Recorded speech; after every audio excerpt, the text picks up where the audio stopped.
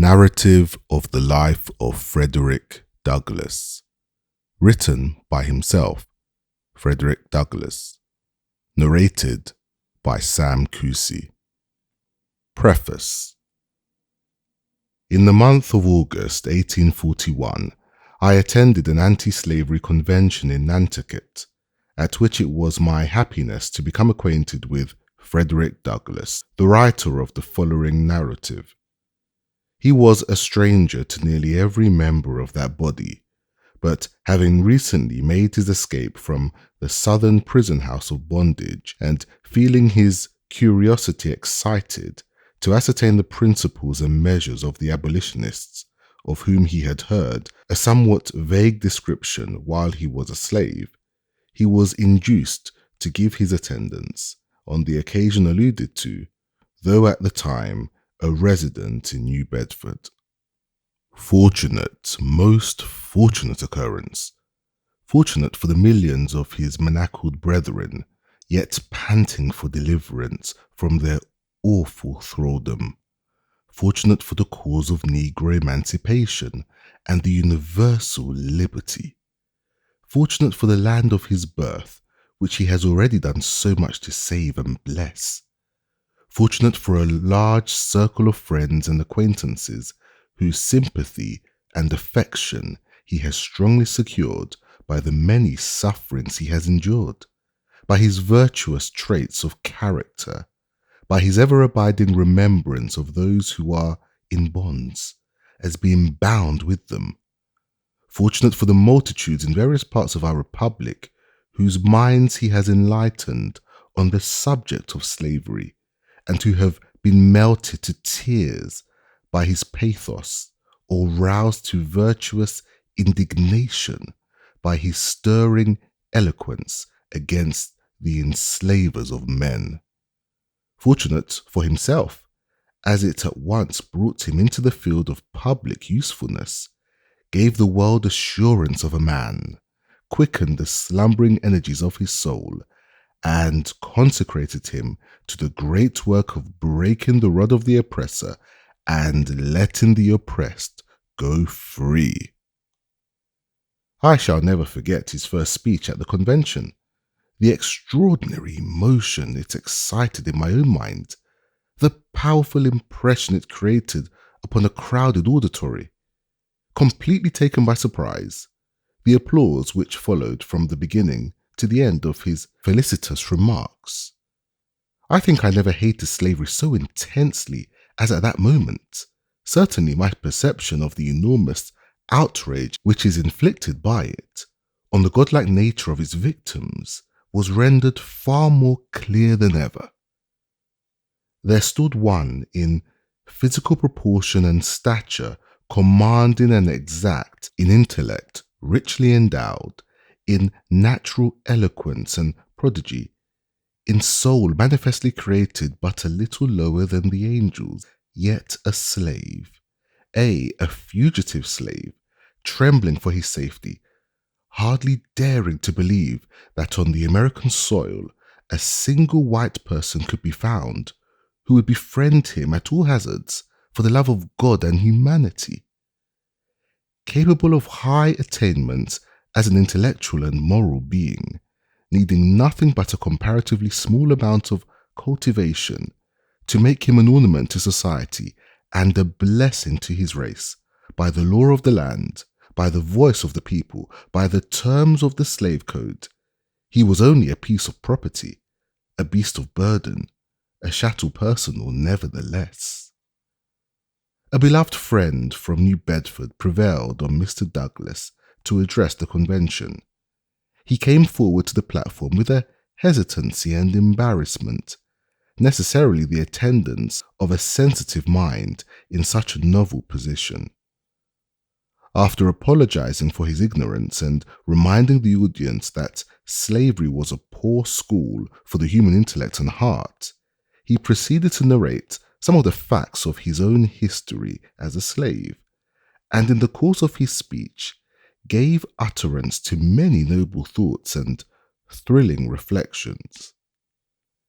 As soon as he had taken his seat, filled with hope and admiration, I rose and declared that Patrick Henry of revolutionary fame never made a speech more eloquent in the cause of liberty than the one we had just listened to from the lips of that hunted fugitive. So I believed at that time. Such is my belief now. I reminded the audience of the peril which surrounded this self-emancipated young man at the North, even in Massachusetts, on the soil of the Pilgrim Fathers, among the descendants of revolutionary sires, and I appealed to them whether they would ever allow him to be carried back into slavery, law or no law, constitution or no constitution. The response was unanimous and in thunder tones. No. Will you succor and protect him as a brother man, a resident of the old Bay State? Yes, shouted the whole mass with an energy so startling that the most ruthless tyrants south of Mason and Dixon's line might almost have heard the mighty outburst of feeling and recognized it as the pledge of an invincible determination on the part of those who gave it, never to betray him that wonders, but to hide the outcast and firmly to abide the consequences. It was at once deeply impressed upon my mind that if Mr. Douglas could be persuaded to consecrate his time and talents to the promotion of the anti-slavery enterprise, a powerful impetus would be given to it, and a stunning blow at the same time inflicted on Northern prejudice against a coloured complexion. I therefore endeavoured to instill hope and courage into his mind, in order that he might dare to engage in a vocation so anomalous and responsible for a person in his situation, and I was seconded in this effort by warm-hearted friends, especially by the late General Agent of the Massachusetts Anti-Slavery Society, Mr. John A. Collins, whose judgment in this instance entirely coincided with my own. At first, he could give no encouragement with unfeigned diffidence. He expressed his conviction that he was not adequate to perform of so great a task. The path marked out was wholly an untrodden one.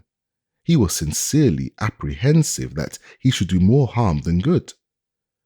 After much deliberation, however, he consented to make a trial, and ever since that period, he has acted as a lecturing agent under the auspices either of the American or the Massachusetts Anti-Slavery Society.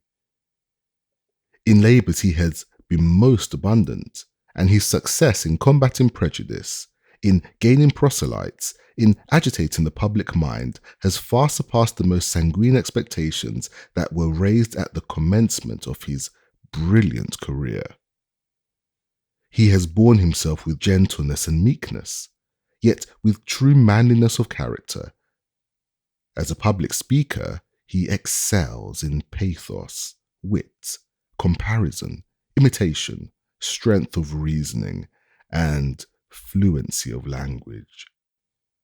There is in him that union of head and heart, which is indispensable to an enlightenment of the heads and a winning of the hearts of others. May his strength continue to be equal to his day. May he continue to grow in grace and in the knowledge of God, that he may be increasingly serviceable in the case of bleeding humanity, whether at home or abroad. It is certainly a very remarkable fact that one of the most efficient advocates of the slave population, now before the public, is a fugitive slave in the person of Frederick Douglass, and that the free colored population in the United States are as ably represented by one of their own number in the person of Charles Lennox Remond, whose eloquent appeals have extorted the highest applause of multitudes on both sides of the Atlantic. Let the calumniators of the colored race despise themselves for their baseness and illiberality of spirit, and henceforth cease to talk of the natural inferiority of those who require nothing but time and opportunity to attain to the highest point of human excellence. It may, perhaps, be fairly questioned whether any other portion of the population of the earth could have endured the privations, sufferings, and horrors of slavery without having become more degraded in the scale of humanity than the slaves of African descent. Nothing has been left undone to cripple their intellects, darken their minds, debase their moral nature, obliterate all traces of their relationship to mankind. And yet, how wonderfully they have sustained the mighty load of a most frightful bondage under which they have been groaning for centuries. To illustrate the effects of slavery on the white man, to show that he has no powers of endurance in such a condition superior to those of his black brother, Daniel O'Connell, the distinguished advocate of universal emancipation and the mightiest champion of prostrate but not conquered Ireland, relates the following anecdote in a speech delivered by him in the Conciliation Hall, Dublin, before the Loyal National Repeal Association, March 31st, 1845. "No matter," said Mr. O'Connell, "under what specious term it may disguise itself, slavery is still hideous. It has a natural and inevitable tendency to brutalize every noble faculty of man." An American sailor who was cast away on the shore of Africa, where he was kept in slavery for 3 years, was at the expiration of that period found to be imbruted and stultified. He had lost all reasoning power, and having forgotten his native language, could only utter some savage gibberish between Arabic and English, which nobody could understand, and which even he himself found difficulty in pronouncing. So much for the humanizing influence of the domestic institution. Admitting this to have been an extraordinary case of mental deterioration, it proves at least that the white slave can sink as low in the scale of humanity as the black one. Mr. Douglas has very properly chosen to write his own narrative, in his own style, and according to the best of his ability, rather than to employ someone else. It is therefore entirely his own production, and considering how long and dark was the career he had to run as a slave, how few have been his opportunities to improve his mind since he broke his iron fetters, it is, in my judgment, highly creditable to his head and heart. He who can peruse it without a tearful eye, a heaving breast, an afflicted spirit, without being filled with an unutterable abhorrence of slavery and all its abettors, and animated with a determination to seek the immediate overthrow of that execrable system, without trembling for the fate of this country in the hands of a righteous God who is ever on the side of the oppressed, and whose arm is not shortened that it cannot save, must have a flinty heart, and be qualified to act the part of a trafficker in slaves and the souls of men. I am confident that it is essentially true in all its statements that nothing has been set down in malice, nothing exaggerated, nothing drawn from the imagination, that it comes short of the reality, rather than overstates a single fact in regard to slavery as it is. The experience of Frederick Douglass as a slave was not a peculiar one. His lot was not especially a hard one. His case may be regarded as a very fair specimen of the treatment of slaves in Maryland, in which state it is conceded that they are better fed and less cruelly treated than in Georgia, Alabama, or Louisiana. Many have suffered incomparably more, while very few on the plantations have suffered less than himself. Yet how deplorable was his situation! What terrible chastisements were inflicted upon his person! What still more shocking outrages were perpetrated upon his mind! With all his noble powers and sublime aspirations, how like a brute he was treated, even by those professing to have the same mind in them that was in Christ Jesus? To what dreadful liabilities was he continually subjected? How destitute of friendly counsel and aid, even in his greatest extremities! How heavy was the midnight of woe which shrouded in blackness the last ray of hope and filled the future with terror and gloom! What longings after freedom took possession of his breast, and how his misery augmented in proportion as he grew reflective and intelligent, thus demonstrating that a happy slave is an extinct man. How he thought, reasoned, felt under the lash of the driver with the chains upon his limbs. What perils he encountered in his endeavors to escape from his horrible doom, and how signal have been his deliverance and preservation in the midst of a nation of pitiless enemies. This narrative contains many affecting incidents, many passages of great eloquence and power, but I think the most thrilling one of them all is the description Douglas gives of his feelings as he stood soliloquizing respecting his fate and the chances of his one day being a free man on the banks of the Chesapeake Bay, viewing the receding vessels as they flew with their white wings before the breeze, and apostrophizing them as animated by the living spirit of freedom. Who can read that passage and be insensible to its pathos and sublimity? Compressed into it as a whole Alexandrian library of thought, feeling, and sentiment, all that can, all that need be urged in the form of expostulation, entreaty, rebuke against that crime of crimes, making man the property of his fellow man. Oh, how accursed is that system, which entombs the godlike mind of man, defaces the divine image, reduces those who by creation were crowned with glory and honor to a level of four-footed beasts, and exalts the dealer in human flesh above all that is called God. Why should its existence be prolonged 1 hour? Is it not evil, only evil, and that continually? What does its presence imply but the absence of all fear of God, all regard for man on the part of the people of the United States?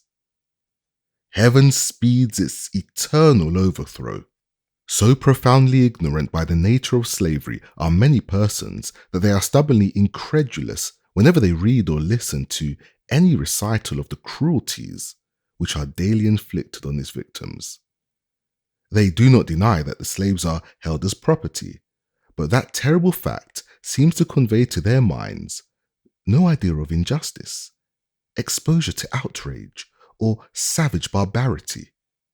Tell them of cruel scourgings, of mutilations, and brandings, of scenes of pollution and blood, of the banishment of all light and knowledge, and they affect to be greatly indignant at such enormous exaggerations, such wholesale misstatements, such abominable libels on the character of the Southern planters. As if all these direful outrages were not the natural results of slavery. As if it were less cruel to reduce a human being to the condition of a thing than to give him a severe flagellation or to deprive him of necessary food and clothing.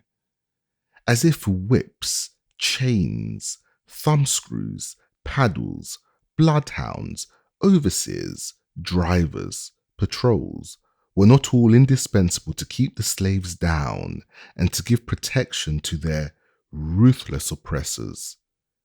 As if, when the marriage institution is abolished, concubinage, adultery, and incest must not necessarily abound, and when all the rights of humanity are annihilated, any barrier remains to protect the victim from the fury of the spoiler, when absolute power is assumed over life and liberty, it will not be wielded with destructive sway.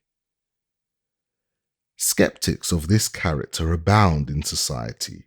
In some few instances, their incredulity arises from a want of reflection, but generally, it indicates a hatred of the light, a desire to shield slavery from the assaults of its foes, a contempt of the colored race, whether bond or free.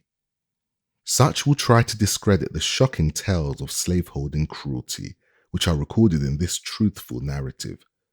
But they will labor in vain. Mr. Douglas has frankly disclosed his place of birth, the names of those who claimed ownership of his body and soul, and the names also of those who committed the crimes which he has alleged against them. His statements, therefore, may easily be disproved if they are untrue. In the course of his narrative, he relates two instances of murderous cruelty, in one of which a planter deliberately shot a slave belonging to a neighboring plantation, who had unintentionally gotten within his lordly domain in quest of fish, and in the other, an overseer blew out the brains of a slave who had fled to a stream of water to escape a bloody scourging. Mr. Douglas states that in neither of these instances was anything done by way of legal arrest or judicial investigation. The Baltimore American of March 17, 1845, relates a similar case of atrocity, perpetrated with similar impunity, as follows. Shooting a slave. We learn, upon the authority of a letter from Charles County, Maryland, received by a gentleman of this city, that a young man named Matthews, a nephew of General Matthews, and whose father, it is believed, holds an office at Washington, killed one of the slaves upon his father's farm by shooting him. The letter states that young Matthews had been left in charge of the farm, that he gave an order to the servant, which was disobeyed, when he proceeded to the house, obtained a gun, and, returning, shot the servant. He immediately, the letter continues, fled to his father's residence, where he still remains unmolested. Let it never be forgotten that no slaveholder or overseer can be convicted of any outrage perpetrated by the person of a slave, however diabolical it may be, on the testimony of colored witnesses, whether bond or free. By the slave code, they are adjudged to be as incompetent to testify against a white man as though they were indeed a part of a brute creation. Hence, there is no legal protection in fact, whatever there may be in form, for the slave population, and any amount of cruelty that may be inflicted on them with impunity. Is it possible for the human mind to conceive of a more horrible state of society? The effect of a religious profession on the conduct of Southern masters is vividly described in the following narrative, and shown to be anything but salutary. In the nature of the case, it must be in the highest degree pernicious. The testimony of Mr. Douglas on this point is sustained by a cloud of witnesses whose veracity is unimpeachable. A slaveholder's profession of Christianity is a palpable imposture. He is a felon of the highest grade. He is a man-stealer. It is of no importance what you put in the other scale. Reader, are you with the man-stealers in sympathy and purpose, or on the side of the downtrodden victims? If with the former, then you are the foe of God and man. If with the latter, what are you prepared to do and dare in their behalf? Be faithful, be vigilant, be untiring in your efforts to break every yoke, and let the oppressed go free. Come what may, cost what it may, inscribe on the banner which you unfurl to the breeze, as your religious and political motto, no compromise with slavery, no union with slaveholders. W.M. Lloyd Garrison, Boston, May 1st, 1845. Chapter 8. In a very short time after I went to live in Baltimore, my old master's youngest son, Richard, died, and in about 3 years and 6 months after his death, my old master, Captain Anthony, died, leaving only his son, Andrew, and daughter, Lucretia, to share his estate. He died while on a visit to see his daughter at Hillsborough, cut off thus unexpectedly. He left no will as to the disposal of his property. It was therefore necessary to have a valuation of the property, that it might be equally divided between Mrs. Lucretia and Master Andrew. I was immediately sent for, to be valued with the other property. Here again my feelings rose up in detestation of slavery. I had now a new concept of my degraded condition. Prior to this I had become, if not insensible to my lot, at least partly so. I left Baltimore with a young heart overborne with sadness, and the soul full of apprehension. I took passage with Captain Rowe in the schooner Wildcat, and after a sail of about 24 hours, I found myself near the place of my birth. I had now been absent from it almost, if not quite, 5 years. I, however, remembered the place very well. I was only about 5 years old when I left it to go and live with my old master on Colonel Lloyd's plantation, so that I was now between 10 and 11 years old. We were all ranked together at the valuation. Men and women, old and young, married and single, were ranked with horses, sheep and swine. There were horses and men, cattle and women, pigs and children, all holding the same rank in the scale of being, and were all subjected to the same narrow examination. Silvery-headed age and sprightly youth, maids and matrons, had to undergo the same indelicate inspection. At this moment, I saw more clearly than ever the brutalizing effects of slavery upon both slave and slaveholder. After the valuation, then came the division. I have no language to express the high excitement and deep anxiety which were felt among us poor slaves during this time. Our fate for life was now to be decided. We had no more voice in that decision than the brutes among whom we were ranked. A single word from the white man was enough, against all our wishes, prayers, and entreaties, to sunder forever the dearest friends, dearest kindred, and strongest ties known to human beings. In addition to the pain of separation, there was the horrid dread of falling into the hands of Master Andrew. He was known to us all as being a most cruel wretch, a common drunkard who had, by his reckless mismanagement and profligate dissipation, already wasted a large portion of his father's property. We all felt that we might as well be sold at once to the Georgia traders and to pass into his hands, for we knew that that would be our inevitable condition, a condition held by us all in the utmost horror and dread. I suffered more anxiety than most of my fellow slaves. I had known what it was to be kindly treated. They had known nothing of the kind. They had seen little or nothing of the world.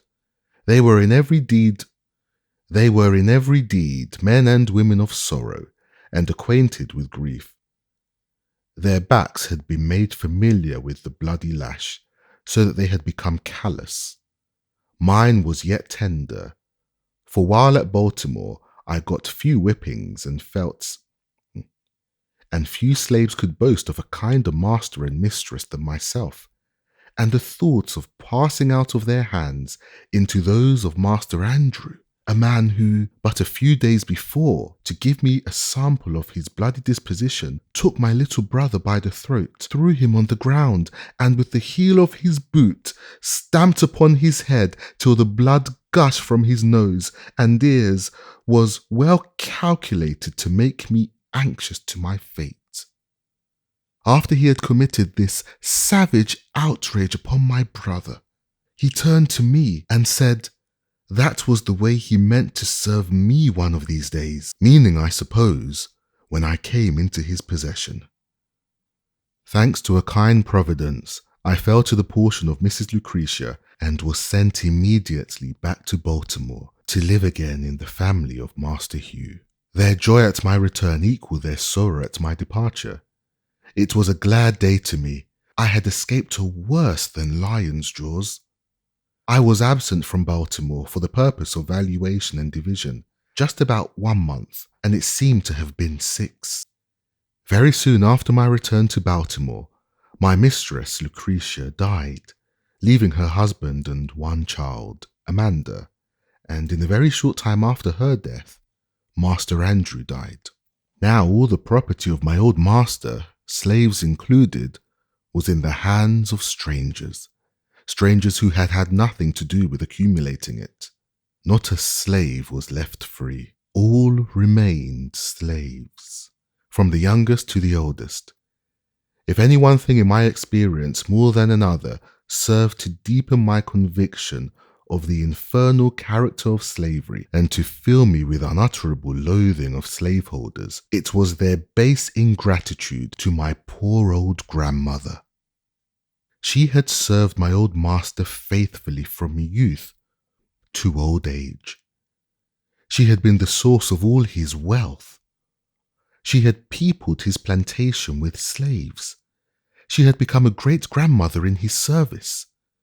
She had rocked him in infancy, attended him in childhood, served him through life, and at his death wiped from his icy brow the cold death sweat and closed his eyes forever.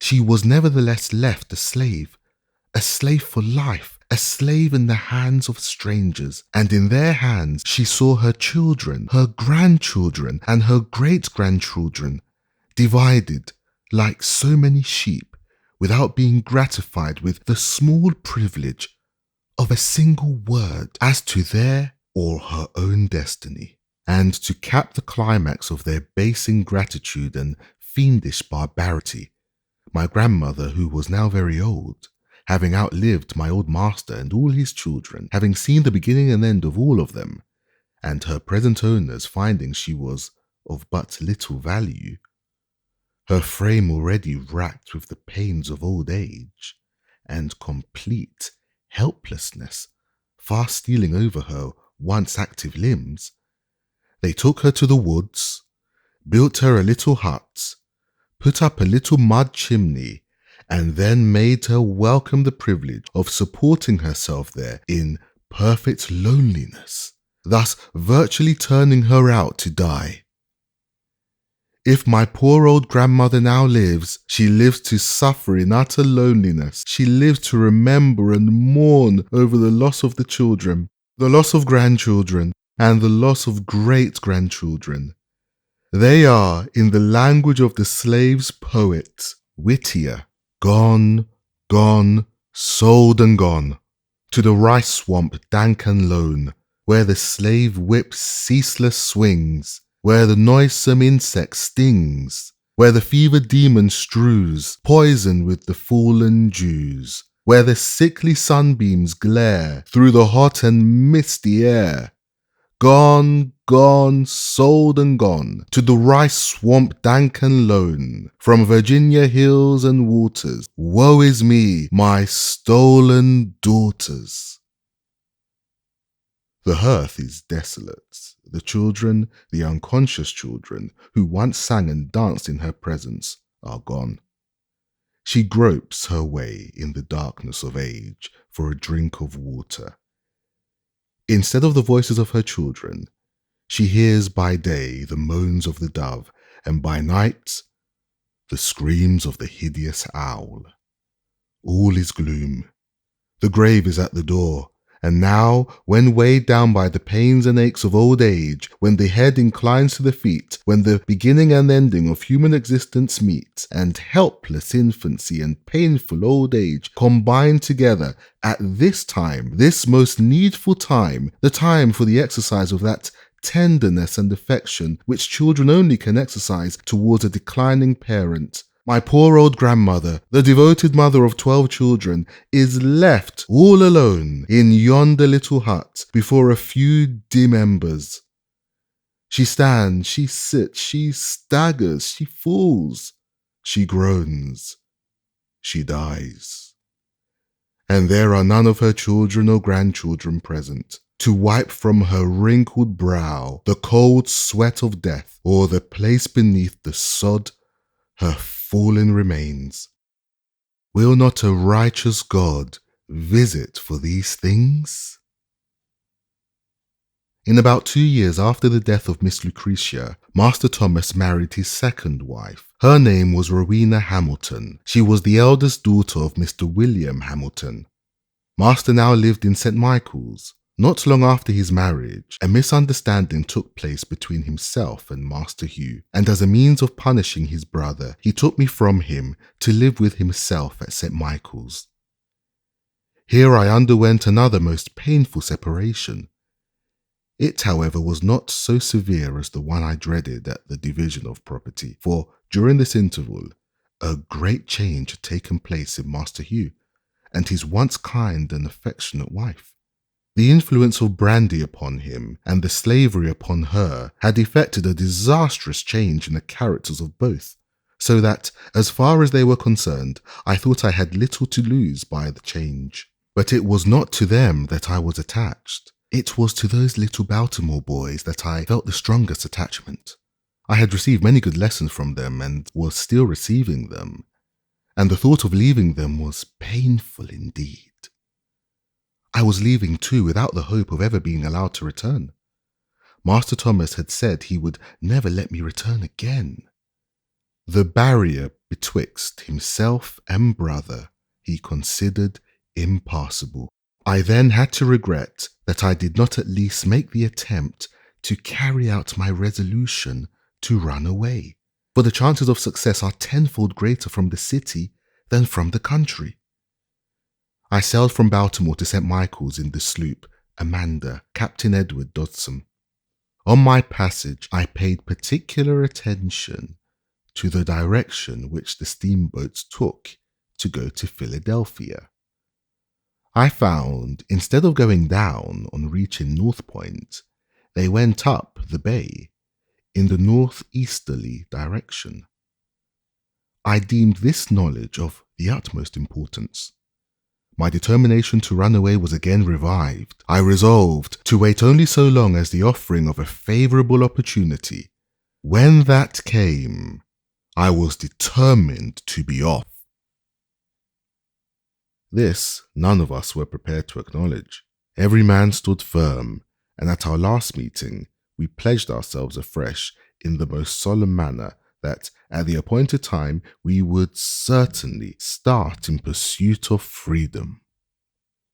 This was in the middle of the week, at the end of which we were to be off. We went, as usual, to our several fields of labour, but with bosoms highly agitated with thoughts of our truly hazardous undertaking. We tried to conceal our feelings as much as possible, and I think we succeeded very well. After a painful waiting, the Saturday morning, whose night was to witness our departure, came. I held it with joy, bring what of sadness it might. Friday night was a sleepless one for me. I probably felt more anxious than the rest because I was, by common consent, at the head of the whole affair. The responsibility of success or failure lay heavily upon me. The glory of the one and the confusion of the other were alike mine. The first 2 hours of that morning were such as I never experienced before, and hope never to again.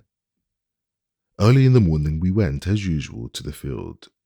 We were spreading manure, and all at once, while thus engaged, I was overwhelmed with an indescribable feeling, in the fullness of which I turned to Sandy, who was nearby, and said, "We are betrayed."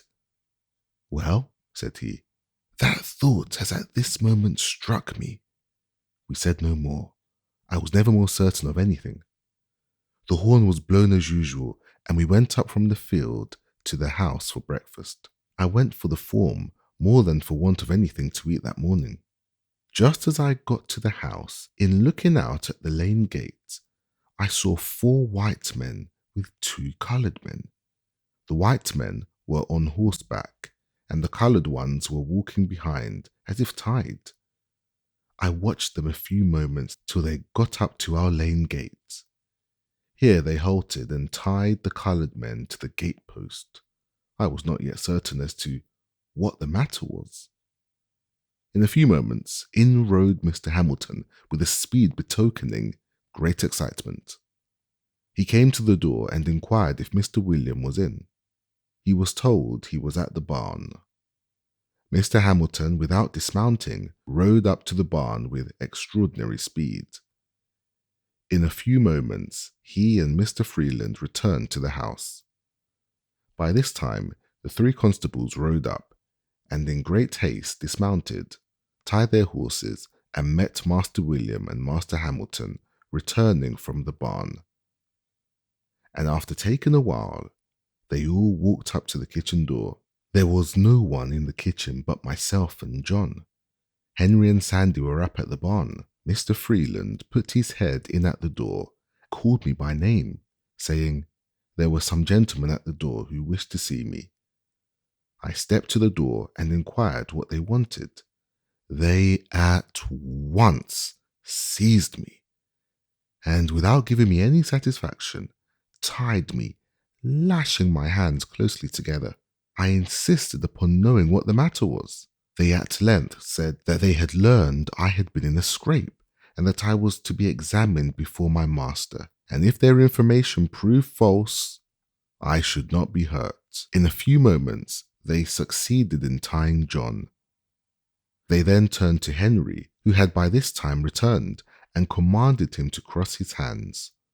"I won't," said Henry, in a firm tone, indicating his readiness to meet the consequences of his refusal. "Won't you?" said Tom Graham, the constable. "No, I won't," said Henry, in a still stronger tone. With this, the 2 constables pulled out their shining pistols and swore by their Creator that they would make him cross his hands or kill him. Each cocked his pistol, fingers on the trigger, walked up to Henry, saying at the same time if he did not cross his hands, they would blow his damned heart out. "Shoot me! Shoot me!" said Henry. "You can't kill me but once. Shoot, shoot, and be damned. I won't be tied."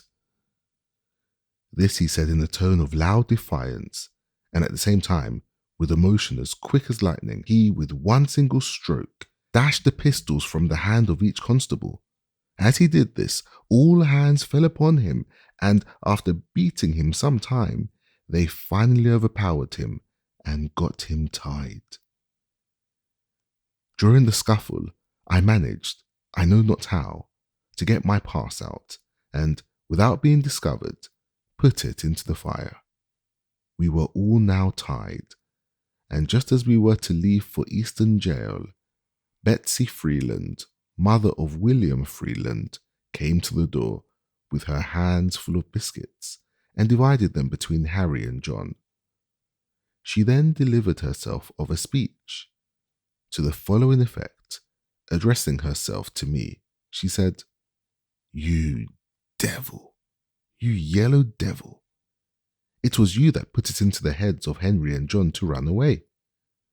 But for you, you long-legged mulatto devil, Henry nor John would never have thought of such a thing."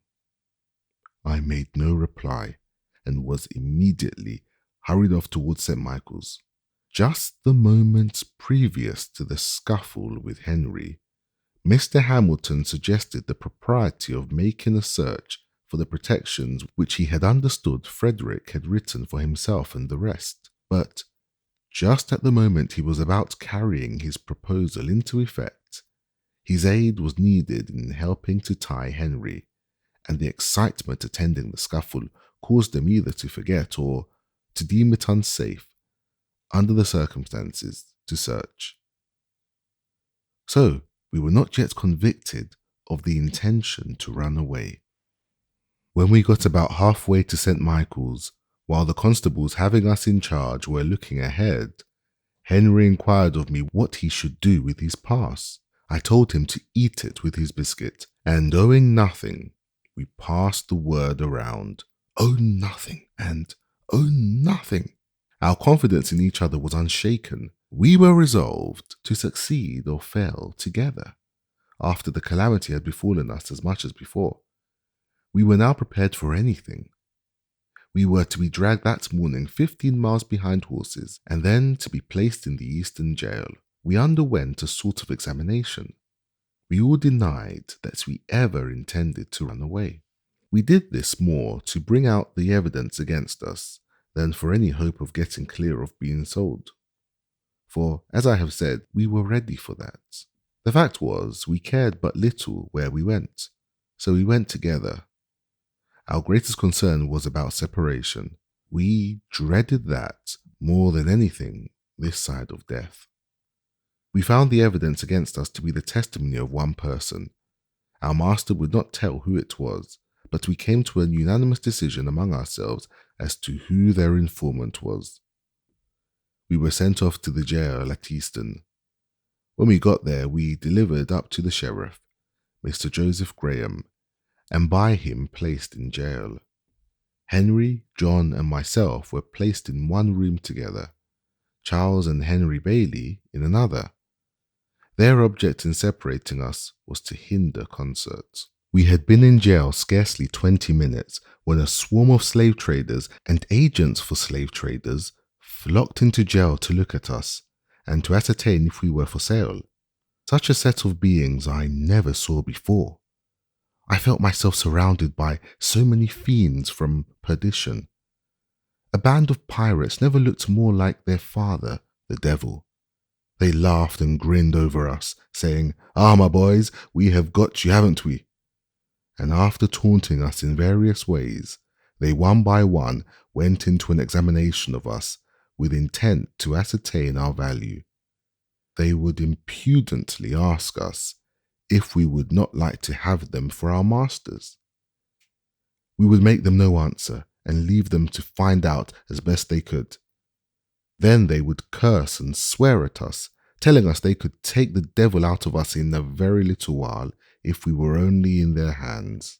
While in jail, we found ourselves in much more comfortable quarters than we expected when we went there, nor that which was very good. But we had a good clean room, from the windows of which we could see what was going on in the street, which was very much better than if we had been placed in one of the dark, damp cells. Upon the whole, we got along very well, so far as the jail and its keeper were concerned. Immediately after the holidays were over, contrary to all our expectations, Mr. Hamilton and Mr. Freeland came up to Easton and took Charles, the two Henrys, and John out of jail and carried them home, leaving me alone. I regarded this separation as a final one. It caused me more pain than anything else in the whole transaction. I was ready for anything rather than separation. I suppose that they had consulted together and had decided that, as I was the whole cause of the intention of the others to run away, it was hard to make the innocent suffer with the guilty, and that they had therefore concluded to take the others home and sell me, as a warning to the others that remained. It is due to the noble Henry to say, he seemed almost as reluctant at leaving the prison as at leaving home to come to the prison. But we knew we should, in all probability, be separated if we were sold, and since he was in their hands, he concluded to go peaceably home. I was now left to my fate. I was all alone and within the walls of a stone prison. But a few days before, and I was full of hope. I expected to have been safe in the land of freedom, but now I was covered with gloom, sunk down to the utmost despair. I thought the possibility of freedom was gone. I was kept in this way about 1 week, at the end of which Captain Auld, my master, to my surprise and utter astonishment, came up and took me out, with the intention of sending me with a gentleman of his acquaintance into Alabama. But for some cause or other, he did not send me to Alabama, but concluded to send me back to Baltimore to live again with his brother Hugh and to learn a trade. Thus, after an absence of 3 years and 1 month, I was once more permitted to return to my old home at Baltimore. My master sent me away because there existed against me a very great prejudice in the community, and he feared I might be killed. In a few weeks after I went to Baltimore, Master Hugh hired me to Mr. William Gardner, an extensive shipbuilder on Fells Point. I was put there to learn how to calc. It, however, proved a very unfavourable place for the accomplishment of this object. Mr. Gardner was engaged that spring in building 2 large man-of-war brigs, professedly for the Mexican government. The vessels were to be launched in the July of that year, and in failure thereof, Mr. Gardner was to lose a considerable sum, so that when I entered, all was hurry. There was no time to learn anything. Every man had to do that which he knew how to do. In entering the shipyard, my orders from Mr. Gardner were to do whatever the carpenters commanded me to do. This was placing me at the beck and call of about 75 men. I was to regard all these as masters. Their word was to be my law. My situation was a most trying one. At times I needed a dozen pair of hands.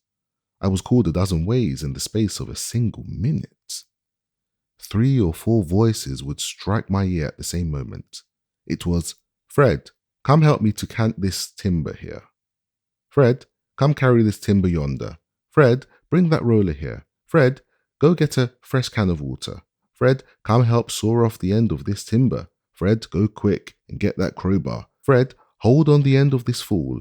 Fred, go to the blacksmith shop and get a new punch. Hurry, Fred, run and bring me a cold chisel. I say, Fred, bear a hand and get up a fire as quick as lightning under that steam box. Hello, nigger, come, turn this grindstone. Come, move, and bows this timber forward. I say, darky, blast your eyes. Why don't you heat up some pitch? Hello, 3 voices at the same time. Come here, go there. Hold on to where you are. Damn you if you move. I'll knock your brains out. This was my school for 8 months, and I might have remained there longer, but for a most horrid fight I had with 4 of the white apprentices, in which my left eye was nearly knocked out, and I was horribly mangled in other respects. The facts in the case were these. Until a very little while after I went there, white and black ship carpenters worked side by side, and no one seemed to see any impropriety in it. All hands seemed to be very well satisfied. Many of the black carpenters were freemen. Things seemed to be going on very well. All at once, the white carpenters knocked off and said that they would not work with free-coloured workmen. Their reason for this, as alleged, was that if free-coloured carpenters were encouraged, they would soon take the trade into their own hands, and poor white men would be thrown out of employment. They therefore felt called upon at once to put a stop to it, and taking advantage of Mr. Gardner's necessities, they broke off, swearing they would work no longer unless he would discharge his black carpenters. Now, though this did not extend to me in form, it did reach me in fact. My fellow apprentices very soon began to feel it degrading to them to work with me. They began to put on airs and talk about the niggers taking the country, saying we all ought to be killed, and being encouraged by the journeymen, they commenced making my condition as hard as they could, by hectoring me around, and sometimes striking me.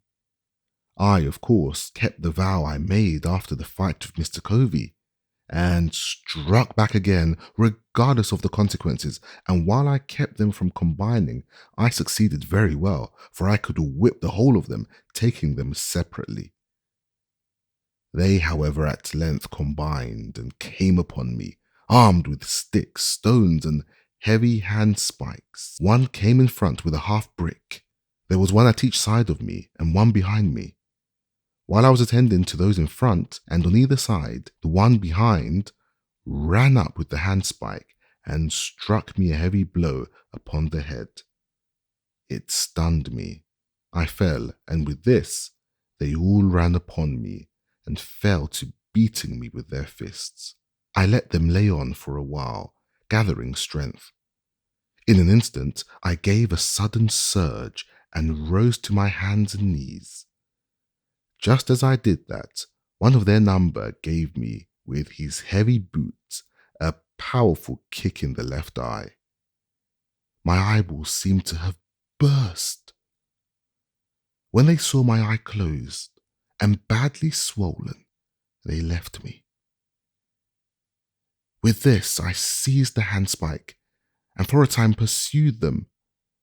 But here the carpenters interfered, and I thought I might as well give it up. It was impossible to stand my hand against so many. All this took place in the sight of not less than 50 white ship carpenters, and not one interposed a friendly word. But some cried, "Kill the damn nigger! Kill him! Kill him! He struck a white person!" I found my only chance for life was in flight. I succeeded in getting away without any additional blow, and barely so, for to strike a white man is death by lynch law. And that was the law in Mr. Gardner's shipyard, nor is there much of any other out of Mr. Gardner's shipyard. I went directly home and told the story of my wrongs to Master Hugh, and I am happy to say of him, irreligious as he was, his conduct was heavenly compared with that of his brother Thomas under similar circumstances. He listened attentively to my narration of the circumstances leading to the savage outrage, and gave many proofs of his strong indignation at it. The heart of my once overkind mistress was again melted into pity. My puffed out eye and blood-covered face moved her to tears. She took a chair by me, washed the blood from my face, and, with a mother's tenderness, bound up my head, covering the wounded eye with a lean piece of fresh beef. It was almost compensation for my suffering to witness once more a manifestation of kindness from this, my once affectionate old mistress. Master Hugh was very much enraged. He gave expression to his feeling by pouring out curses upon the heads of those who did the deed. As soon as I got a little the better of my bruises, he took me with him to Esquire Watson's on Bond Street to see what could be done about the matter. Mr. Watson inquired who saw the assault committed. Master Hugh told him it was done in Mr. Gardner's shipyard at midday, where there were a large company of men at work. As to that, he said, the deed was done and there was no question as to who did it. His answer was he could do nothing in the case unless some white man would come forward and testify. He could issue no warrant on my word. If I had been killed in the presence of 1,000 coloured people, their testimony combined would have been insufficient to have arrested one of the murderers. Master Hugh for once was compelled to say this state of things was too bad. Of course, it was impossible to get any white man to volunteer his testimony in my behalf, and against the white young men. Even those who may have sympathized with me were not prepared to do this. It required a degree of courage unknown to them to do so, for just at that time, the slightest manifestation of humanity toward a coloured person was denounced as abolitionism, and that name subjected its bearer to frightful liabilities. The watchwords of the bloody-minded in that region and in those days were, "Damn the abolitionists," and "Damn the niggers." There was nothing done, and probably nothing would have been done, if I had been killed. Such was, as such remains, the state of things in the Christian city of Baltimore. Master Hugh, finding he could get no redress, refused to let me go back again to Mr. Gardner. He kept me himself, and his wife dressed my wound till I was again restored to health. He then took me into the shipyard, of which he was the foreman, in the employment of Mr. Walter Price. There I was immediately set to calking, and very soon learned the art of using my mallet and irons. In the course of 1 year from the time I left Mr. Gardner's, I was able to command the highest wages given to the most experienced caulkers. I was now of some importance to my master. I was bringing him from $6 to $7 per week. I sometimes brought him $9 per week. My wages were $1.50 a day. After learning how to caulk, I sought my own employment, made my own contracts, and collected the money which I earned. My pathway became much more smooth than before. My condition was now much more comfortable. When I could get no caulking to do, I did nothing. During these leisure times, those old notions about freedom would steal over me again.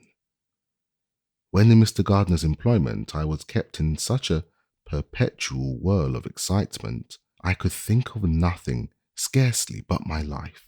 And in thinking of my life, I almost forgot my liberty. I have observed this in my experience of slavery, that whenever my condition was improved, instead of its increasing my contentment, it only increased my desire to be free, and set me to thinking of plans to gain my freedom.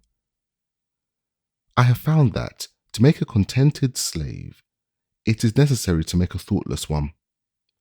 It is necessary to darken his moral and mental vision, and as far as possible, to annihilate the power of his reason. He must be able to detect no inconsistencies in slavery. He must be made to feel that slavery is right, and he can be brought to that only when he ceases to be a man. I was now getting, as I have said, $1.05 per day. I contracted for it, I earned it. It was paid to me. It was rightfully my own, yet, upon each returning Saturday night, I was compelled to deliver every cent of that money to Master Hugh. And why? Not because he earned it, not because he had any hand in earning it, not because I owed it to him, nor because he possessed the slightest shadow of a right to it, but solely because he had the power to compel me to give it up. The right of the grim-visaged pirate upon the high seas is exactly the same.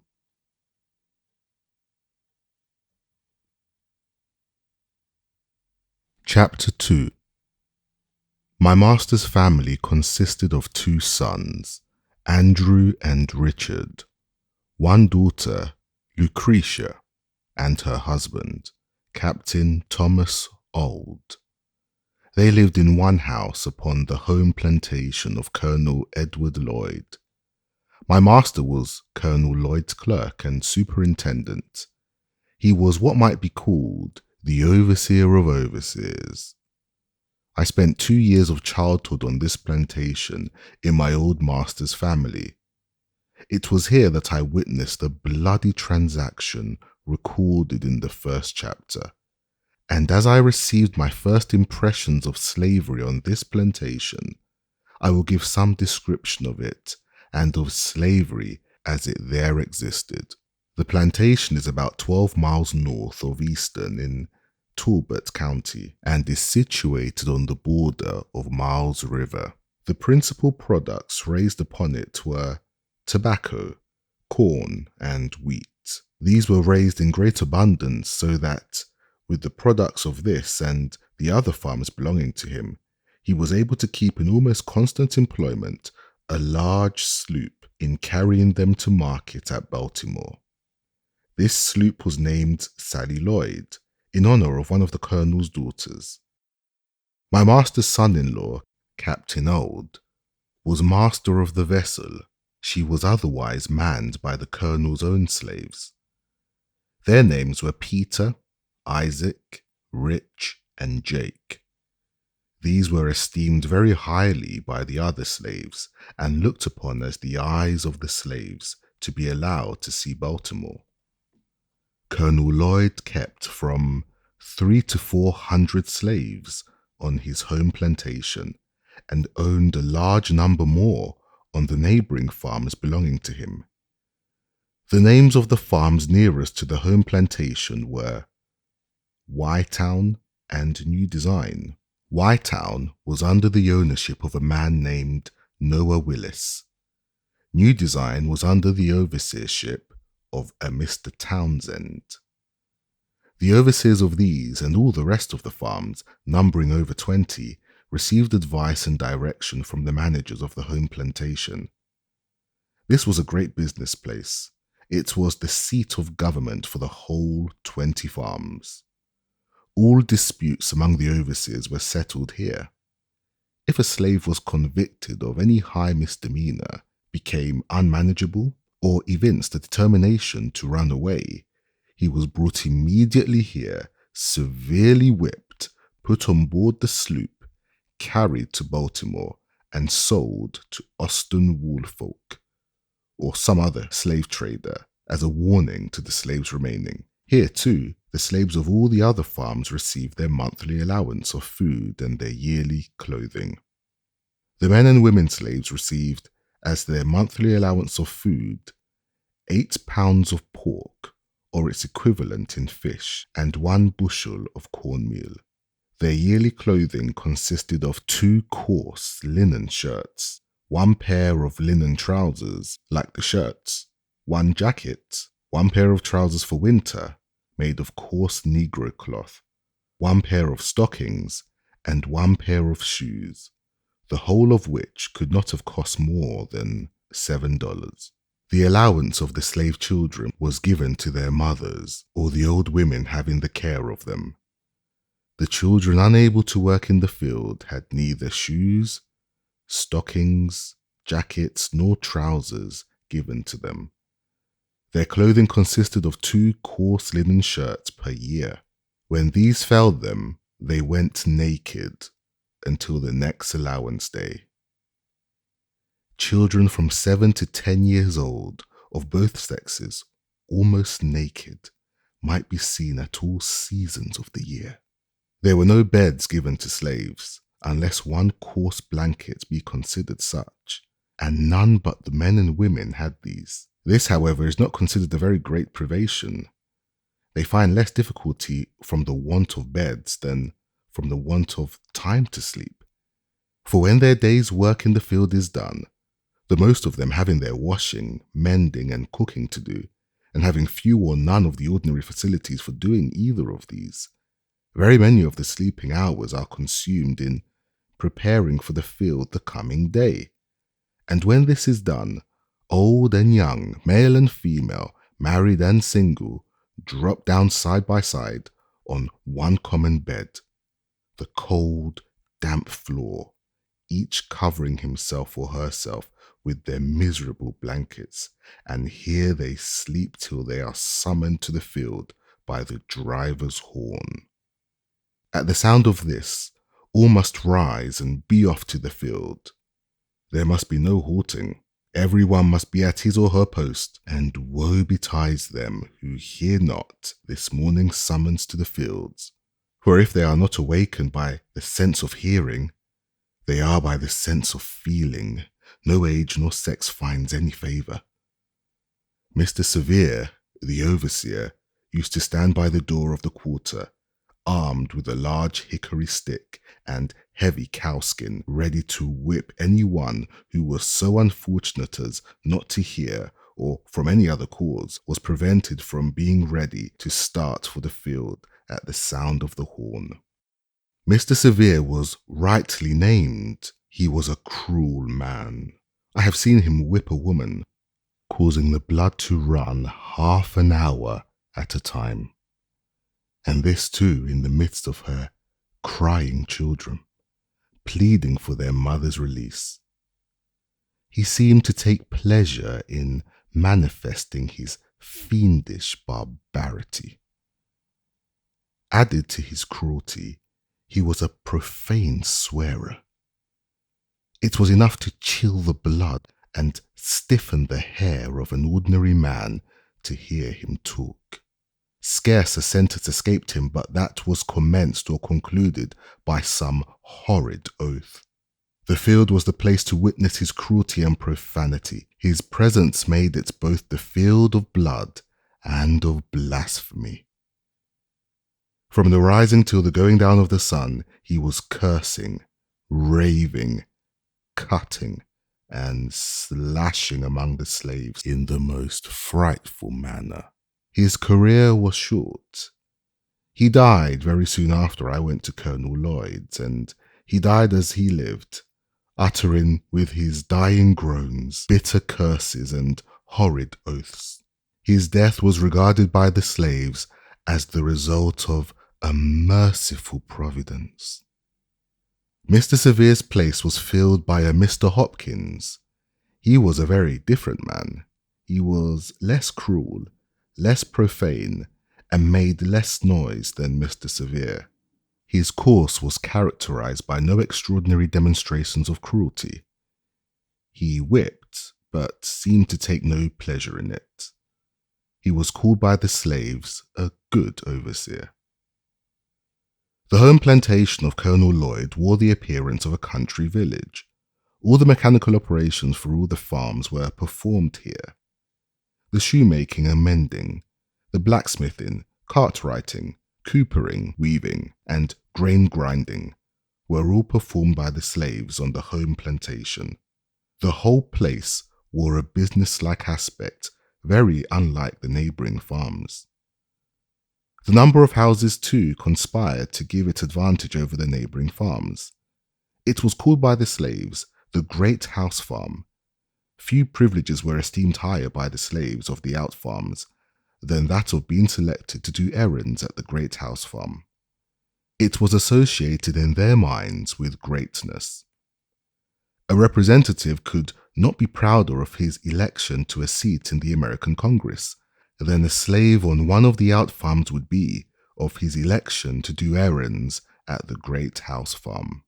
They regarded it as evidence of great confidence reposed in them by their overseers, and it was on this account, as well as a constant desire to be out of the field from under the driver's lash, that they esteemed it a high privilege, one worth careful living for. He was called the smartest and most trusty fellow, who had this honour conferred upon him the most frequently. The competitors of this office sought as diligently to please their overseers as the office seekers in the political parties seek to please and deceive the people. The same traits of character might be seen in Colonel Lloyd's slaves, as are seen in the slaves of the political parties. The slaves selected to go to the Great House Farm for the monthly allowance for themselves and their fellow slaves were peculiarly enthusiastic. While on their way, they would make the dense old woods for miles around reverberate with their wild songs, revealing at once the highest joy and the deepest sadness. They would compose and sing as they went along, consulting neither time nor tune. The thought that came out, if not in the word, in the sound, and as frequently in the one as in the other. They would sometimes sing the most pathetic sentiment in the most rapturous tone, and the most rapturous sentiment in the most pathetic tone. Into all of their songs, they would manage to weave something of the Great House Farm.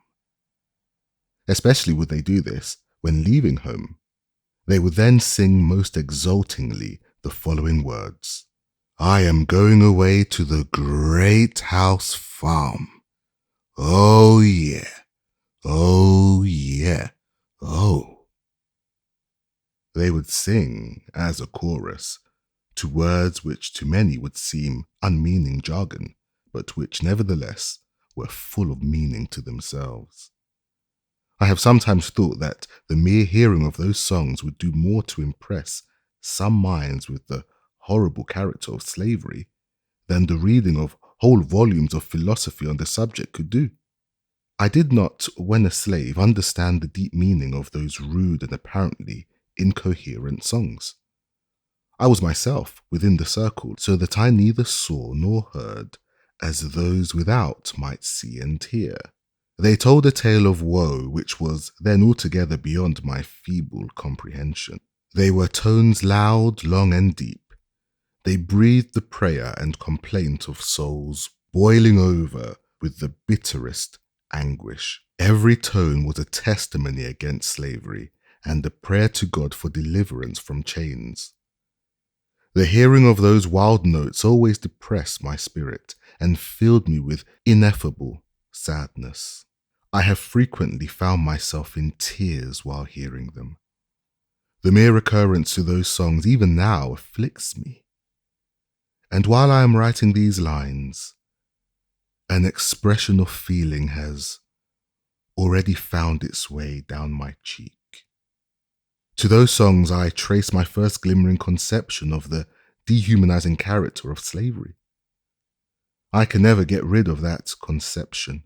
Those songs still follow me to deepen my hatred of slavery and quicken my sympathies for the brethren in bonds.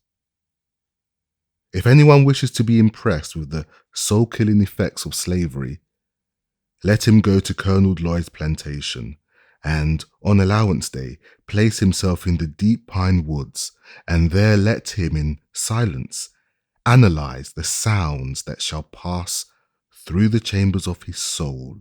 And if he is not thus impressed, it will only be because there is no flesh in his obdurate heart. I have often been utterly astonished since I came to the North to find persons who could speak of the singing among slaves as evidence of their contentment and happiness. It is impossible to conceive of a greater mistake. Slaves sing most when they are most unhappy. The songs of the slave represent the sorrows of his heart, and he is relieved by them only as an aching heart is relieved by its tears. At least, such is my experience. I have often sung to drown my sorrow, but seldom to express my happiness. Crying for joy and singing for joy were alike uncommon to me while in the jaws of slavery. The singing of a man cast away upon a desolate island might be as appropriately considered as evidence of contentment and happiness as the singing of a slave. The songs of the one and of the other are prompted by the same emotion. Appendix.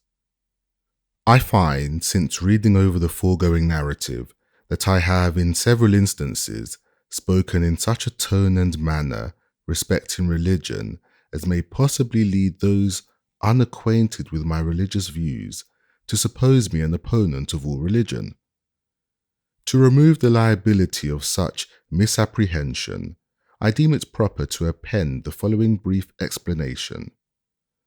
What I have said respecting and against religion, I mean strictly to apply to the slave-holding religion of this land, and with no possible reference to Christianity proper, for between the Christianity of this land and the Christianity of Christ, I recognize the widest possible difference, so wide that to receive the one as good, pure, and holy is of necessity to reject the other as bad, corrupt, and wicked. To be the friend of the one is of necessity to be the enemy of the other. I love the pure, peaceable, and impartial Christianity of Christ.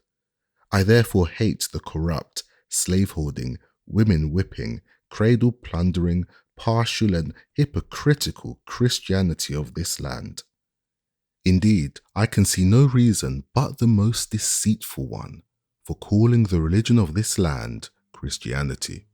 I look upon it as the climax of all misnomers, the boldest of all frauds, and the grossest of all libels. Never was there a clearer case of stealing the livery of the court of heaven to serve the devil in. I am filled with unutterable loathing when I contemplate the religious pomp and show together with the horrible inconsistencies which everywhere surround me. We have men stealers for ministers, women whippers for missionaries, and cradle plunderers for church members. The man who wields the blood-clotted cowskin during the week fills the pulpit on Sunday and claims to be a minister of the meek and lowly Jesus. The man who robs me of my earnings at the end of each week meets me as a class leader on Sunday morning to show me the way of life and the path of salvation. He who sells my sister for purposes of prostitution stands forth as the pious advocate of purity. He who proclaims it a religious duty to read the Bible denies me the right of learning to read the name of God who made me.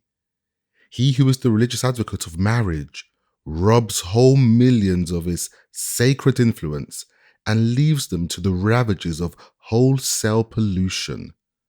The warm defender of the sacredness of the family relation is the same that scatters whole families, sundering husbands and wives, parents and children, sisters and brothers, leaving the hut vacant and the hearth desolate. We see the thief preaching against theft and the adulterer against adultery.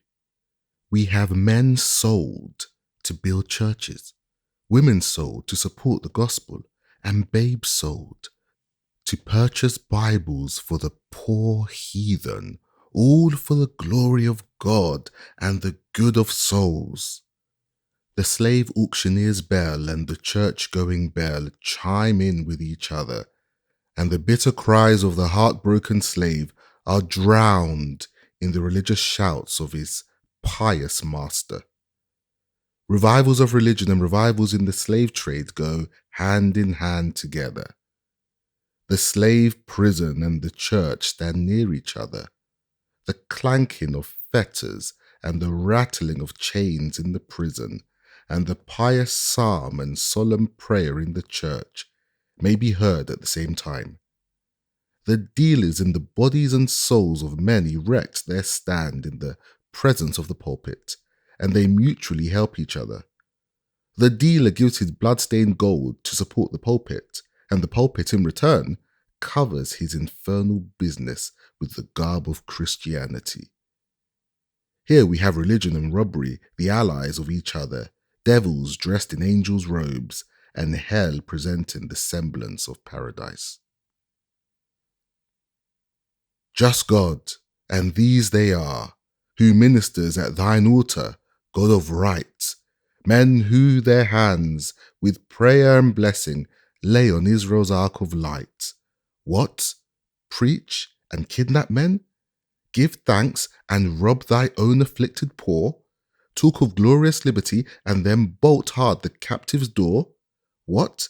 Men of thy own merciful Son, who came to seek and save the homeless and the outcast, fettering down the tasked and plundered slave? Pilate and Herod friends, chief priests and rulers, as of old combine, just God and holy, is that church which lends strength to the spoiler thine? The Christianity of America is a Christianity of those votaries, it may be as truly said, as it was the ancient scribes and Pharisees. They bind heavy burdens and grievous to be borne, and lay them on men's shoulders, but they themselves will not move them with one of their fingers. All their works they do for to be seen of men. They love the uppermost rooms at feasts, and the chief seats in the synagogues, and to be called of men, Rabbi, Rabbi. But woe unto you, scribes and Pharisees, hypocrites! For ye shut up the kingdom of heaven against men, and ye neither go in yourselves, neither suffer ye them that are entering to go in. Ye devour widows' houses, and for a pretense make long prayers. Therefore ye shall receive the greater damnation. Ye compass sea and land to make one proselyte, and when he is made, ye make him twofold more the child of hell than yourselves. Woe unto you, scribes and Pharisees, hypocrites! For ye pay tithe of mint, and anise and cumin, and have omitted the weightier matters of the law, judgment, mercy, and faith. These ought ye to have done, and not to leave the other undone. Ye blind guides, which strain at the gnat and swallow a camel. Woe unto you, scribes and Pharisees, hypocrites! For ye make clean the outside of the cup and the platter, but within they are full of extortion and excess. Woe unto you, scribes and Pharisees, hypocrites! For ye are like unto whited sepulchres, which indeed appear beautiful outward, but are within full of dead men's bones and of all uncleanness. Even so ye also outwardly appear righteous unto men, but within ye are full of hypocrisy and iniquity. Dark and terrible as this picture, I hold it to be strictly true of the overwhelming mass of professed Christians in America. They strain at a gnat and swallow a camel. Could anything be more true of the churches? They would be shocked at the proposition of fellowshipping a sheep stealer, and at the same time, they hug to their communion a man stealer and brand me with being an infidel if I find fault with them for it. They attend with pharisaical strictness to the outward forms of religion, and at the same time neglect the weightier matters of the law, judgment, mercy, and faith. They are always ready to sacrifice, but seldom do they show mercy. They are they who are represented as professing to love God whom they have not seen, whilst they hate their brother whom they have seen. They love the heathen on the other side of the globe. They can pray for him, pay money to have the Bible put into his hand, and missionaries to instruct him, while they despise and totally neglect the heathen at their own doors. Such is very briefly my view of religion in this land, and to avoid any misunderstanding, growing out of the use of general terms, I mean by the religion of this land that which is revealed in the words, deeds, and actions of those bodies north and south calling themselves Christian churches and yet in union with slaveholders. It is against religion as presented by these bodies that I have felt it my duty to testify. I conclude these remarks by copying the following portrait of the religion of the South, which is by communion and fellowship the religion of the North, which I soberly affirm is true to the life and without caricature or the slightest exaggeration. It is said to have been drawn several years before the present anti-slavery agitation began by a Northern Methodist preacher who, while residing at the South, had an opportunity to see slaveholding morals, manners, and piety with his own eyes. Shall not I visit for these things? Saith the Lord. Shall not my soul be avenged on such a nation as this? A parody.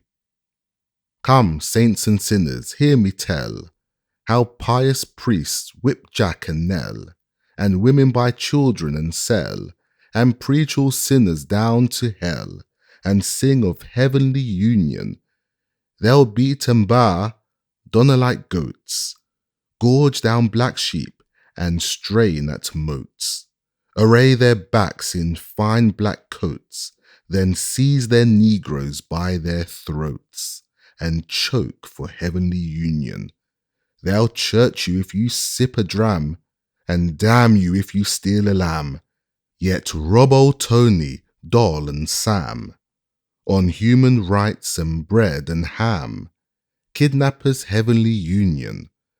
They'll loudly talk of Christ's reward, and bind his image with a cord, and scold and swing the lash abhorred, and sell their brother in the Lord to handcuffed heavenly union. They'll read and sing a sacred song, and make a prayer both loud and long, and teach the right and do the wrong, hailing the brother, sister throng with words of heavenly union.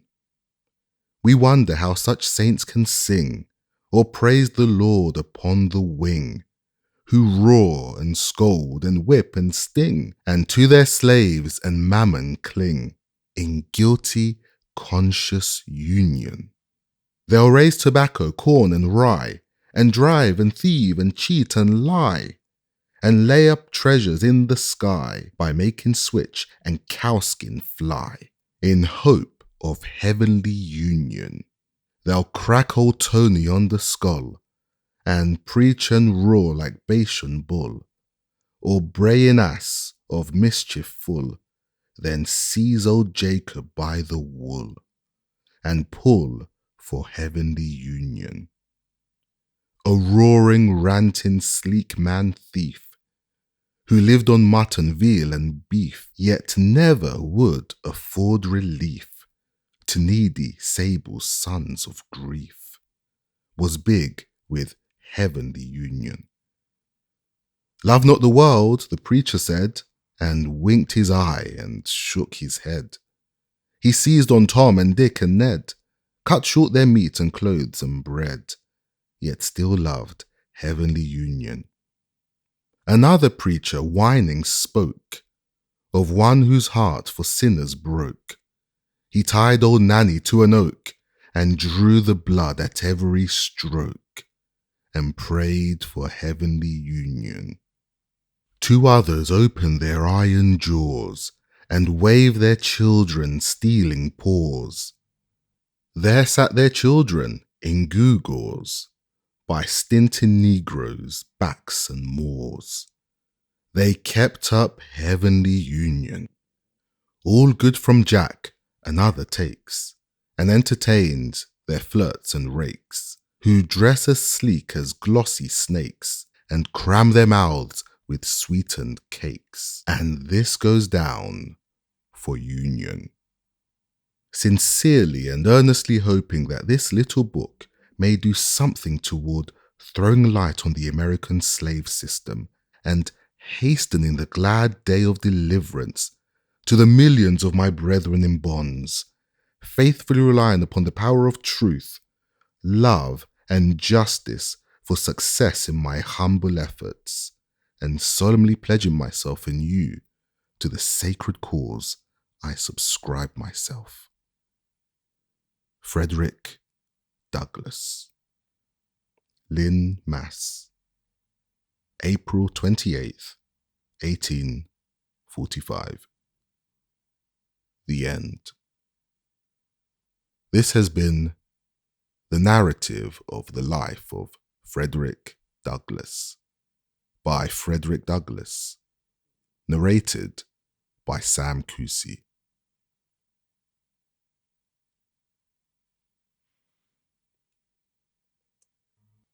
Chapter 5. As to my own treatment while I lived on Colonel Lloyd's plantation, it was very similar to that of the other slave children. I was not old enough to work in the field, and there being little else than field work to do, I had a great deal of leisure time.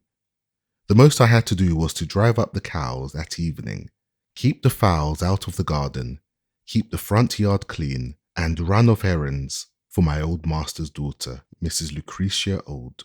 The most of my leisure time I spent in helping Master Daniel Lloyd in finding his birds after he had shot them. My connection with Master Daniel was of some advantage to me.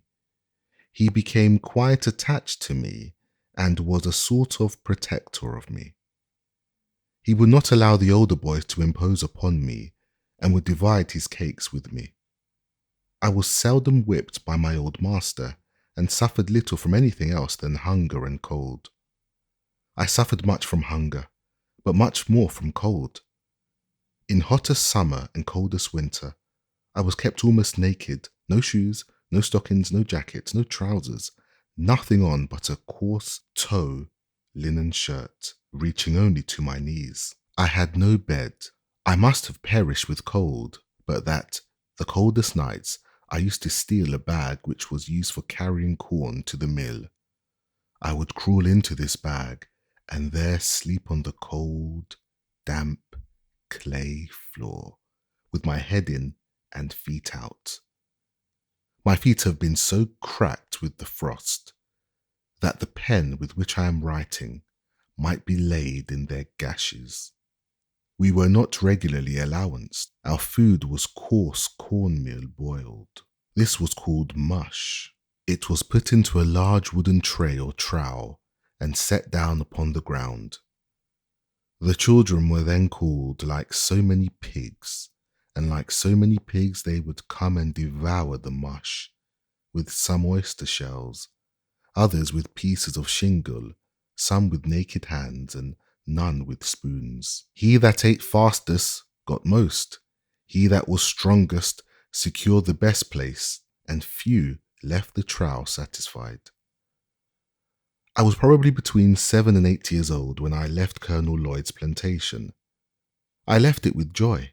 I shall never forget the ecstasy with which I received the intelligence that my old master Anthony had determined to let me go to Baltimore to live with Mr. Hugh Old, brother to my old master's son-in-law, Captain Thomas Old. I received this information about 3 days before my departure. They were 3 of the happiest days I ever enjoyed. I spent the most part of all these 3 days in the creek, washing off the plantation scurf and preparing myself for my departure. The pride of appearance which this would indicate was not my own. I spent the time in washing, not so much because I wished to, but because Mrs. Lucretia had told me I must get all the dead skin off my feet and knees before I could go to Baltimore, for the people in Baltimore were very cleanly and would laugh at me if I looked dirty. Besides, she was going to give me a pair of trousers, which I should not put on unless I got all the dirt off me. The thought of owning a pair of trousers was great indeed.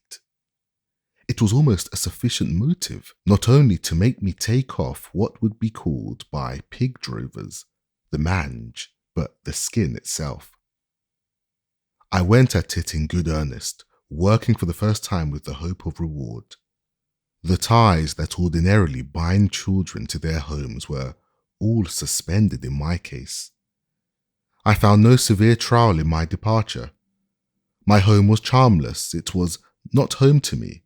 I could not feel that I was leaving anything which I could have enjoyed by staying. My mother was dead. My grandmother lived far off, so that I seldom saw her. I had 2 sisters and 1 brother that lived in the same house with me, but the early separation from us, from our mother, had well nigh blotted the fact of our relationship from our memories. I looked for home elsewhere, and was confident of finding none which I should relish less than the one which I was leaving. If, however, I found in my new home hardship, hunger, whipping, and nakedness, I had the consolation that I should not have escaped any one of them by staying. Having already had more than a taste of them in the house of my old master, and having enjoyed them there, I very naturally inferred my ability to enjoy them elsewhere, and especially at Baltimore, for I had something of the feeling about Baltimore that is expressed in the proverb that being hanged in England is preferable to dying a natural death in Ireland. I had the strongest desire to see Baltimore. Cousin Tom, though not fluent in speech, had inspired me with that desire by his eloquent description of the place. I could never point out anything at the great house, no matter how beautiful or powerful, but that he had seen something at Baltimore far exceeding, both in beauty and strength, the object which I pointed out to him.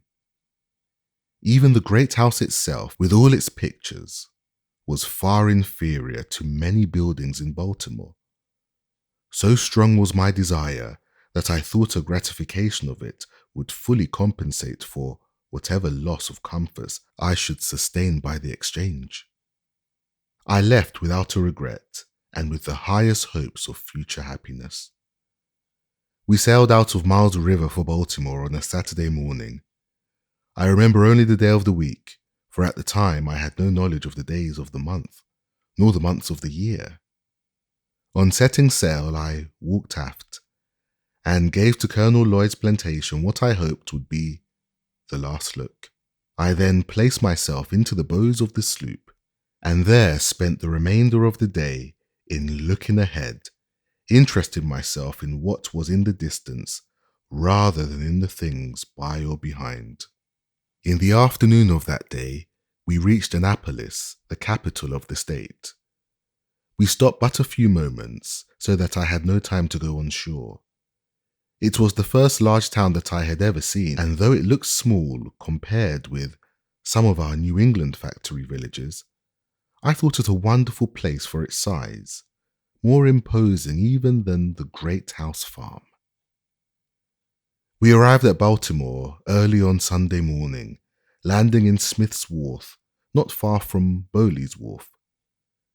We had on board the sloop a large flock of sheep, and after aiding in driving them to the slaughterhouse of Mr. Curtis on Loudon Slater's Hill, I was conducted by Rich, one of the hands belonging on board of the sloop, to my new home in Elysiana Street, near Mr. Gardner's shipyard on Fells Point. Mr. and Mrs. Auld were both at home and met me at the door with their little son Thomas to take care of whom I had been given. And here I saw what I had never seen before. It was a white face, beaming with the most kindly emotions. It was the face of my new mistress, Sophia Auld. I wish I could describe the rapture that flashed through my soul as I beheld it. It was a new and strange sight to me, brightening up my pathway with the light of happiness. Little Thomas was told there was his Freddie, and I was told to take care of little Thomas. And thus I entered upon the duties of my new home with the most cheering prospect ahead. I looked upon my departure from Colonel Lloyd's plantation as one of the most interesting events of my life. It is possible and even quite probable that, but for the mere circumstance of being removed from the plantation to Baltimore, I should have today, instead of being here seated on my own table in the enjoyment of freedom and the happiness of home, writing this narrative, been confined to the galling chains of slavery. Going to live at Baltimore laid the foundation and opened the gateway to all my subsequent prosperity. I have ever regarded it as the first plain manifestation of that kind of providence which has ever since attended me and marked my life with so many favours. I regarded the selection of myself as being somewhat remarkable. There were a number of slave children that might have been sent from the plantation to Baltimore. There were those younger, those older, and those of the same age. I was chosen from among them all, and was the first, last, and only choice. I may be deemed superstitious and even egotistical in regarding this event as a special interposition of divine providence in my favour. But I should be false to the earlier sentiments of my soul if I suppressed the opinion.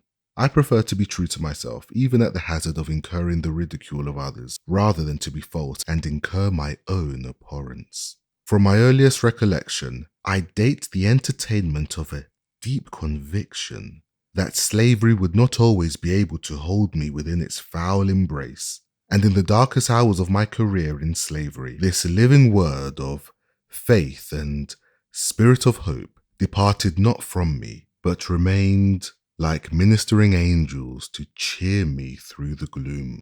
This good spirit was from God, and to him I offer thanksgiving and praise.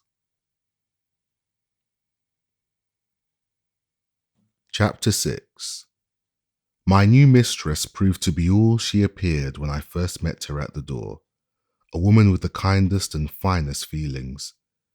She had never had a slave under her control previously to myself, and prior to her marriage, she had been dependent upon her own industry for a living. She was by trade a weaver, and by constant application to her business, she had been in a good degree preserved from the blighting and dehumanizing effects of slavery. I was utterly astonished at her goodness.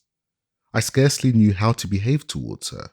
She was entirely unlike other white women I had ever seen. I could not approach her as I was accustomed to approach other white ladies. My early instruction was all out of place, The crouching servility, usually so acceptable a quality in a slave, did not answer when I manifested toward her. Her favour was not gained by it. She seemed to be disturbed by it. She did not deem it impudent or unmannerly for a slave to look her in the face. The meanest slave was put fully at ease in her presence, and none left without feeling better for having seen her. Her face was made of heavenly smiles, and her voice of tranquil music. But alas, this kind heart had but a short time to remain such. The fatal poison of irresponsible power was already in her hands, and soon commenced its infernal work. That cheerful eye, under the influence of slavery, soon became red with rage. That voice, made all of sweet accord, changed to one of harsh and horrid discord, and that angelic face gave place to that of a demon. Very soon after I went to live with Mr. and Mrs. Old. She very kindly commenced to teach me the ABC. After I had learned this, she assisted me in learning to spell words of 3 or 4 letters. Just at this point of my progress, Mr. Ould found out what was going on, and at once forbade Mrs. Ould to instruct me further, telling her, among other things, that it was unlawful as well as unsafe to teach such a slave to read. To use his own words further, he said, "If you give a nigger an inch, he will take an ell. A nigger should know nothing but to obey his master, to do as he is told to do. Learning would spoil the best nigger in the world. Now," he said, "if you teach that nigger," speaking of myself, "how to read, there would be no keeping him. It would forever unfit him to be a slave. He would at once become unmanageable and of no value to his master. As to himself, it could do him no good, but a great deal of harm. It would make him discontented and unhappy." These words sank deep into my heart, stirred up sentiments within that lay slumbering, and called into existence an entirely new train of thought. It was a new and special revelation, explaining dark and mysterious things, with which my youthful understanding had struggled, but struggled in vain. I now understood what had been to me a most perplexing difficulty, to wit, the white man's power to enslave the black man. It was a grand achievement. I prized it highly. From that moment, I understood the pathway from slavery to freedom. It was just what I wanted, and I got it at a time when I the least expected it. Whilst I was saddened by the thought of losing the aid of my kind mistress, I was gladdened by the invaluable instruction which, by the merest accident, I had gained from my master. Though conscious of the difficulty of learning without a teacher, I set out with high hope and a fixed purpose, at whatever cost of trouble, to learn how to read. The very decided manner with which he spoke and strove to impress his wife with the evil consequences of giving me instruction served to convince me that he was deeply sensible to the truths he was uttering. It gave me the best assurances that I might rely with the utmost confidence on the results which, he said, would flow from teaching me to read. What he most dreaded, that I most desired. What he most loved, that I most hated. That which to him was a great evil, to be carefully shunned, was to me a great good, to be diligently sought, and the argument with which he warmly urged against my learning to read only served to inspire me with a desire and determination to learn. In learning to read, I owe almost as much to the bitter opposition of my master as to the kindly aid of my mistress. I acknowledged the benefit of both. I had resided but a short time in Baltimore before I observed a marked difference in the treatment of slaves from that which I had witnessed in the country. A city slave is almost a free man, compared with a slave on the plantation. He is much better fed and clothed, and enjoys privileges altogether unknown to the slave on the plantation. There is a vestige of decency, a sense of shame that does much to curb and check those outbreaks of atrocious cruelty so commonly enacted upon the plantation. He is a desperate slaveholder who will shock the humanity of his non-slaving neighbors with the cries of his lacerated slave. Few are willing to incur the odium attaching to the reputation of being a cruel master, and above all things, they would not be known as not giving a slave enough to eat. Every city slaveholder is anxious to have it known of him that he feeds his slaves well, and it is due to them to say that most of them do give their slaves enough to eat. There are, however, some painful exceptions to this rule. Directly opposite to us on Philpott Street lived Mr. Thomas Hamilton. He owned 2 slaves. Their names were Henrietta and Mary. Henrietta was about 22 years of age. Mary was about 14, and of all the mangled and emaciated creatures I ever looked upon, these 2 were the most so. His heart must be harder than stone that could look upon these unmoved.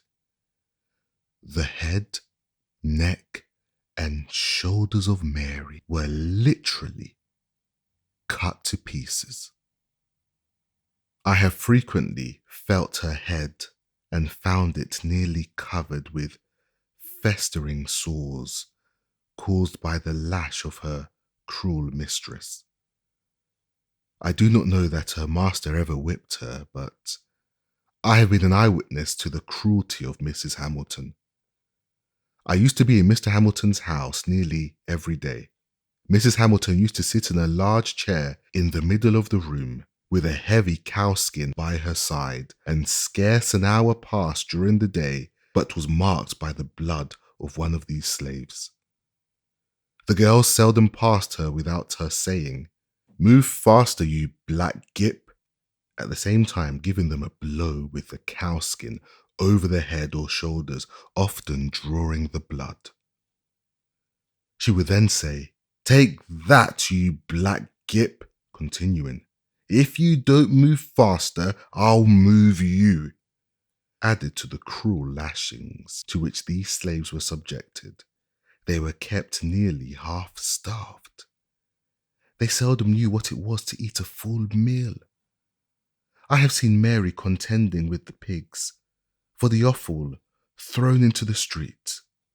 So much was Mary kicked and cut to pieces that she was oftener called pecked than by her name. I succeeded in getting a considerable distance on my way to the woods when Covey discovered me and called me after to come back, threatening what he would do if I did not come. I disregarded both his calls and his threats and made my way to the woods as fast as my feeble state would allow, and thinking I might be overhauled by him if I kept the road, I walked through the woods, keeping far enough from the road to avoid detection and near enough to prevent losing my way. I had not gone far before my little strength again failed me. I could go no farther. I fell down and lay for a considerable time. The blood was yet oozing from the wound of my head. For a time I thought I should bleed to death. And now I think I should have done so, but that the blood so matted my hair as to stop the wound. After lying there about 3/4 of an hour, I nerved myself up again and started on my way through bogs and briers, barefooted and bareheaded, tearing my feet sometimes at nearly every step, and after a journey of about 7 miles, occupying some 5 hours to perform it, I arrived at Master's store. I then presented an appearance enough to affect any but a heart of iron. From the crown of my head to my feet, I was covered with blood. My hair was all clotted with dust and blood. My shirt was stiff with blood. I suppose I looked like a man who had escaped a den of wild beasts, and barely escaped them. In this state I appeared before my master, humbly entreating him to interpose his authority for my protection. I told him all the circumstances as well as I could, and it seemed, as I spoke, at times to affect him. He would then walk the floor and seek to justify Covey by saying he expected I deserved it. He asked me what I wanted. I told him to let me get a new home that, as sure as I lived with Mr. Covey again, I should live with but to die with him, that Covey would surely kill me. He was in a fair way for it. Master Thomas ridiculed the idea that there was any danger of Mr. Covey's killing me, and said that he knew Mr. Covey, that he was a good man, and that he could not think of taking me from him, that should he do so, he would lose the whole year's wages, that I belonged to Mr. Covey for 1 year, and that I must go back to him come what might, and that I must not trouble him with any more stories, or that he would himself get hold of me. After threatening me thus, he gave me a very large dose of salts, telling me that I might remain in St. Michael's that night, it being quite late, but that I must be off back to Mr. Covey's early in the morning, and that if I did not, he would get hold of me, which meant that he would whip me. I remained all night, and according to his orders, I started off to Covey's in the morning, Saturday morning, wearied in body and broken in spirit. I got no supper that night or breakfast that morning. I reached Covey's about 9 o'clock, and just as I was getting over the fence that divided Mrs. Kemp's fields from ours, out ran Covey with his cowskin to give me another whipping. Before he could reach me, I succeeded in getting to the cornfield, and as the corn was very high, it afforded me the means of hiding. He seemed very angry and searched for me a long time. My behaviour was altogether unaccountable. He finally gave up the chase, thinking, I suppose, that I must come home for something to eat.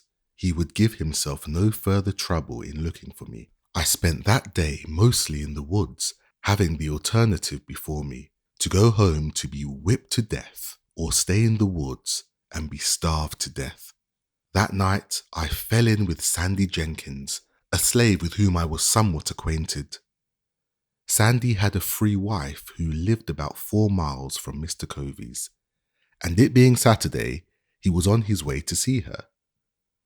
I told him my circumstances, and he very kindly invited me to go home with him. I went home with him and talked this whole matter over and got his advice as to what course it was best for me to pursue. I found Sandy an old adviser. He told me with great solemnity I must go back to Covey, but that before I went, I must go with him into another part of the woods, where there was a certain root, which, if I would take some of it with me, carrying it always on my right side, would render it impossible for Mr. Covey or any other white man to whip me. He said that he had carried it for years, and since he had done so, he had never received a blow, and never expected to while he carried it. I at first rejected the idea that the simple carrying of a root in my pocket would have any such effect as he had said, and was not disposed to take it, but Sandy impressed the necessity with much earnestness, telling me it could do no harm, if it did no good. To please him, I at length took the root and, according to his direction, carried it upon my right side. This was Sunday morning. I immediately started for home, and upon entering the yard gate, out came Mr. Covey on his way to meeting. He spoke to me very kindly, bade me drive the pigs from a lot nearby, and passed on towards the church. Now this singular conduct of Mr. Covey really made me begin to think that there was something in the root which Sandy had given me, and had it been on any other day than Sunday, I could have attributed the conduct to no other cause than the influence of that root, and as it was, I was half inclined to think the root to be something more than I had first taken it to be.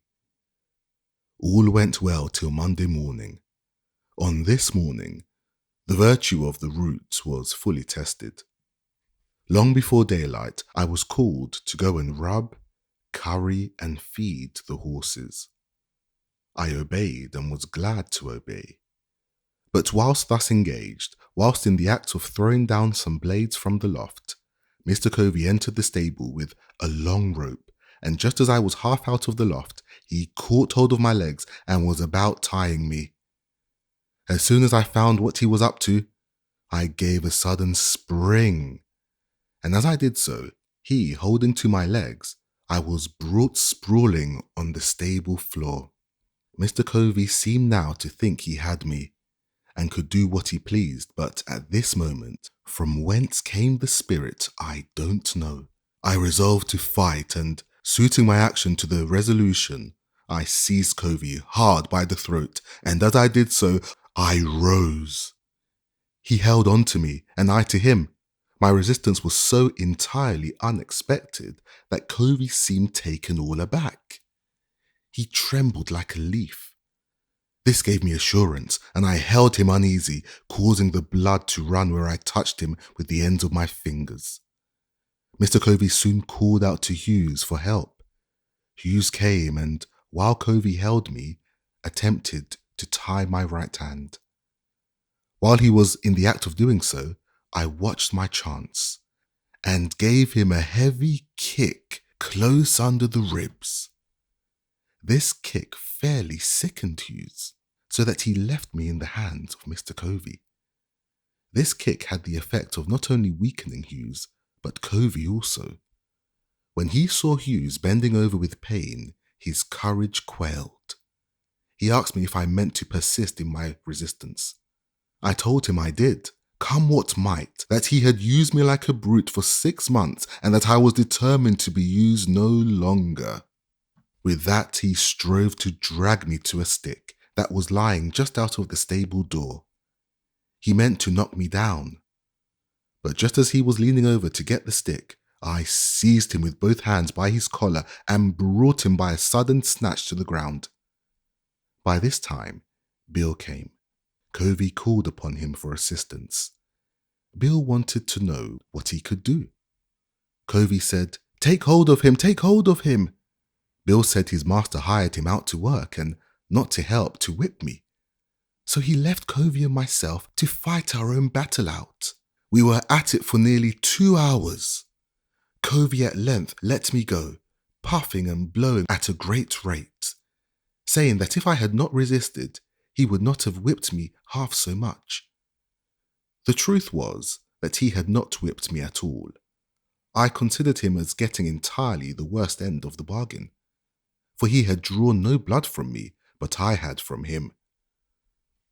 The whole 6 months afterwards that I spent with Mr. Covey, he never laid the weight of his finger upon me in anger. He would occasionally say he didn't want to get hold of me again. No, thought I, you need not, for you will come off worse than you did before. This battle with Mr. Covey was the turning point in my career as a slave.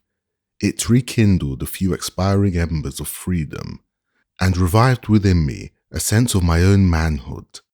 It recalled the departed self-confidence and inspired me again with a determination to be free. The gratification afforded by the triumph was a full compensation of whatever else might follow, even death itself. He only can understand the deep satisfaction which I experienced, who has himself repelled by force the bloody arm of slavery. I felt as I never felt before.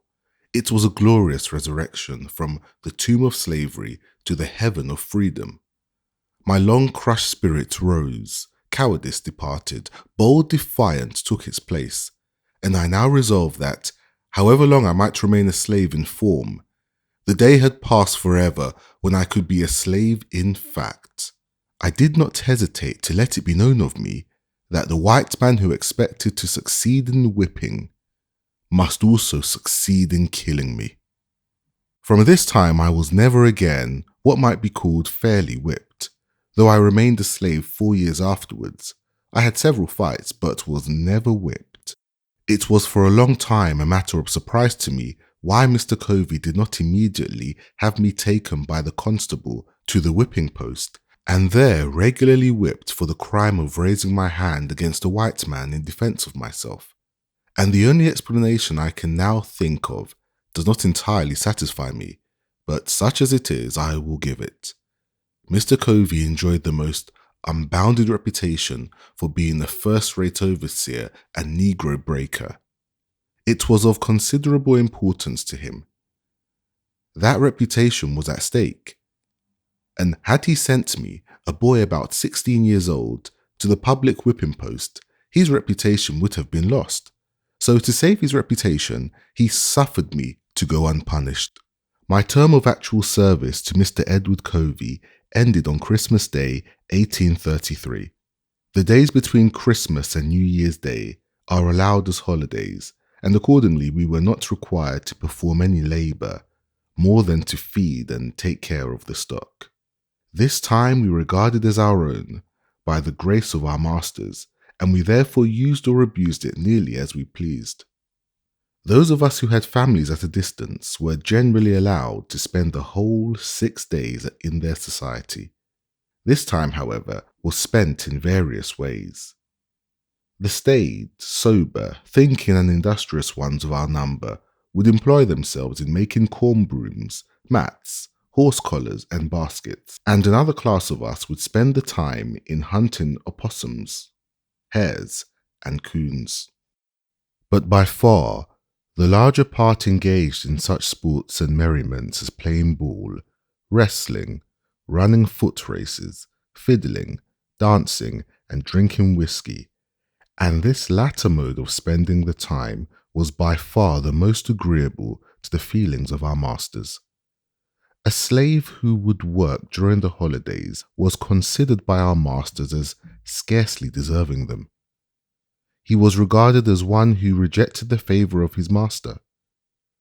It was deemed a disgrace not to get drunk at Christmas, and he was regarded as lazy indeed, who had not provided himself with the necessary means during the year to get whiskey enough to last him through Christmas.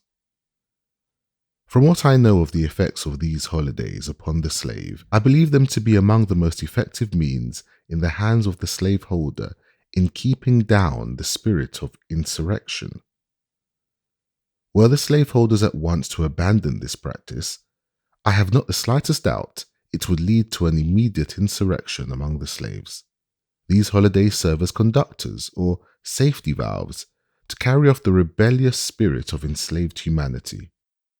But for these, the slave would be forced up to the wildest desperation, and woe betide the slaveholder the day he ventures to remove or hinder the operation of those conductors.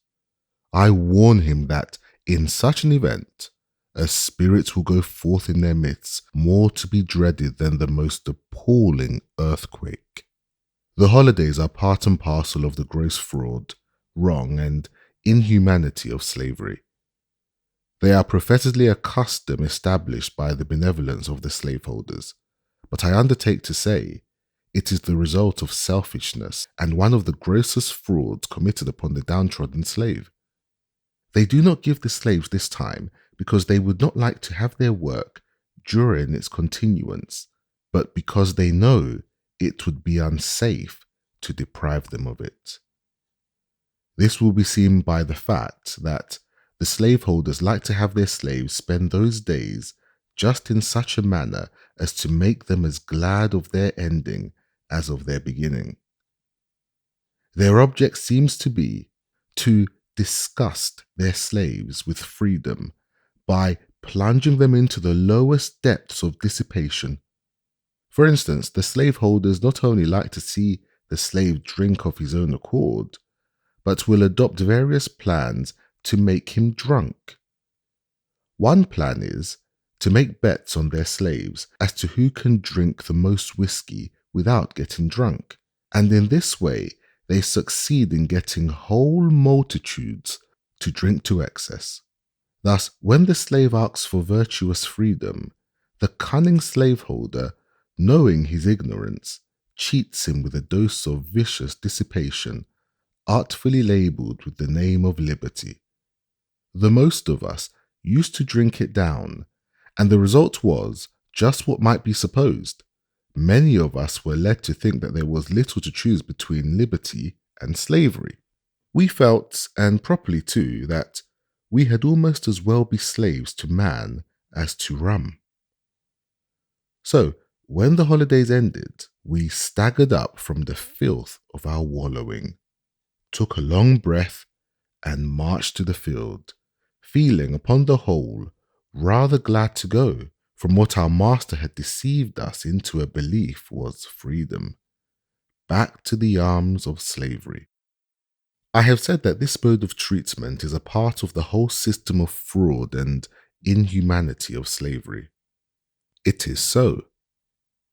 The mode here adopted to disgust the slave with freedom by allowing him to see only the abuse of it is carried out in other things. For instance, a slave loves molasses. He steals some. His master, in many cases, goes off to town and buys a large quantity. He returns, takes the whip, and commands the slave to eat the molasses until the poor fellow is made sick at the very mention of it. The same mode is sometimes adopted to make the slave refrain from asking for more food than their regular allowance. A slave runs through his allowance and applies for more. His master is enraged at him, but not willing to send him off without food, gives him more than is necessary and compels him to eat it within a given time. Then, if he complains that he cannot eat it, he is said to be satisfied, neither full nor fasting, and is whipped for being hard to please. I have an abundance of such illustrations of the same principle, drawn from my own observation, but think the cases I have cited sufficient. The practice is a very common one. On the 1st of January 1834, I left Mr. Covey and went to live with Mr. William Freeland, who lived about 3 miles from St. Michael's. I soon found Mr. Freeland a very different man from Mr. Covey. Though not rich, he was what would be called an educated Southern gentleman.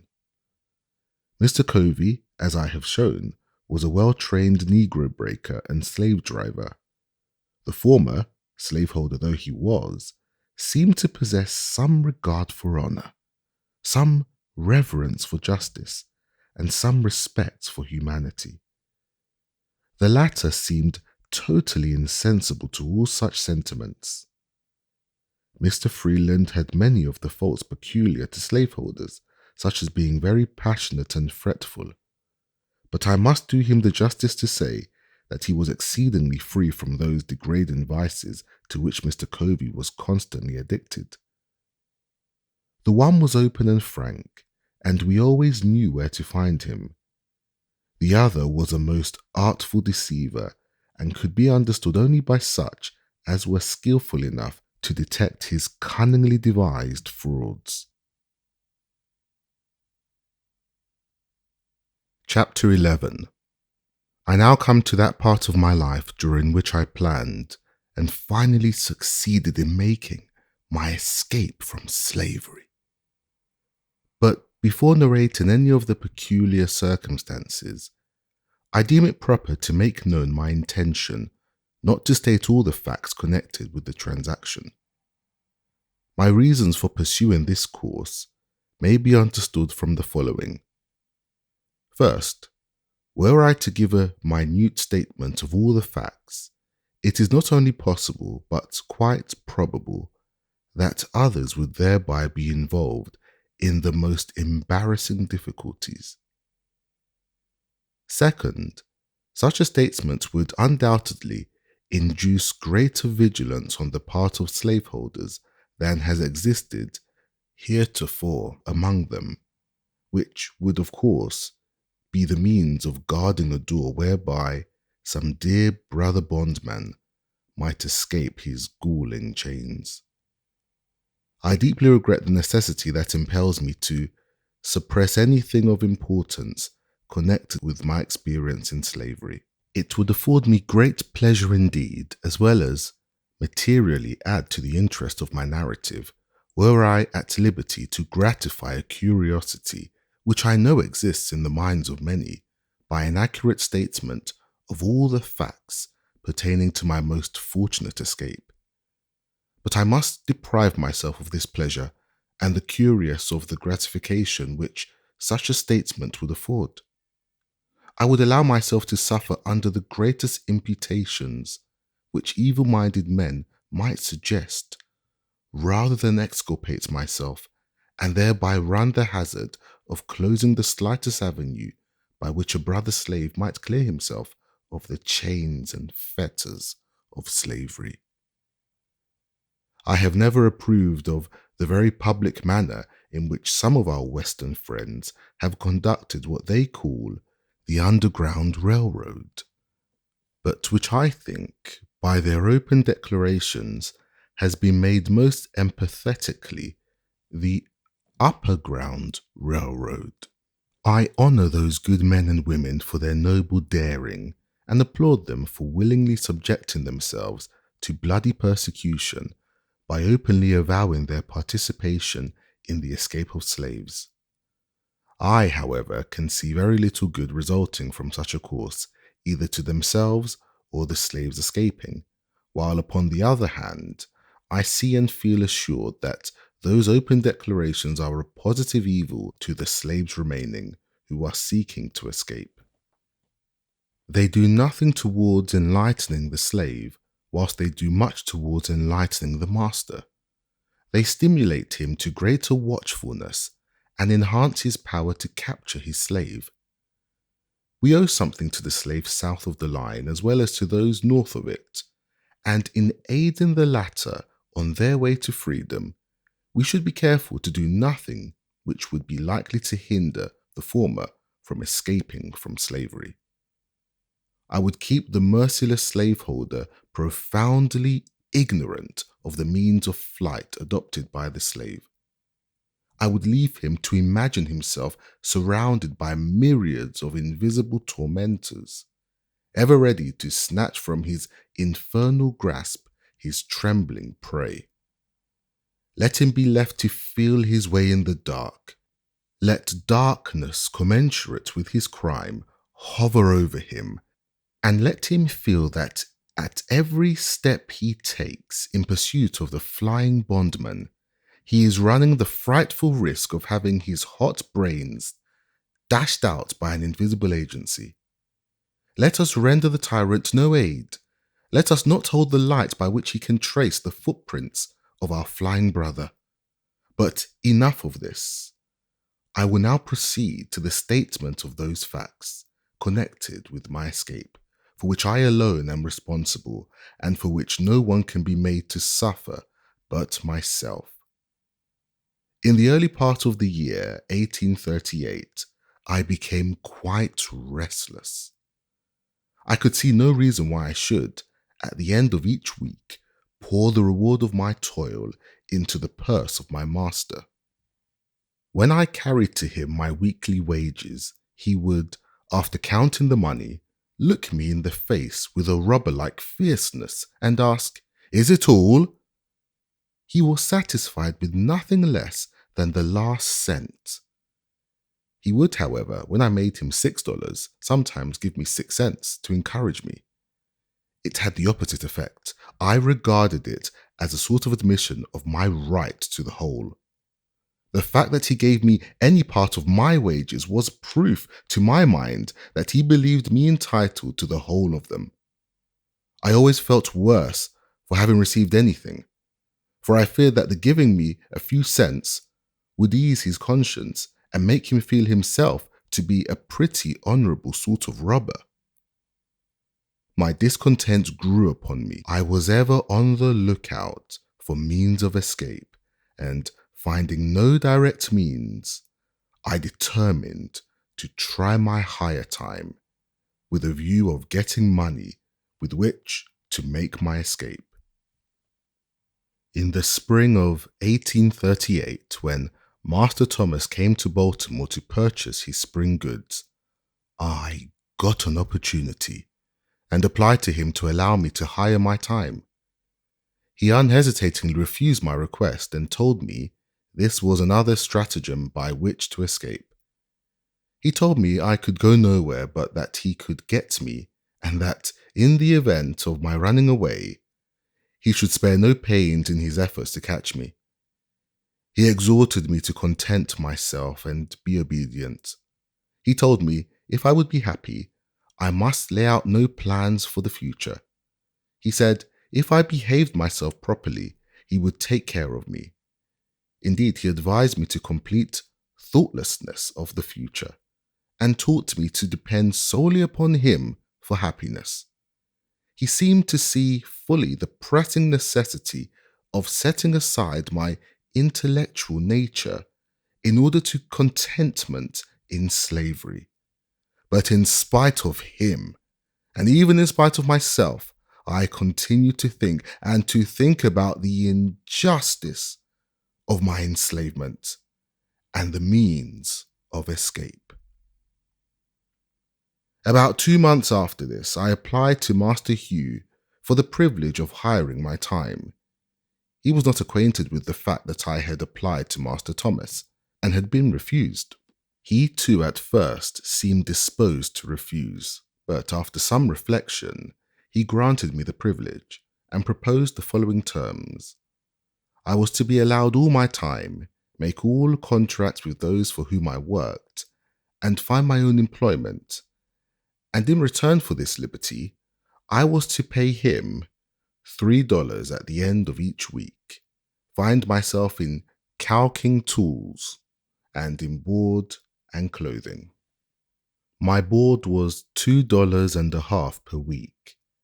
This, with the wear and tear of clothing and calking tools, made my regular expenses about $6 per week.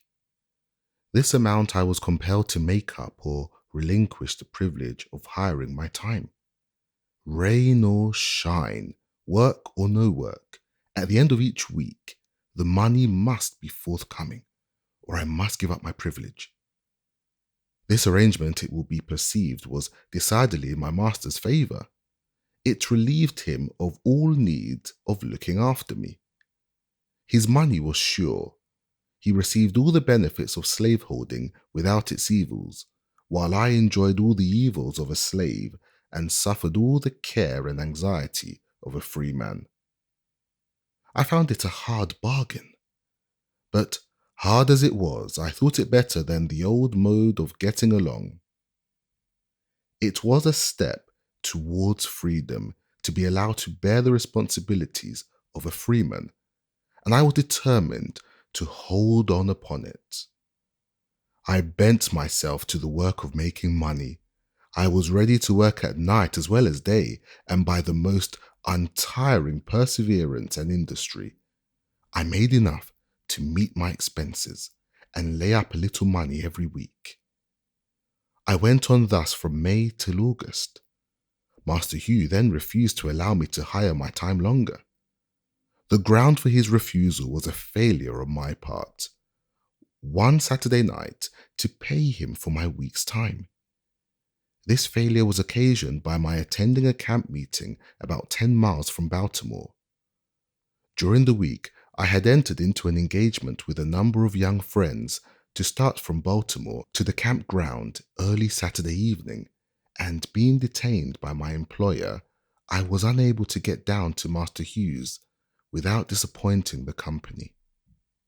I knew that Master Hugh was in no special need of the money that night. I therefore decided to go to camp meeting and upon my return pay him the $3. I stayed at the camp meeting one day longer than I intended when I left, but as soon as I returned, I called upon him to pay him what he considered his due. I found him very angry. He could scarce restrain his wrath. He said he had a great mind to give me a severe whipping. He wished to know how I dared to go out of the city without asking his permission. I told him I hired my time, and while I paid him the price which he asked for it, I did not know that I was bound to ask him when and where I should go. This reply troubled him, and after reflecting a few moments, he turned to me and said I should hire my time no longer, that the next thing he should know of, I would be running away. Upon the same plea, he told me to bring my tools and clothing home forthwith.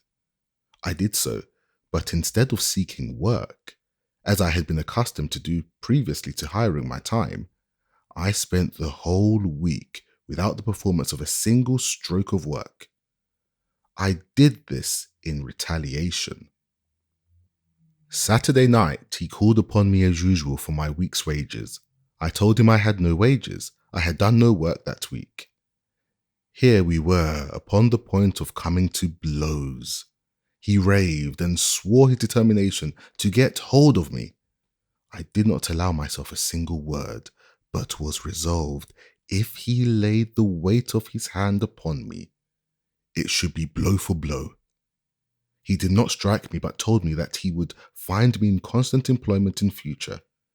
I thought the matter over during the next day, Sunday, and finally resolved upon the 3rd day of September as the day upon which I should make a second attempt to secure my freedom. I now had 3 weeks during which to prepare for my journey.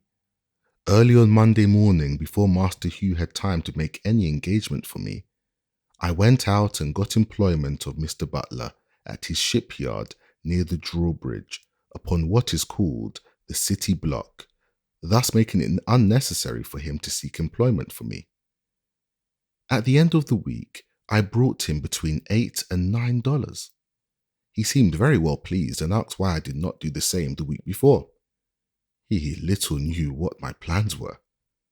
My object in working steadily was to remove any suspicion he might entertain for my intent to run away, and in this I succeeded admirably. I suppose he thought I was never better satisfied with my condition than at the very time during which I was planning my escape.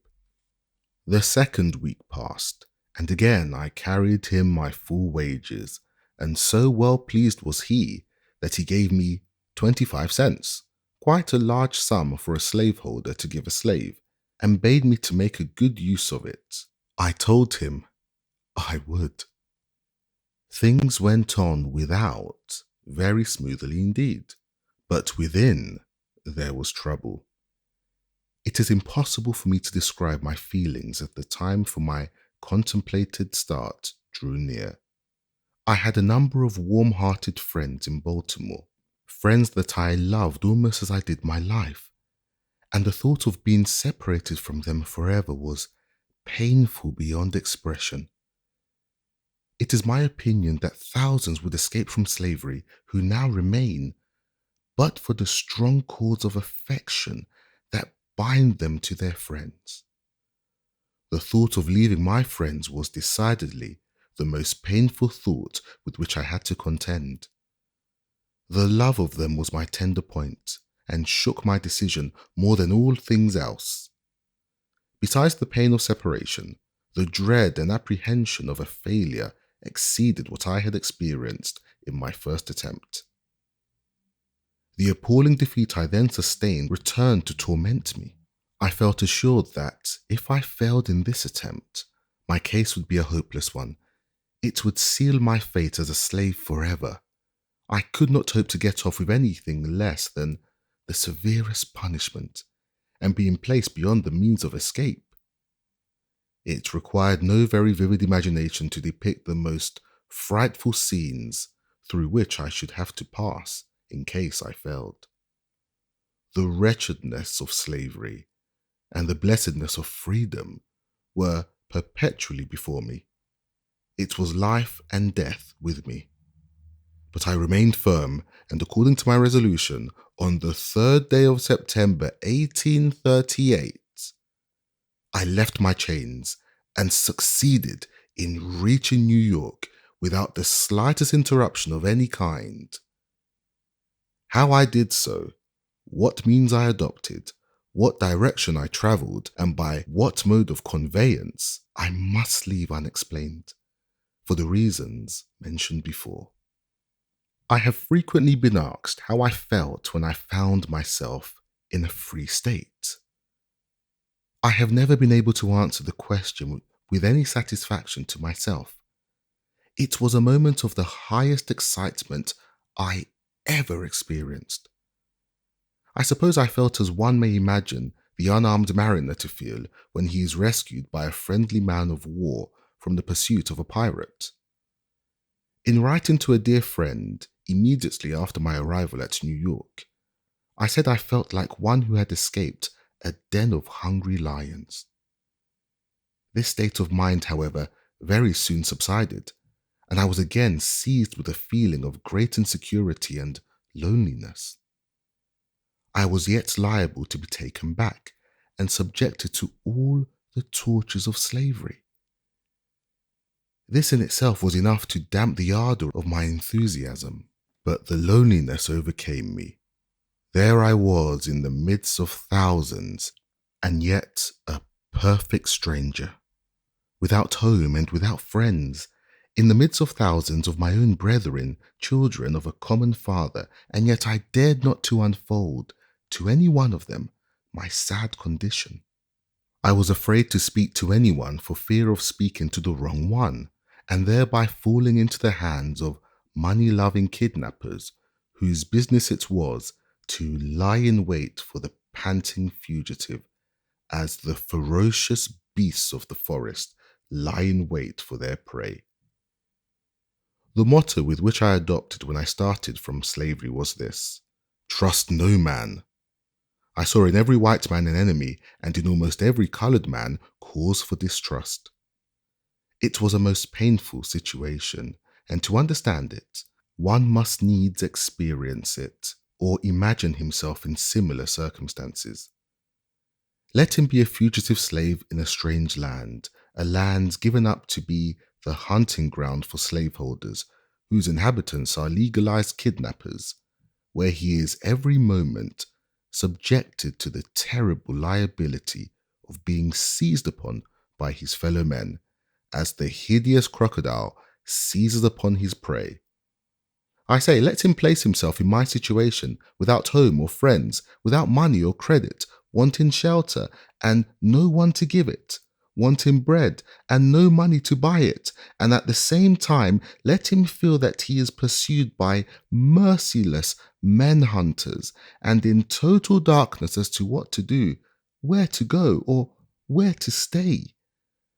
Perfectly helpless both as to the means of defense and means of escape, in the midst of plenty, yet suffering the terrible gnawings of hunger, in the midst of houses, yet having no home, among fellow men, yet feeling as if in the midst of wild beasts, whose greediness to swallow up the trembling and half-famished fugitive is only equalled by that with which the monsters of the deep swallow up the helpless fish upon which they subsist. I say, let him be placed in this most trying situation, the situation in which I was placed. Then, and not till then, will he fully appreciate the hardships of and know how to sympathize with the toil-worn and whip-scarred fugitive slave. Chapter 7. I lived in Master Hugh's family about 7 years. During this time, I succeeded in learning to read and write. In accomplishing this, I was compelled to resort to various stratagems. I had no regular teacher. My mistress, who had kindly commenced to instruct me, had, in compliance with the advice and direction of her husband, not only ceased to instruct, but had set her face against my being instructed by anyone else.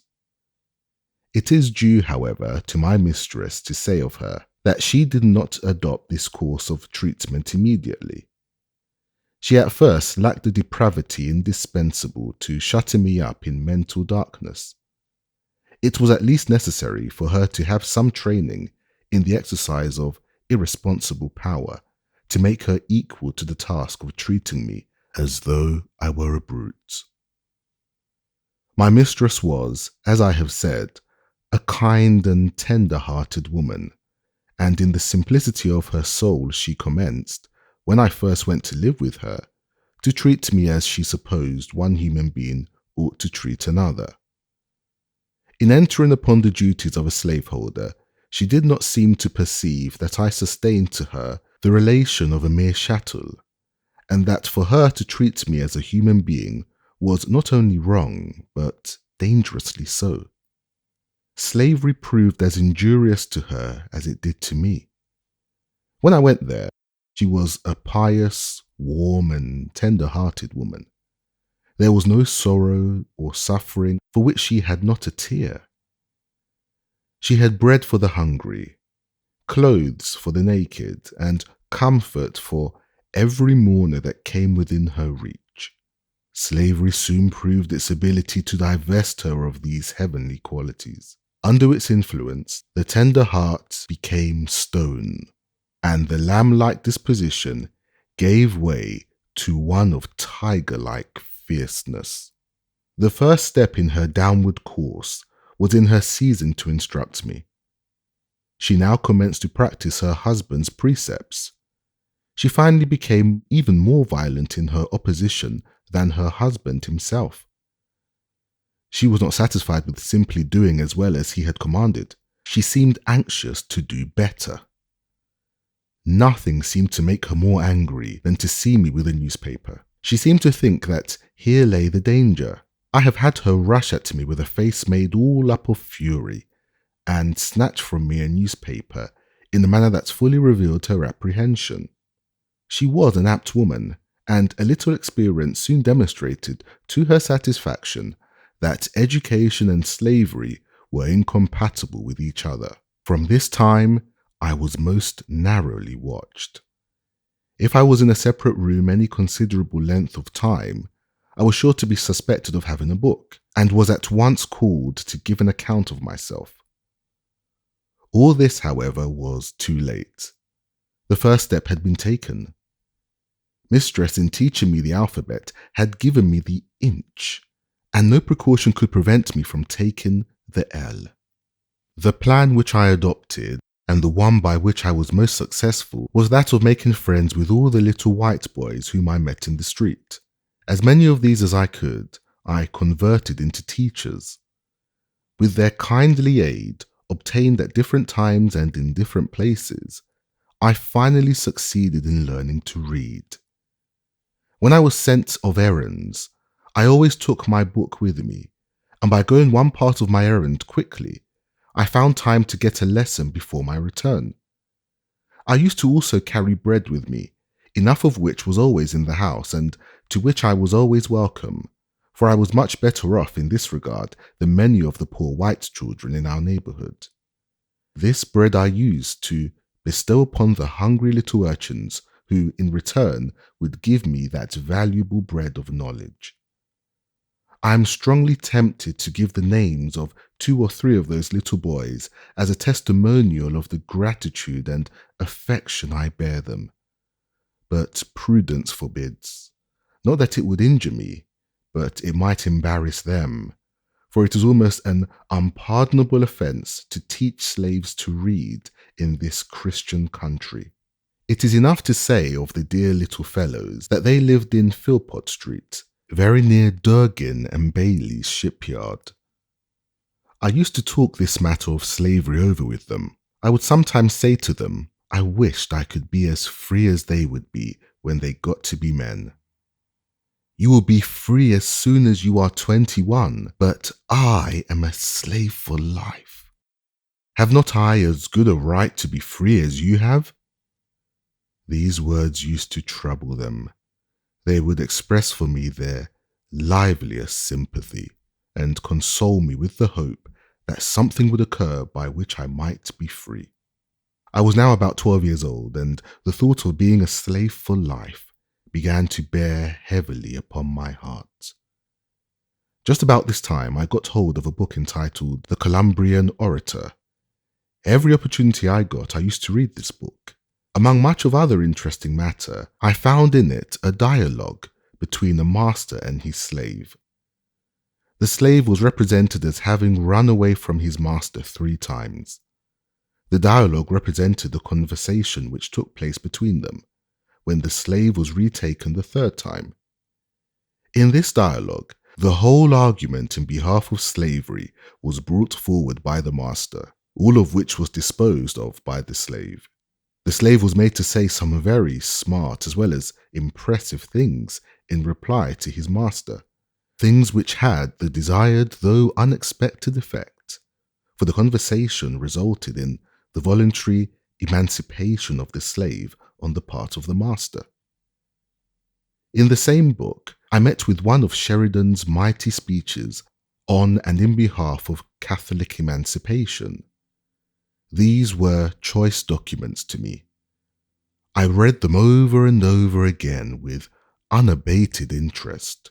They gave tongue to interesting thoughts of my own soul, which had frequently flashed through my mind and died away for want of utterance. The moral which I gained from the dialogue was the power of truth over the conscience of even a slaveholder.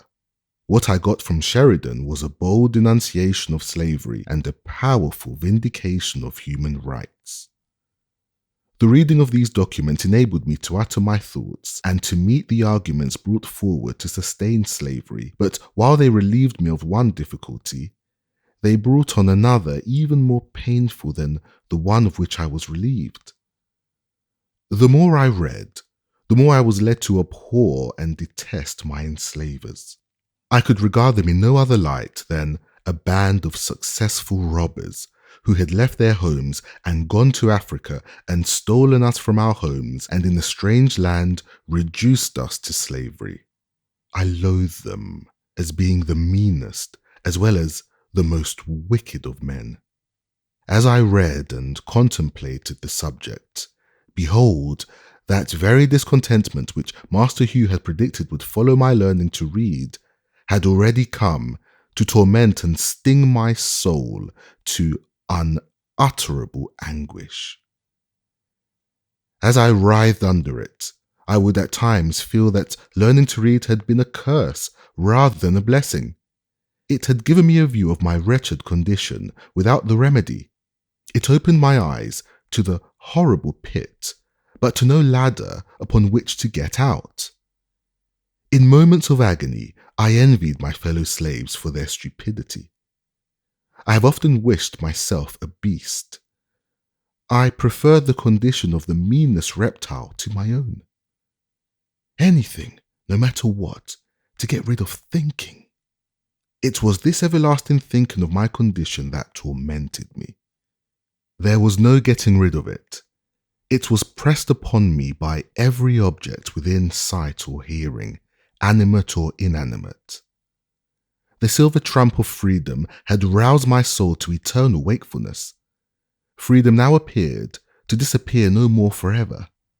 It was heard in every sound and seen in everything. It was ever present to torment me with a sense of my wretched condition. I saw nothing without seeing it. I heard nothing without hearing it, and felt nothing without feeling it. It looked from every star, it smiled in every calm, breathed in every wind, and moved in every storm. I often found myself regretting my own existence and wishing myself dead. And but for the hope of being free, I have no doubt but that I should have killed myself or done something for which I should have been killed. While in this state of mind, I was eager to hear anyone speak of slavery. I was a ready listener. Every little while I could hear something about the abolitionists. It was some time before I found what the word meant. It was always used in such connections as to make it an interesting word to me. If a slave ran away and succeeded in getting clear, or if a slave killed his master, set fire to a barn, or did anything very wrong in the mind of a slaveholder, it was spoken of as the fruit of abolition. Hearing the word in this connection very often, I set about learning what it meant. The dictionary afforded me little or no help. I found it was the act of abolishing, but then I did not know what was to be abolished.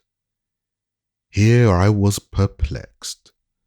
I did not dare to ask anyone about its meaning, for I was satisfied that it was something they wanted me to know very little about. After a patient waiting, I got one of our city papers containing an account of the number of petitions from the North, praying for the abolition of slavery in the District of Columbia, and of the slave trade between the states. From this time, I understood the words abolition and abolitionist, and always drew near when that word was spoken, expecting to hear something of importance to myself and fellow slaves. The light broke in upon me by degrees. I went one day down on the wharf of Mr. Waters, and seeing two Irishmen unloading a scow of stone, I went unasked and helped them. When we had finished, one of them came to me and asked me if I were a slave. I told him I was. He asked, "Are ye a slave for life?" I told him that I was. The good Irishman seemed to be deeply affected by the statement.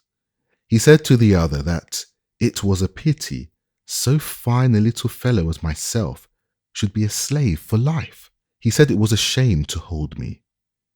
They both advised me to run away to the north, that I should find friends there, and that I should be free. I pretended not to be interested in what they said and treated them as if I did not understand them, for I feared they might be treacherous. White men have been known to encourage slaves to escape, and then, to get the reward, catch them and return them to their masters. I was afraid that these seemingly good men might use me so, but I nevertheless remembered their advice, and from that time I resolved to run away. I looked forward to a time at which it would be safe for me to escape. I was too young to think of doing so immediately. Besides, I wished to learn how to write, as I might have occasion to write my own pass. I consoled myself with the hope that I should one day find a good chance. Meanwhile, I would learn to write. The idea as to how I might learn to write was suggested to me by being in Durgin and Bailey's shipyard and frequently seeing the ship carpenters, after hewing and getting a piece of timber ready to use, write on the timber the name of that part of the ship for which it was intended. When a piece of timber was intended for the laboured side, it would be marked thus, L. When a piece was for the starboard side, it would be marked thus, S. A piece for the larboard side forward would be marked thus, LF. When a piece was for starboard side forward, it would be marked thus, SF. For larboard aft, it would be marked thus, LA. For starboard aft, it would be marked thus, SA. I soon learned the names of these letters and for what they were intended when placed upon a piece of timber in the shipyard. I immediately commenced copying them and in a short time was able to make the 4 letters named. After that, when I met with any boy who I knew could write, I would tell him I could write as well as he.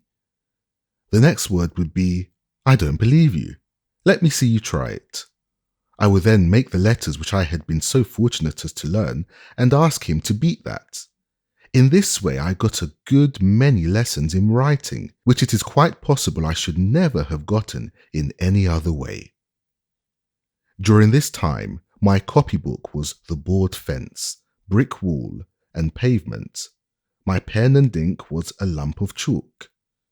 With these, I learned mainly how to write. I then commenced and continued copying the italics in Webster's spelling book until I could make them all without looking on the book. By this time, my little master Thomas had gone to school and learned how to write and had written over a number of copybooks. These had been brought home and shown to some of our near neighbours and then laid aside. My mistress used to go to class meeting at the Wilk Street meeting house every Monday afternoon and leave me to take care of the house. When left thus, I used to spend the time in writing in the spaces left in Master Thomas's copybook, copying what he had written. I continued to do this until I could write a hand very similar to that of Master Thomas. Thus, after a long, tedious effort for years, I finally succeeded in learning how to write. Thank heaven, I remained but a short time in this distressed situation. I was relieved from it by the humane hand of Mr. David Ruggles, whose vigilance, kindness, and perseverance I shall never forget. I am glad of an opportunity to express, as far as words can, the love and gratitude I bear him. Mr. Ruggles is now afflicted with blindness, and is himself in need of the same kind offices which he was once so forward in the performance of toward others. I had been in New York but a few days when Mr. Ruggles sought me out, and very kindly took me to his boarding house at the corner of Church and L'Esplanade streets. Mr. Ruggles was then very deeply engaged in the Memorial Dog case, as well as attending to a number of other fugitive slaves, devising ways and means for their successful escape. And though watched and hemmed in on almost every side, he seemed to be more than a match for his enemies. Very soon after I went to Mr. Ruggles, he wished to know of me where I wanted to go, as he deemed it unsafe for me to remain in New York. I told him I was a calker, and should like to go where I could get work. I thought of going to Canada, but he decided against it, and in favour of my going to New Bedford, thinking I should be able to get work there at my trade. At this time, Anna, she was free, my intended wife, came on, for I wrote to her immediately after my arrival at New York, notwithstanding my homeless, houseless, and helpless condition, informing her of my successful flight and wishing her to come on forthwith. In a few days of her arrival, Mr. Ruggles called in the Reverend J. W. C. Pennington, who, in the presence of Mr. Ruggles, Mrs. Michaels, and 2 or 3 others, performed the marriage ceremony and gave us a certificate, of which the following is an exact copy. This may certify that I joined together in holy matrimony Frederick Johnson, I had changed my name from Frederick Bailey to that of Johnson, and Anna Murray as man and wife in the presence of Mr. David Ruggles and Mrs. Michaels.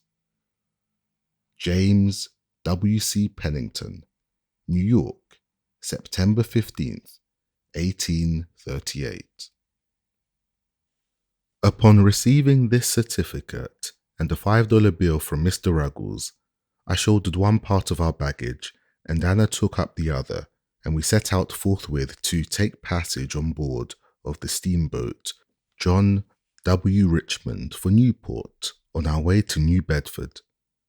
Mr. Ruggles gave me a letter to a Mr. Shaw in Newport, and told me, in case my money did not serve me to New Bedford, to stop in Newport and obtain further assistance.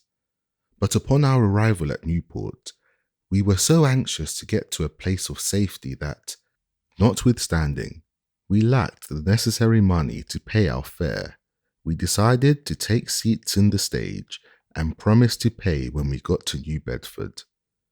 We were encouraged to do this by 2 excellent gentlemen, residents of New Bedford, whose names I afterward ascertained to be Joseph Ricketson and William C. Tabor. They seemed at once to understand our circumstances, and gave us such assurance of their friendliness as put us fully at ease in their presence. It was good indeed to meet with such friends at such a time. Upon reaching New Bedford, we were directed to the house of Mr. Nathan Johnson, by whom we were kindly received and hospitably provided for. Both Mr. and Mrs. Johnson took a deep and lively interest in our welfare. They proved themselves quite worthy of the name of abolitionists. When the stage driver found us unable to pay our fare, he held on upon our baggage as security for the debt. I had but to mention the fact to Mr. Johnson, and he forthwith advanced the money. We now began to feel a degree of safety and to prepare ourselves for the duties and responsibilities of a life of freedom. On the morning after our arrival at New Bedford, while at the breakfast table, the question arose as to what name I should be called by. The name given me by my mother was Frederick Augustus Washington Bailey. I, however, had dispensed with the two middle names long before I left Maryland, so that I was generally known by the name of Frederick Bailey. I started from Baltimore bearing the name of Stanley. When I got to New York, I again changed my name to Frederick Johnson and thought that it would be the last change. But when I got to New Bedford, I found it necessary again to change my name. The reason of this necessity was that there were so many Johnsons in New Bedford. It was already quite difficult to distinguish between them. I gave Mr. Johnson the privilege of choosing me a name, but told him he must not take me from the name of Frederick. I must hold on to that to preserve a sense of my identity. Mr. Johnson had just been reading The Lady of the Lake and at once suggested that my name be Douglas. From that time until now, I have been called Frederick Douglass, and as I am more widely known by that name than by either of the others, I shall continue to use it as my own. I was quite disappointed at the general appearance of things in New Bedford. The impression which I had received respecting the character and condition of the people of the North, I found to be singularly erroneous. I had very strangely supposed, while in slavery, that few of the comforts and scarcely any of the luxuries of life were enjoyed at the North, compared with what were enjoyed by the slaveholders of the South. I probably came to this conclusion from the fact that Northern people owned no slaves. I supposed that they were about upon a level with the non-slaveholding population of the South. I knew they were exceedingly poor, and I had been accustomed to regard their poverty as the necessary consequence of their being non-slaveholders.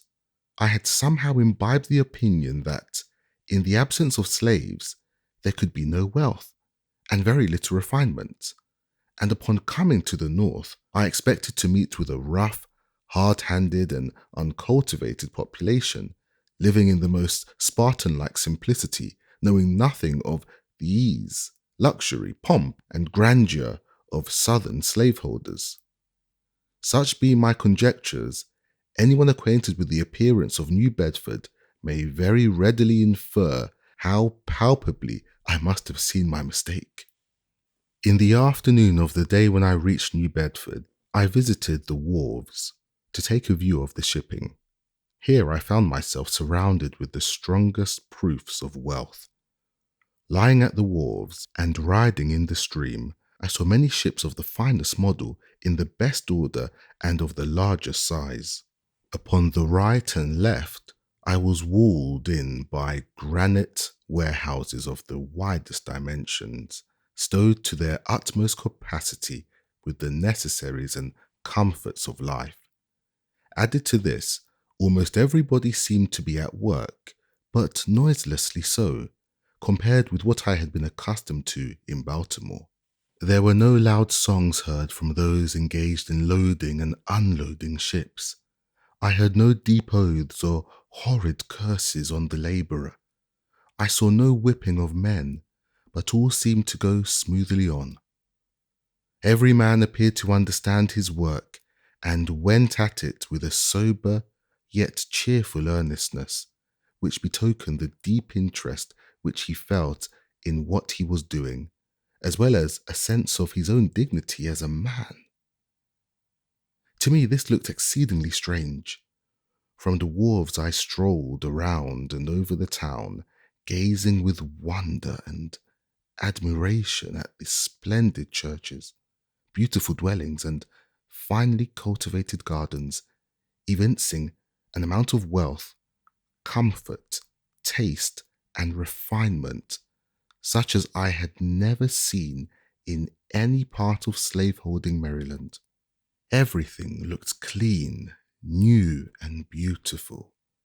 I saw few or no dilapidated houses with poverty-stricken inmates, no half-naked children and barefooted women, such as I had been accustomed to see in Hillsborough, Easton, St. Michael's, and Baltimore.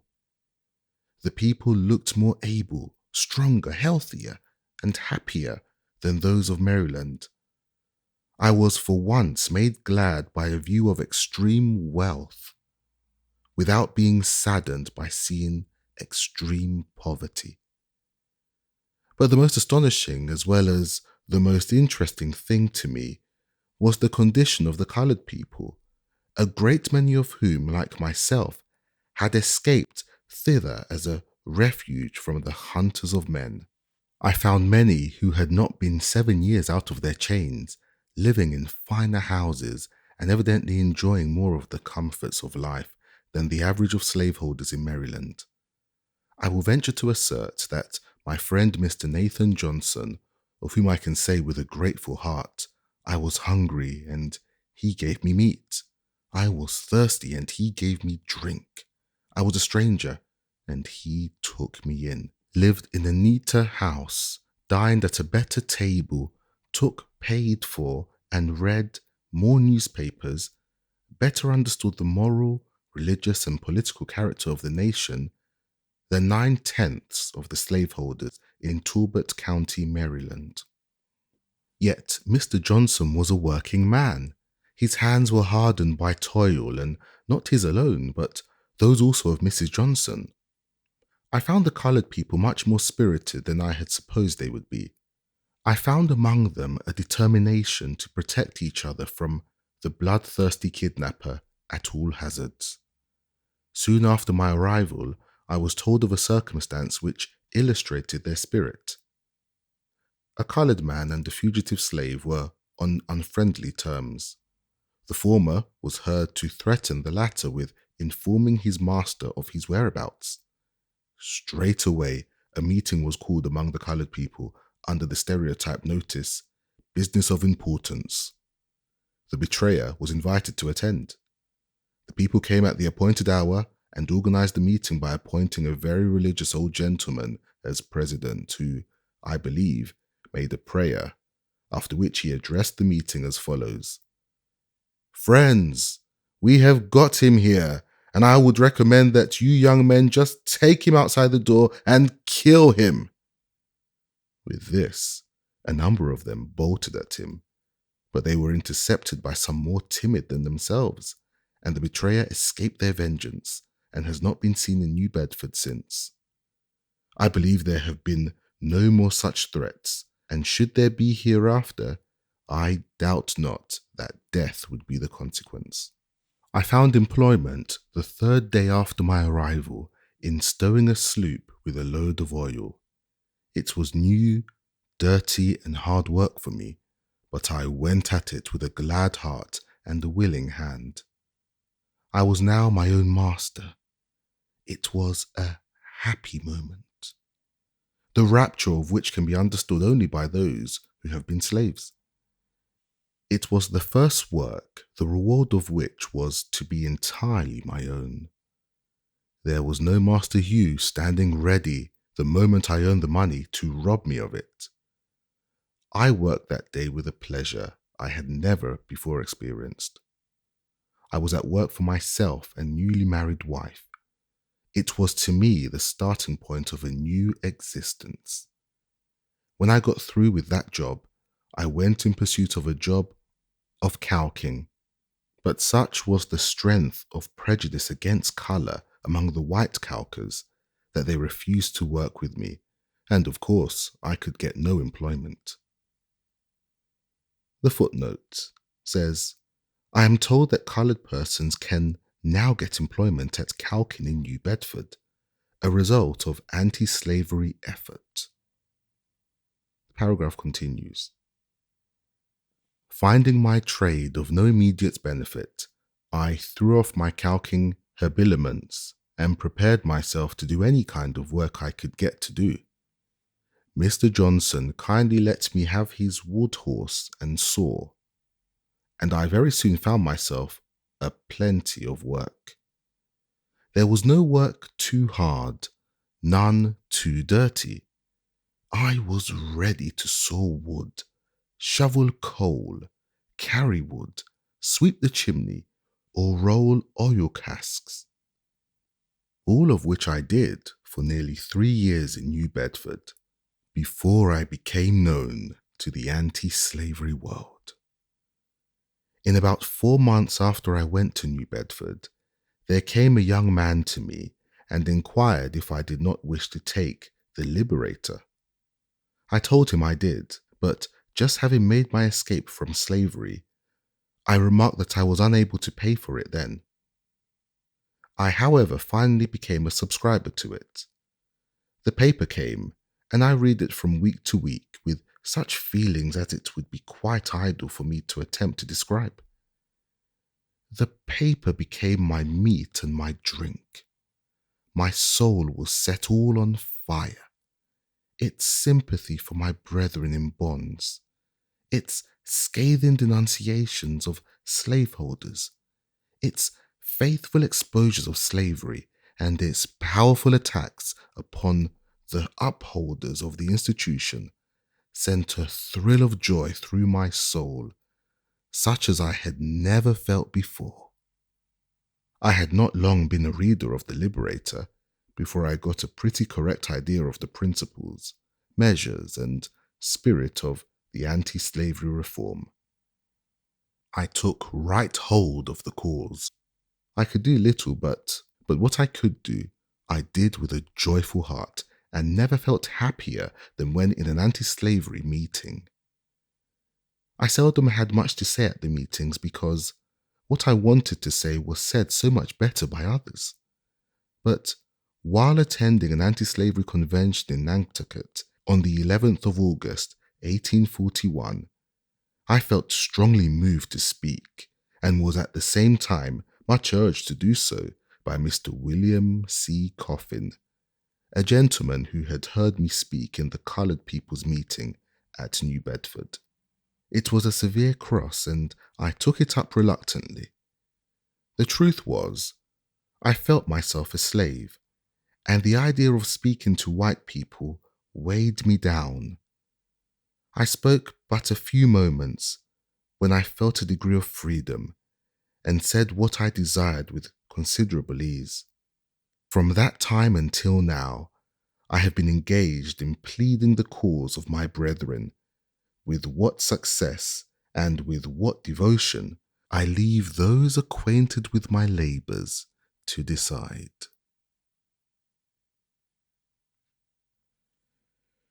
Chapter 3. Colonel Lloyd kept a large and finely cultivated garden, which afforded almost constant employment for 4 men, besides the chief gardener, Mr. M. Dermond. This garden was probably the greatest attraction of the place. During the summer months, people came from far and near from Baltimore, Easton, and Annapolis to see it. It abounded in fruits of almost every description, from the hardy apple of the north to the delicate orange of the south. This garden was not the least source of trouble on the plantation. Its excellent fruit was quite a temptation to the hungry swarms of boys, as well as the older slaves belonging to the colonel, few of whom had the virtue or the vice to resist it. Scarcely a day passed during the summer but that some slave had to take the lash for stealing fruit. The colonel had to resort to all kinds of stratagems to keep his slaves out of the garden. The last and most successful one was that of tarring his fence all around, after which, if a slave was caught with any tar upon his person, it was deemed sufficient proof that he had either been into the garden or had tried to get in. In either case, he was severely whipped by the chief gardener. This plan worked well. The slaves became as fearful of tar as of the lash. They seemed to realize the impossibility of touching tar without being defiled. The colonel also kept a splendid riding equipage. His stable and carriage house presented the appearance of some of our large city livery establishments. His horses were of the finest form and noblest blood. His carriage house contained 3 splendid coaches, 3 or 4 gigs, besides Dearborns and barouches of the most fashionable style. This establishment was under the care of 2 slaves, old Barney and young Barney, father and son. To attend to this establishment was their sole work. But it was by no means an easy employment, for in nothing was Colonel Lloyd more particular than in the management of his horses. The slightest inattention to these was unpardonable, and was visited upon those under whose care they were placed with the severest punishment. No excuse could shield them if the colonel only suspected any want of attention to his horses, a supposition which he frequently indulged, and one which, of course, made the office of old and young Barney a very trying one. They never knew when they were safe from punishment. They were frequently whipped when least deserving, and escaped whipping when most deserving. Everything depended upon the looks of the horses and the state of Colonel Lloyd's own mind when his horses were brought to him for use. If a horse did not move fast enough or hold his head high enough, it was owing to some fault of his keeper's. It was painful to stand near the stable door and hear the various complaints against the keepers when a horse was taken out for use. This horse has not had proper attention. He has not been sufficiently rubbed and curried, or he has not been properly fed. His food was too wet or too dry. He got it too soon or too late. He was too hot or too cold. He had too much hay and not enough of grain, or he had too much grain and not enough of hay. Instead of old Barney's attending to the horse, he had very improperly left it to his son. To all these complaints, no matter how unjust, the slave must answer never a word. Colonel Lloyd could not brook any contradiction from a slave. When he spoke, a slave must stand, listen, and tremble, and such was literally the case. I have seen Colonel Lloyd make old Barney, a man between 50 and 60 years of age, uncover his bald head, kneel down upon the cold, damp ground, and receive upon his naked and toil-worn shoulders more than 30 lashes at a time. Colonel Lloyd had 3 sons, Edward, Murray, and Daniel, and 3 sons-in-law, Mr. Winder, Mr. Nicholson, and Mr. Lowndes. All of these lived at the great farmhouse, and enjoyed the luxury of whipping the servants when they pleased, from old Barney down to William Wilkes, the coach driver. I have seen Winder make one of the house servants stand off from him a suitable distance to be touched with the end of his whip, and at every stroke raise great ridges upon his back. To describe the wealth of Colonel Lloyd would be almost equal to describing the riches of Job. He kept from 10 to 15 house servants. He was said to own 1,000 slaves, and I think this estimate quite within the truth. Colonel Lloyd owned so many that he did not know them when he saw them, nor did all the slaves of the out farms know him. It is reported of him that while riding along the road one day, he met a colored man and addressed him in the usual manner of speaking to colored people on the public highways of the South. "Well, boy, whom do you belong to?" "To Colonel Lloyd," replied the slave. "Well, does the colonel treat you well?" "No, sir," was the ready reply. "What, does he work you too hard?" "Yes, sir." "Well, don't he give you enough to eat?" "Yes, sir, he gives me enough, such as it is." The colonel, after ascertaining where the slave belonged, rode on. The man also went about his business, not dreaming that he had been conversing with his master. He thought, said, and heard nothing more of the matter until 2 or 3 weeks afterwards. The poor man was then informed by his overseer that, for having found fault with his master, he was now to be sold to a Georgia trader. He was immediately chained and handcuffed, and thus, without a moment's warning, he was snatched away and forever sundered from his family and friends by a hand more unrelenting than death. This is the penalty of telling the truth, of telling the simple truth, in answer to a series of plain questions. It is partly in consequence of such facts that slaves, when inquired of as to their condition and the character of their masters, almost universally say that they are contented, and that their masters are kind. The slaveholders have been known to send in spies among their slaves to ascertain their views and feelings in regard to their condition. The frequency of this has had the effect to establish among the slaves the maxim that a still tongue makes a wise head. They suppress the truth rather than take the consequences of telling it, and in so doing prove themselves a part of the human family. If they have anything to say of their masters, it is generally in the master's favour, especially when speaking to an untried man. I have been frequently asked when a slave if I had a kind master, and do not remember ever to have given a negative answer, nor did I, in pursuing this course, consider myself as uttering what was absolutely false, for I always measured the kindness of any master by the standard of kindness set up among slaveholders around us. Moreover, slaves are like other people and imbibe prejudices quite common to others. They think their own better than that of others. Many, under the influence of this prejudice, think their own masters are better than the masters of other slaves, and this too, in some cases, when the very reverse is true.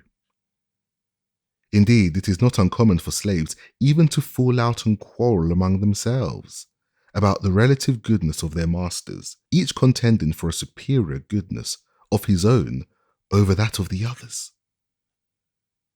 At the very same time, they mutually execrate their masters when viewed separately. It was so on our plantation. When Colonel Lloyd's slaves met the slaves of Jacob Jepson, they seldom parted without quarrel about their masters, Colonel Lloyd's slaves contending that he was the richest, and Mr. Jepson's slaves that he was the smartest, and most of a man. Colonel Lloyd's slaves would boast his ability to buy and sell Jacob Jepson. Mr. Jepson's slaves would boast his ability to whip Colonel Lloyd. These quarrels would almost always end in a fight between the parties, and those that whipped were supposed to have gained the point at issue. They seemed to think that the greatness of their masters was transferable to themselves. It was considered as being bad enough to be a slave, but to be a poor man's slave was deemed a disgrace indeed. Chapter 1. I was born in Tuckahoe, near Hillsborough, and about 12 miles from Easton in Talbot County, Maryland. I have no accurate knowledge of my age, never having seen any authentic record containing it. By far the larger part of the slaves know as little of their ages as horses know of theirs, and it is the wish of most masters within my knowledge to keep their slaves thus ignorant. I do not remember to have ever met a slave who could tell of his birthday. They seldom come nearer to it than planting time, harvest time, cherry time, springtime, or fall time. A want of information concerning my own was a source of unhappiness to me, even during childhood. The white children could tell their ages. I could not tell why I ought to be deprived of the same privilege. I was not allowed to make any inquiries of my master concerning it. He deemed all such inquiries on the part of a slave improper and impertinent, and evidence of a restless spirit. The nearest estimate I can give makes me now between 27 and 28 years of age. I come to this from hearing my master say, sometime during 1835, I was about 17 years old. My mother was named Harriet Bailey. She was the daughter of Isaac and Betsy Bailey, both coloured and quite dark. My mother was of a darker complexion than either my grandmother or grandfather. My father was a white man. He was admitted to be such by all I ever heard speak of my parentage. The opinion was also whispered that my master was my father, but of the correctness of this opinion I know nothing. The means of knowing was withheld from me. My mother and I were separated when I was but an infant, before I knew her as my mother. It is a common custom in the part of Maryland from which I ran away to part children from their mothers at a very early age. Frequently, before the child has reached its 12th month, its mother is taken from it and hired out on some farm a considerable distance off, and the child is placed under the care of an old woman too old for field labour. For what this separation is done, I do not know, unless it be to hinder the development of the child's affection towards its mother, and to blunt and destroy the natural affection of the mother for the child. This is the inevitable result. I never saw my mother, to know her such, more than 4 or 5 times in my life, and each of these times was very short in duration and at night. She was hired by a Mr. Stewart, who lived about 12 miles from my home. She made her journeys to see me in the night, travelling the whole distance on foot, after the performance of her day's work. She was a field hand, and a whipping is the penalty of not being in the field at sunrise, unless a slave has special permission from his or her master to the contrary, a permission which they seldom get, and one that gives to him and gives it the proud name of being a kind master. I do not recollect of ever seeing my mother by the light of day. She was with me in the night. She would lie down with me and get me to sleep, but long before I waked, she was gone. Very little communication ever took place between us. Death soon ended what little we could have while she lived, and with it her hardships and suffering. She died when I was about 7 years old, on one of my master's farms near Lee's Mill. I was not allowed to be present during her illness, at her death or burial. She was gone long before I knew anything about it, never having enjoyed to any considerable extent her soothing presence, her tender and watchful care. I received the tidings of her death with much the same emotions I should have probably felt at the death of a stranger. Called thus suddenly away, she left me without the slightest intimation of who my father was. The whisper that my master was my father may or may not be true, and true or false, it is of but little consequence to my purpose, whilst the fact remains, in all its glaring odiousness, that slaveholders have ordained and by law established that the children of slave women shall in all cases follow the condition of their mothers, and this is done too obviously to administer to their own lusts, and make a gratification of their wicked desires profitable as well as pleasurable. For by this cunning arrangement, the slaveholder, in cases not a few, sustains to his slaves the double relation of master and father. I know of such cases, and it is worthy to remark that such slaves invariably suffer greater hardships and have more to contend with than others. They are in the first place a constant offence to their mistress. She is ever disposed to find fault with them. They can seldom do anything to please her. She is never better pleased than when she sees them under the lash, especially when she suspects her husband of showing to his mulatto children favours which he withholds from his black slaves. The master is frequently compelled to sell the class of his slaves out of defence to the feelings of the white wife, and cruel as the deed may strike anyone to be, for a man to sell his own children to human fleshmongers, it is often the dictate of humanity for him to do so, for unless he does this, he must not only whip them himself, but must stand by and see one white son tie up his brother of but few shades darker complexion than himself, and ply the gory lash to his naked back. And if he lisp one word of disapproval, it is set down to his parental partiality, and only makes a bad matter worse, both for himself and the slave whom he would protect and defend. Every year brings with it multitudes of this class of slaves. It was doubtless in consequence of a knowledge of this fact that one great statesman of the South predicted the downfall of slavery by the inevitable laws of population. Whether this prophecy is ever fulfilled or not, it is nevertheless plain that a very different looking class of people are springing up at the South and are now held in slavery, from those originally brought to this country from Africa, and if their increase do no other good, it will do away the force of the argument that God cursed Ham, and therefore American slavery is a right. If the lineal descendants of Ham are alone to be scripturally enslaved, it is certain that slavery at the South must soon become unscriptural.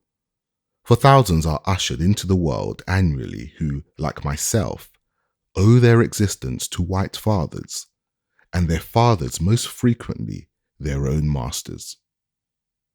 I have had two masters. My first master's name was Anthony. I do not remember his first name. He was generally called Captain Anthony, a title which I presume he acquired by sailing a craft on the Chesapeake Bay.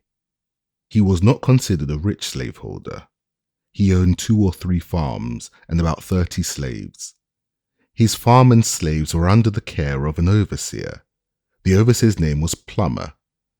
Mr. Plummer was a miserable drunkard, a profane swearer, and a savage monster. He always went armed with a cowskin and a heavy cudgel. I have known him to cut and slash the women's heads so horribly that even master would be enraged at his cruelty, and would threaten to whip him if he did not mind himself. Master, however, was not a humane slaveholder. It required extraordinary barbarity on the part of an overseer to affect him. He was a cruel man, hardened by a long life of slaveholding. He would at times seem to take great pleasure in whipping a slave.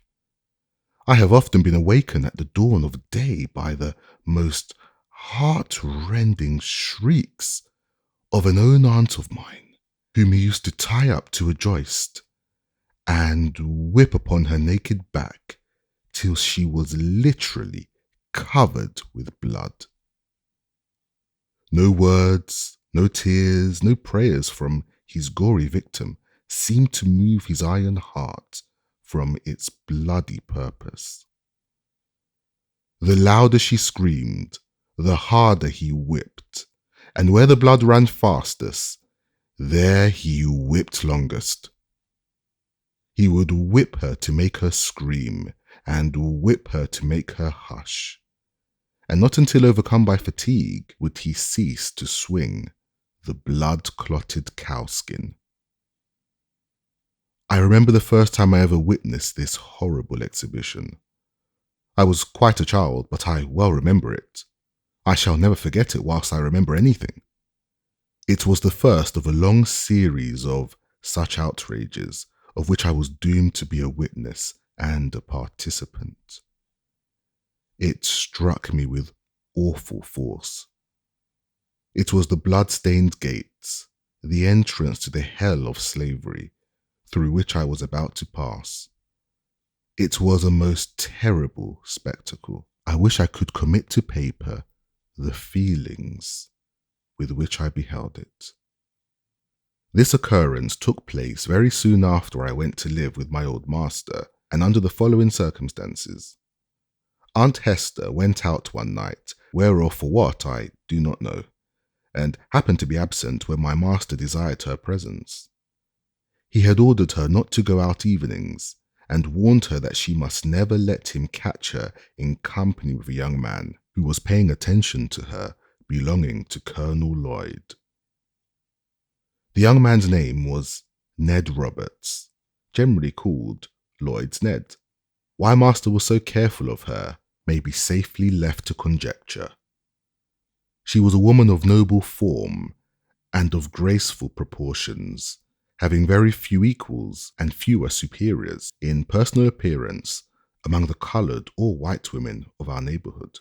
Aunt Hester was not only disobeyed in orders in going out, but had been found in company with Lloyd's Ned, which circumstance I found, from what he said while whipping her, was the chief offence. He had been a man of pure morals himself. He might have been thought interested in protecting the innocence of my aunt, but those who knew him will not suspect him of any such virtue. Before he commenced whipping Aunt Hester, he took her to the kitchen and stripped her from neck to waist, leaving her neck, shoulders, and back entirely naked. He then told her to cross her hands, calling her at the same time a derogatory expletive. After crossing her hands, he tied them with a strong rope and led her to a stool under a large hook in the joist, put in for the purpose.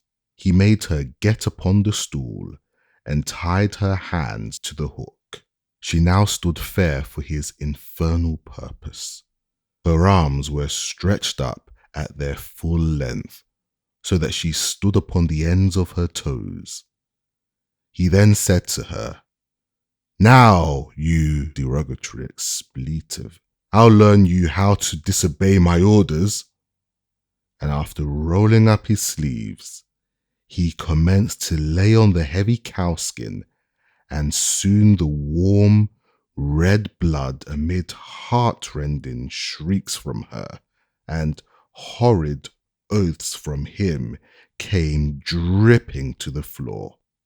I was so terrified and horror-stricken at that sight that I hid myself in a closet and dared not venture out till long after the bloody transaction was over.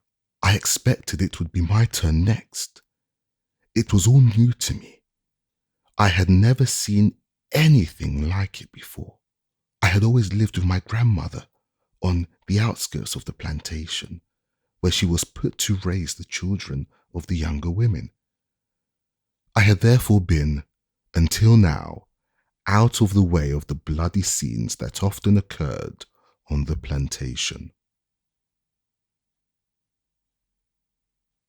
Chapter 4. Mr. Hopkins remained but a short time in the office of overseer. Why his career was so short, I do not know, but suppose he lacked the necessary severity to suit Colonel Lloyd. Mr. Hopkins was succeeded by Mr. Austin Gore, a man possessing, in an eminent degree, all those traits of character indispensable to what is called a first-rate overseer. Mr. Gore had served Colonel Lloyd in the capacity of overseer upon one of the out-farms, and he had shown himself worthy of the high station of overseer upon the home or great house farm. Mr. Gore was proud, ambitious, and persevering. He was artful, cruel, and obdurate. He was just the man for such a place, and it was just the place for such a man. It afforded scope for the full exercise of all his powers, and he seemed to be perfectly at home in it. He was one of those who could torture the slightest look, word, or gesture on the part of the slave into impudence, and would treat it accordingly. There must be no answering back to him. No explanation was allowed a slave shown himself to have been wrongfully accused. Mr. Gore acted fully up to the maxim laid down by the slaveholders. It is better that a dozen slaves should suffer under the lash than that the overseer should be convicted in the presence of the slaves, or of having been at fault. No matter how innocent a slave might be, it availed him nothing when accused by Mr. Gore of any misdemeanor. To be accused was to be convicted, and to be convicted was to be punished, the one always following the other with immutable certainty. To escape punishment was to escape accusation, and few slaves had the fortune to do either under the overseership of Mr. Gore. He was just proud enough to demand the most debasing homage of the slave, and quite servile enough to crouch himself at the feet of the master. He was ambitious enough to be contented with nothing short of the highest rank of overseers, and persevering enough to reach the height of his ambition. He was cruel enough to inflict the severest punishment, artful enough to descend to the lowest trickery, and obdurate enough to be insensible to the voice of a reproving conscience. He was of all the overseers the most dreaded by the slaves.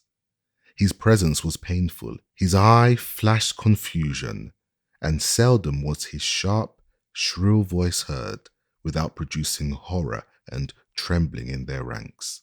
Mr. Gore was a grave man, and though a young man, he indulged in no jokes, said no funny words, seldom smiled. His words were in perfect keeping with his looks, and his looks were in perfect keeping with his words. Overseers will sometimes indulge in a witty word, even with the slaves. Not so with Mr. Gore. He spoke but to command, and commanded but to be obeyed. He dealt sparingly with his words, and bountifully with his whip, never using the former where the latter would answer as well. When he whipped, he seemed to do so from a sense of duty, and feared no consequences. He did nothing reluctantly, no matter how disagreeable, always at his post, never inconsistent. He never promised but to fulfill. He was, in a word, a man of the most inflexible firmness and stone-like coldness. His savage barbarity was equalled only by the consummate coolness with which he committed the grossest and most savage deeds upon the slaves under his charge. Mr. Gore once undertook to whip one of Colonel Lloyd's slaves by the name of Demby. He had given Demby but few stripes when, to get rid of the scourging, he ran and plunged himself into a creek and stood there at the depth of his shoulders, refusing to come out. Mr. Gore told him that he would give him 3 calls, and that if he did not come out on the 3rd call, he would shoot him. The 1st call was given. Demby made no response, but stood his ground. The 2nd and 3rd calls were given with the same result. Mr. Gore then, without consultation or deliberation with anyone, not even giving Demby an additional call, raised his musket to his face, taking deadly aim at his standing victim, and in an instant, poor Demby was no more. His mangled body sank out of sight, and blood and brains marked the water where he had stood. A thrill of horror flashed through every soul upon the plantation, excepting Mr. Gore. He alone seemed cool and collected. He was asked by Colonel Lloyd and my old master why he resorted to this extraordinary expedient. His reply was, as well as I can remember, that Demby had become unmanageable. He was setting a dangerous example on the other slaves, one which, if suffered to pass without some such demonstration on his part, would finally lead to the total subversion of all rule and order upon the plantation. He argued that if one slave refused to be corrected and escaped with his life, the other slaves would soon copy the example, the result of which would be the freedom of the slaves and the enslavement of the whites. Mr. Gore's defense was satisfactory. He was continued with his station as overseer upon the home plantation. His fame as an overseer went abroad.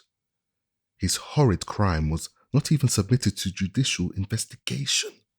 It was committed in the presence of slaves, and they, of course, could neither institute a suit nor testify against him, and thus the guilty perpetrator of one of the bloodiest and most foul murders goes unwhipped of justice and uncensored by the community in which he lives. Mr. Gore lived in St. Michael's, Talbot Country, Maryland. When I left there, and if he is still alive, he very probably lives there now, and if so, he is now, as he was then, as highly esteemed and as much respected as though his guilty soul had not been stained by his brother's blood. I speak advisedly when I say this, that killing a slave, or any colored person in Talbot County, Maryland, is not treated as a crime, either by the courts or the community.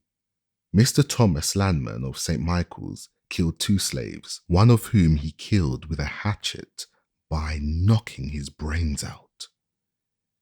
He used to boast of the commission of the awful and bloody deed. I have heard him do so laughingly, saying among other things that he was the only benefactor of his country in the company, and that when others would do as much as he had done, we should be relieved of the dead niggers. The wife of Mr. Giles Hicks, living but a short distance from where I used to live, murdered my wife's cousin, a young girl between 15 and 16 years of age, mangling her person in the most horrible manner, breaking her nose and breastbone with a stick, so that the poor girl expired in a few hours afterwards. She was immediately buried, but had not been in her untimely grave but a few hours before she was taken up and examined by a coroner, who decided that she had come to her death by severe beating. The offence for which this girl was thus murdered was this. She had been set that night to mind Mrs. Hicks's baby, and during the night she fell asleep, and the baby cried. She, having lost her rest for several nights previous, did not hear the crying. They were both in the room with Mrs. Hicks. Mrs. Hicks, finding the girl slow to move, jumped from her bed, seized an oak stick of wood by the fireplace, and with it broke the girl's nose and breastbone, and thus ended her life. I will not say that this most horrid murder produced no sensation in the community. It did produce sensation, but not enough to bring the murderess to punishment. There was a warrant issued for her arrest, but it was never served. Thus she escaped not only punishment, but even the pain of being arraigned before a court for her horrid crime. Whilst I am detailing bloody deeds which took place during my stay at Colonel Lloyd's plantation, I will briefly narrate another which occurred about the same time as the murder of Denby by Mr. Gore. Colonel Lloyd's slaves were in the habit of spending a part of their nights and Sundays in fishing for oysters, and in this way made up the deficiency of their scanty allowance. An old man belonging to Colonel Lloyd, while thus engaged, happened to get beyond the limits of Colonel Lloyd's and on the premises of Mr. Beale Bondley. At this trespass, Mr. Bondley took offence, and with his musket came down to the shore and blew its deadly contents into the poor old man. Mr. Bondley came over to see Colonel Lloyd the next day, whether to pay him for his property or to justify himself in what he had done, I not know. At any rate, this whole fiendish transaction was soon hushed up. There was very little said about it at all, and nothing done. It was a common saying, even among little white boys, that it was worth a half-cent to kill a nigger and a half-cent to bury one.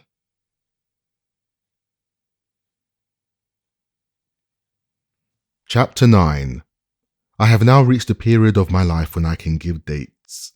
I left Baltimore and went to live with Master Thomas Auld at St. Michael's in March 1832. It was now more than 7 years since I lived with him in the family of my old master on Colonel Lloyd's plantation.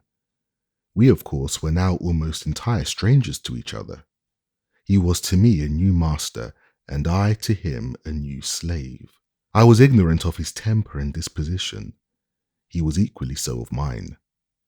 A very short time, however, brought us into full acquaintance with each other. I was made acquainted with his wife not less than with himself. They were well matched, being equally mean and cruel. I was now, for the first time during the space of more than 7 years, made to feel the painful gnawings of hunger as something which I had not experienced before since I left Colonel Lloyd's plantation. It went hard enough with me then, when I could look back to no period at which I had enjoyed a sufficiency. It was tenfold harder after living in Master Hugh's family, where I had always had enough to eat, and of that which was good. I have said Master Thomas was a mean man. He was so. Not to give a slave enough to eat is regarded as the most aggravated development of meanness, even among slaveholders. The rule is, no matter how coarse the food, only let there be enough of it. This is the theory, and in the part of Maryland from which I came, it is the general practice, though there are many exceptions. Master Thomas gave us enough for neither coarse nor fine food. There were 4 slaves of us in the kitchen, my sister Eliza, my aunt Priscilla, Henny, and myself, and we were allowed less than a half of a bushel of cornmeal per week, and very little else, either of the shape of meat or vegetables. It was not enough for us to subsist upon. We were therefore reduced to the wretched necessity of living at the expense of our neighbours. This we did by begging and stealing, whichever came handy in the time of need, the one being considered as legitimate as the other. A great many times have we poor creatures been nearly perishing with hunger, when food in abundance lay mouldering in the safe and smokehouse, and our pious mistress was aware of the fact, and yet that mistress and her husband would kneel every morning and pray that God would bless them in basket and store. Bad as all slaveholders are, we seldom met one destitute of every element of character commanding respect. My master was one of this rare sort. I did not know of one single noble act ever performed by him. The leading trait in his character was meanness, and if there were any other element in his nature, it was made subject to this. He was mean, and like most other mean men, he lacked the ability to conceal his meanness. Captain Auld was not born a slaveholder. He had been a poor man, master only of a baycraft. He came into possession of all his slaves by marriage, and of all men, adopted slaveholders are the worst.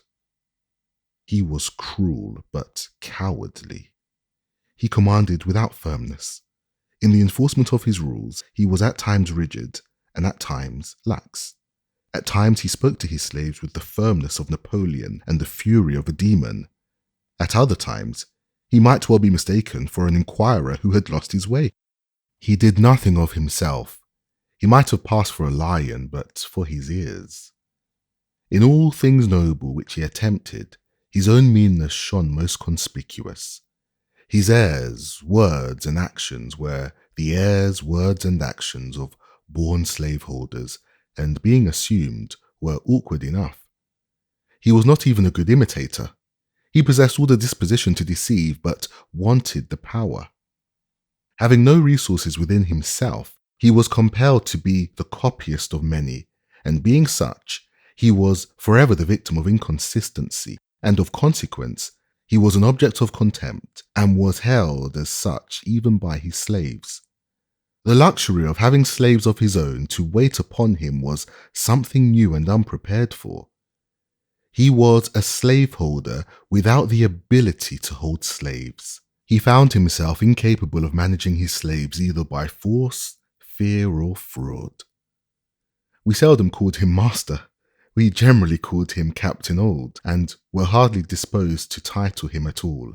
I doubt not that our conduct had much to do with making him appear awkward, and of consequence fretful. Our want of reverence for him must have perplexed him greatly. He wished to have us call him master, but lacked the firmness necessary to command us to do so. His wife used to insist upon our calling him so, but to no purpose. In August 1832, my master attended a Methodist camp meeting held in the Bayside, Talbot County, and there experienced religion. I indulged a faint hope that his conversion would lead him to emancipate his slaves, and that if he did not do this, it would, at any rate, make him more kind and humane. I was disappointed in both these respects. It neither made him to be humble to his slaves, nor to emancipate them. If it had any effect on his character, it made him more cruel and hateful in all his ways, for I believe him to have been a much worse man after his conversion than before. Prior to his conversion, he relied upon his own depravity to shield and sustain him in his savage barbarity. But after his conversion, he found religious sanction and support for his slaveholding cruelty. He made the greatest pretensions to piety. His house was the house of prayer. He prayed morning, noon, and night. He very soon distinguished himself among his brethren and was soon made a class leader and exhorter. His activity in revivals was great, and he proved himself an instrument in the hands of the church in converting many souls. His house was the preacher's home. They used to take great pleasure in coming there to put up, for while he starved us, he stuffed them. We have had 3 or 4 preachers there at a time. The names of those who used to come most frequently while I lived there were Mr. Storks, Mr. Urey, Mr. Humphrey, and Mr. Hickey. I have also seen Mr. George Cookman at our house. We slaves loved Mr. Cookman. We believed him to be a good man. We thought him instrumental in getting Mr. Samuel Harrison, a very rich slaveholder, to emancipate his slaves, and by some means got the impression that he was laboring to effect the emancipation of all the slaves. When he was at our house, we were sure to be called into prayers. When the others were there, we were sometimes called in and sometimes not. Mr. Cookman took more notice of us than either of the other ministers. He could not come among us without betraying his sympathy for us, and stupid as we were, we had the sagacity to see it. While I lived with my master in St. Michael's, there was a white young man, a Mr. Wilson, who proposed to keep a Sabbath school for the instruction of such slaves as might be disposed to learn to read the New Testament. We met but 3 times, when Mr. West and Mr. Fairbanks, both class leaders, with many others, came upon us with sticks and other missiles, drove us off, and forbade us to meet again. Thus ended our little Sabbath school in the pious town of St. Michael's. I have said my master found religious sanction for his cruelty. As an example, I will state one of many facts going to prove the charge. I have seen him tie up a lame young woman and whip her with a heavy cowskin upon her naked shoulders, causing the warm red blood to drip, and in justification of the bloody deed, he would quote this passage of scripture: "He that knoweth his master's will and doeth it not shall be beaten with many stripes." Master would keep this lacerated young woman tied up in this horrid situation 4 or 5 hours at a time. I have known him to tie her up early in the morning and whip her before breakfast, leave her, go to his store, return at dinner, and whip her again, cutting her in places already made raw with his cruel lash. The secret of Master's cruelty towards Henny is found in the fact of her being almost helpless. When quite a child, she fell into the fire and burnt herself horribly. Her hands were so burnt that she never got the use of them. She could do very little but bear heavy burdens. She was to her master a bill of expense, and as he was a mean man, she was a constant offence to him. He seemed desirous of getting the poor girl out of existence. He gave her away once to his sister, but being a poor gift, she was not disposed to keep her. Finally, my benevolent master, to use his own words, set her adrift to make her care of herself. Here was a recently converted man, holding upon the mother, at the same time turning out her helpless child to starve and die.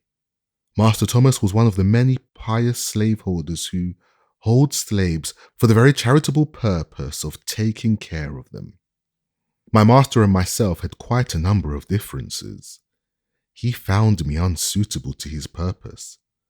My city life, he said, had a very pernicious effect upon me. It had almost ruined me of every good purpose and fitted me for everything which was bad. One of my greatest faults was that of letting his horse run away and go down to his father-in-law's farm, which was about 5 miles from St. Michael's. I would then have to go after it. My reason for this kind of carelessness or carefulness was that I could always get something to eat when I was there. Master William Hamilton, my master's father-in-law, always gave his slaves enough to eat. I never left there hungry, no matter how great the need of my speedy return. Master Thomas at length said he would stand it no longer. I had lived with him 9 months, during which time he had given me a number of severe whippings, all to no good purpose. He resolved to put me out, as he said, to be broken, and for this purpose he let me for 1 year to a man named Edward Covey. Mr. Covey was a poor man, a farm renter. He rented the place which he lived, as also the hands with which he tilled it. Mr. Covey had acquired a very high reputation for breaking young slaves, and this reputation was of immense value to him. It enabled him to get his farm tilled with much less expense to himself than he could have had it done without such a reputation. Some slaveholders thought it not much loss to allow Mr. Covey to have their slaves 1 year, for the sake of the training to which they were subjected, without any other compensation. He would hire young help with great ease, in consequence of this reputation. Added to the natural good qualities of Mr. Covey, he was a professor of religion, a pious soul, a member of a class leader in the Methodist Church. All of this added weight to his reputation as a nigger breaker. I was aware of all the facts, having been made acquainted with them by a young man who had lived there. I nevertheless made the change gladly, for I was sure of getting enough to eat, which is not the smallest consideration to a hungry man. Letter from Wendell Phillips, Esquire. Boston, April 22nd, 1845. My dear friend, you remember the old fable of the man and the lion, where the lion complained that he should not be so misrepresented when the lions wrote history. I am glad the time has come when the lions wrote history. We have been left long enough to gather the character of slavery from the involuntary evidence of the masters. One might, indeed, rest sufficiently satisfied with what, it is evident, must be, in general, the results of such relation, without seeking farther to find whether they have followed in every instance. Indeed, those who stare at the half peck of corn a week, and love to count the lashes on the slave's back, are seldom the stuff out of which reformers and abolitionists are to be made. I remember that in 1838, many were waiting for the results of the West India experiment before they could come into our ranks. Those results have come long ago, but alas, few of that number have come with them as converts. A man must be disposed to judge of emancipation by other tests than whether it has increased the produce of sugar, and to hate slavery for other reasons than because it starves men and whips women, before he is ready to lay the first stone of his anti-slavery life. I was glad to learn in your story how early the most neglected of God's children wakened to a sense of their rights and of the injustice done them. Experience is a keen teacher, and long before you had mastered your ABC or knew where the white sails of the Chesapeake were bound, you began, I see, to gauge the wretchedness of the slave, not by his hunger and want, not by his lashes and toil, but by the cruel and blighting death which gathers over his soul. In connection with this, there is one circumstance which makes your recollections peculiarly valuable and renders your early insight the more remarkable. You come from that part of the country where we are told slavery appears with its fairest features. Let us hear then what it is at its best estate, gaze on its bright side, if it has one, and then imagination may task her powers to add dark lines to the picture as she travels southward to that, for the colored man, valley of the shadow of death, where the Mississippi sweeps along. Again, we have known you long, and can put the most entire confidence in your truth, candor, and sincerity. Everyone who has heard you speak has felt, and I am confident everyone who reads your book will feel persuaded that you give them a fair specimen of the whole truth. No one-sided portrait, no wholesale complaints, but strict justice done. Whenever individual kindliness has neutralized for a moment the deadly system with which it was strangely allied. You have been with us too some years and can fairly compare the twilight of rights, which your race enjoy at the north, with that of noon of night, under which they labour south of Mason and Dixon's line. Tell us whether, after all, the half-free coloured man of Massachusetts is worse off than the pampered slave of the rice swamps. In reading your life, no one can say that we have unfairly picked out some rare specimens of cruelty. We know that the bitter drops, which even you have drained from the cup, are no indecent aggravations, no individual ills, but such as must mingle always and necessarily in the lot of every slave. They are the essential ingredients, not the occasional results of the system. After all, I shall read your book with trembling for you.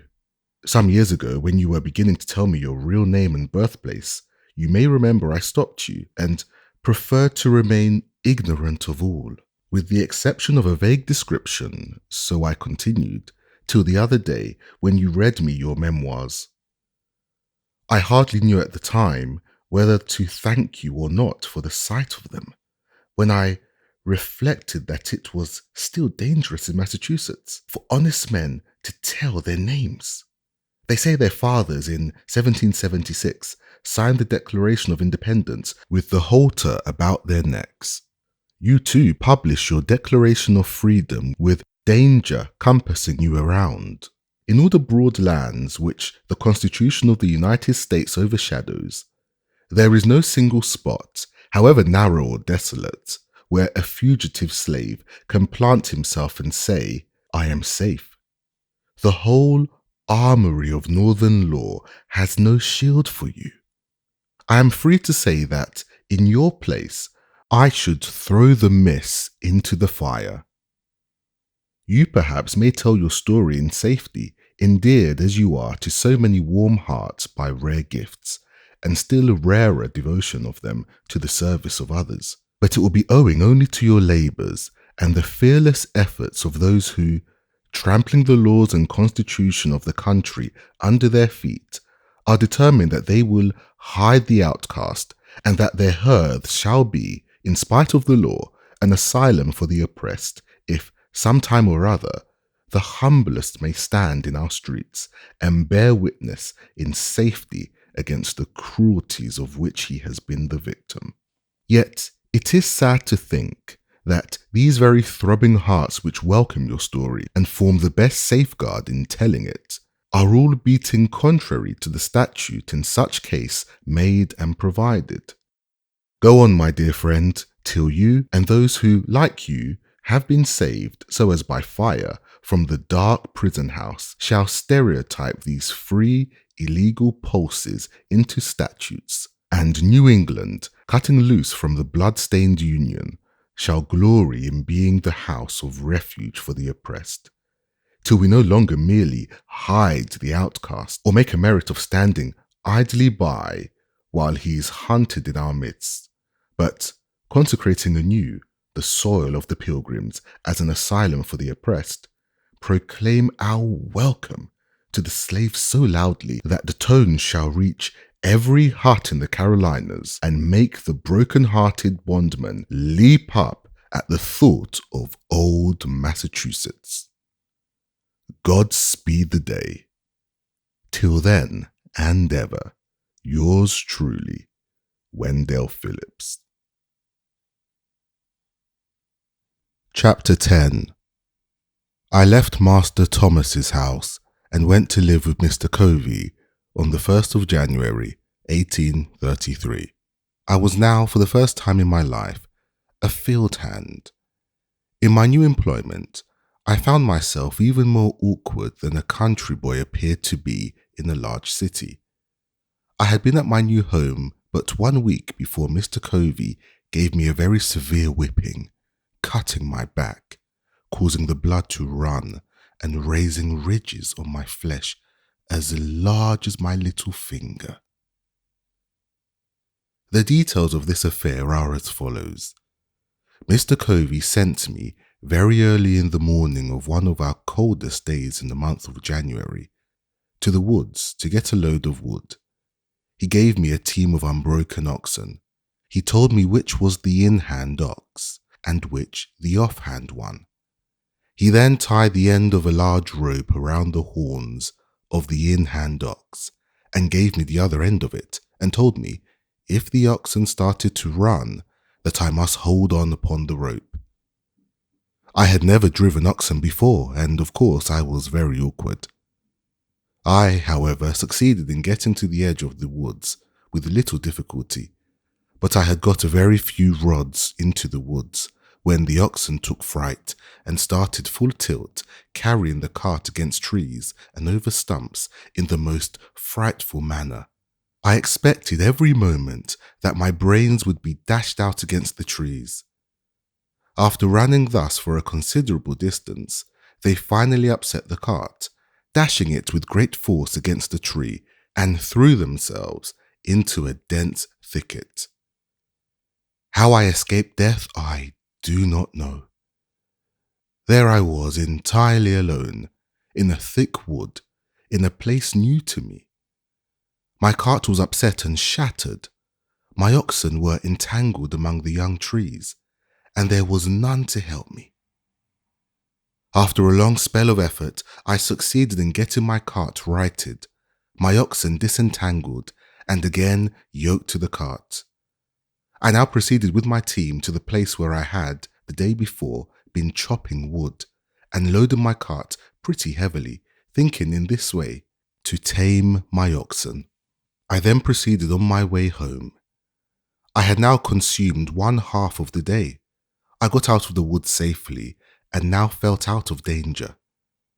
I stopped my oxen to open the woods gate, and just as I did so, before I could get hold of my ox rope, the oxen again started, rushed through the gate, catching it between the wheel and the body of the cart, tearing it to pieces, and coming within a few inches of crushing me against the gatepost. Thus twice, in one short day, I escaped death by the merest chance. On my return, I told Mr. Covey what had happened and how it happened. He ordered me to return to the woods again immediately. I did so, and he followed on after me. Just as I got into the woods, he came up and told me to stop my cart and that he would teach me how to trifle away my time and break gates. He then went to a large gum tree and with his axe cut 3 large switches, and after trimming them up neatly with his pocket knife, he ordered me to take off my clothes. I made him no answer, but stood with my clothes on. He repeated his order. I still made no answer, nor did I move to strip myself. Upon this, he rushed at me with the fierceness of a tiger, tore off my clothes, and lashed me till he had worn out his switches, cutting me so savagely as to leave the marks visible for a long time after. This whipping was the first of a number just like it, and for similar offences. I lived with Mr. Covey 1 year. During the first 6 months of that year, scarce a week passed without his whipping me. I was seldom free from a sore back, My awkwardness was almost always his excuse for whipping me. We were worked fully up to the point of endurance. Long before day, we were up, our horses fed, and by the first approach of day, we were off to the field with our hoes and ploughing teams. Mr. Covey gave us enough to eat, but scarce time to eat it. We were often less than 5 minutes taking our meals. We were often in the field from the first approach of day till its last lingering ray had left us, and at saving fodder time, midnight often caught us in the field binding blades. Covey would be out with us. The way he used to stand was this. He would spend most of his afternoon in bed. He would then come out fresh in the evening, ready to urge us on with his words, example, and frequently with the whip. Mr. Covey was one of a few slaveholders who could and did work with his hands. He was a hard-working man. He knew by himself just what a man or a boy could do. There was no deceiving him. His work went on in absence almost as well as in his presence, and he had the faculty of making us feel that he was ever present with us. This he did by surprising us. He seldom approached the spot where we were at work openly, if he could do it secretly. He always aimed at taking us by surprise. Such was his cunning that we used to call him among ourselves the snake. When we were at work in the cornfield, he would sometimes crawl on his hands and knees to avoid detection, and all at once he would rise nearly in our midst, and screaming out, "Ha ha! Come, come! Dash on, dash on!" This being his mode of attack, it was never safe to stop a single minute. His comings were like a thief in the night. He appeared to us as being ever at hand. He was under every tree, behind every stump, in every bush, and at every window on the plantation. He would sometimes mount his horse as if bound to St. Michael's, a distance of 7 miles, and in half an hour afterwards, you would see him coiled up in the corner of the wood fence, watching every motion of the slaves. He would, for this purpose, leave his horse tied up in the woods. Again, he would sometimes walk up to us and give us orders as though he was upon the point of starting on a long journey, turn his back upon us, and make as though he was going to the house to get ready, and before he would get halfway thither, he would turn short and crawl into the fence corner, or behind some tree, and there watch us till the going down of the sun. Mr. Covey's forte consisted in his power to deceive. His life was devoted to planning and perpetrating the grossest deceptions. Everything he possessed in the shape of learning or religion, he made conform to his disposition to deceive. He seemed to think himself equal to deceiving the Almighty. He would make a short prayer in the morning and a long prayer at night, and strange as it may seem, few men would at times appear more devotional than he. The exercises of his family devotions were always commenced with singing, and as he was a very poor singer himself, the duty of raising the hymn generally came upon me. He would read his hymn and nod at me to commence. I would at times do so, at others I would not. My non-compliance would almost always produce much confusion. To show himself independent of me, he would start and stagger through with his hymn in the most discordant manner. In this state of mind, he prayed with more than ordinary spirit. Poor man!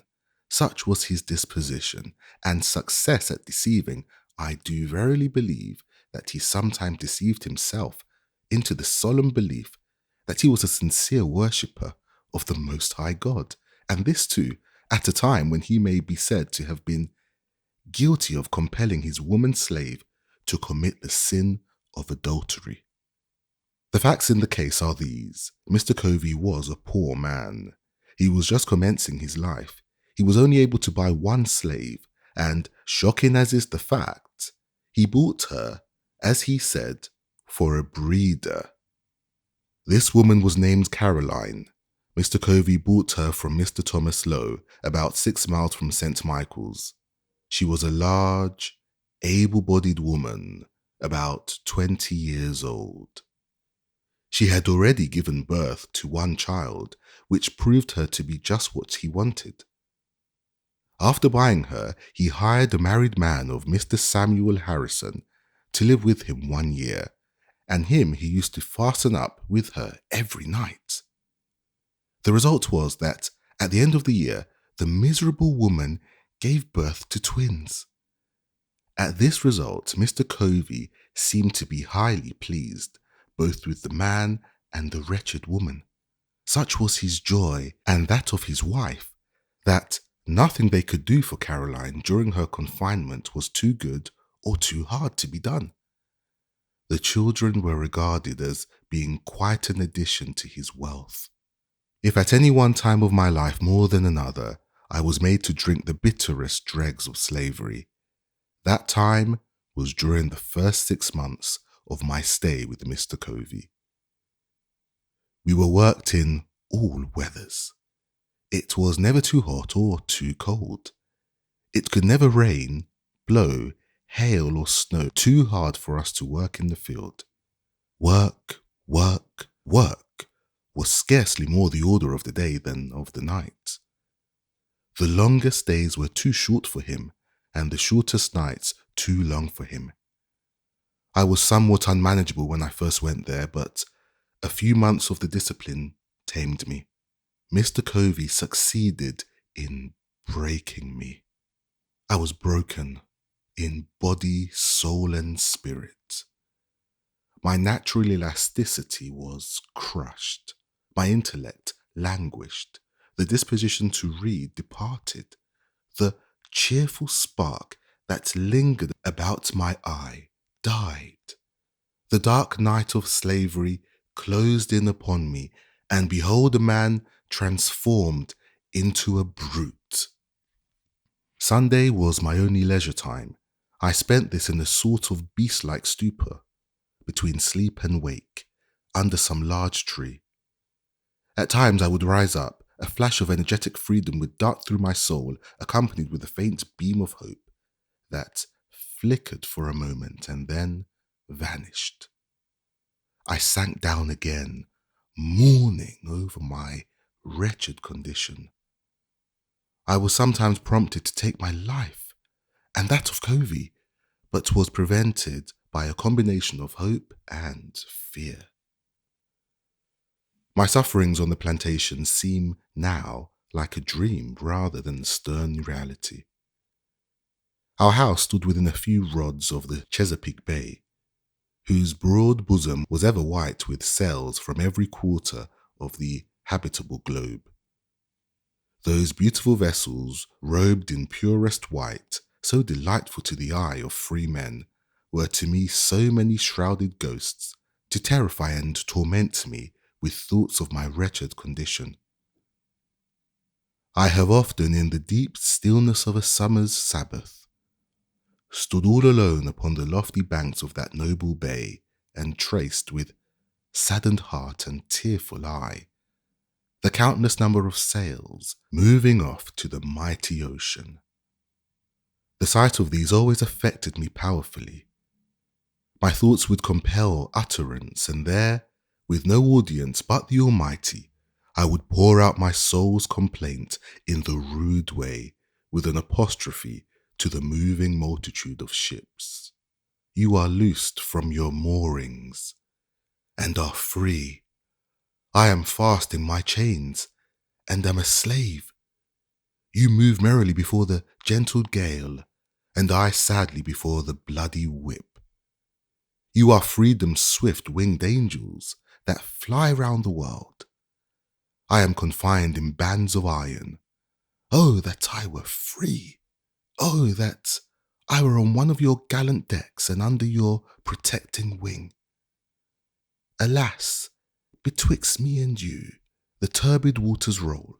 Go on, oh, that I could also go. Could I but swim. If I could fly, oh, why was I born a man of whom to make a brute?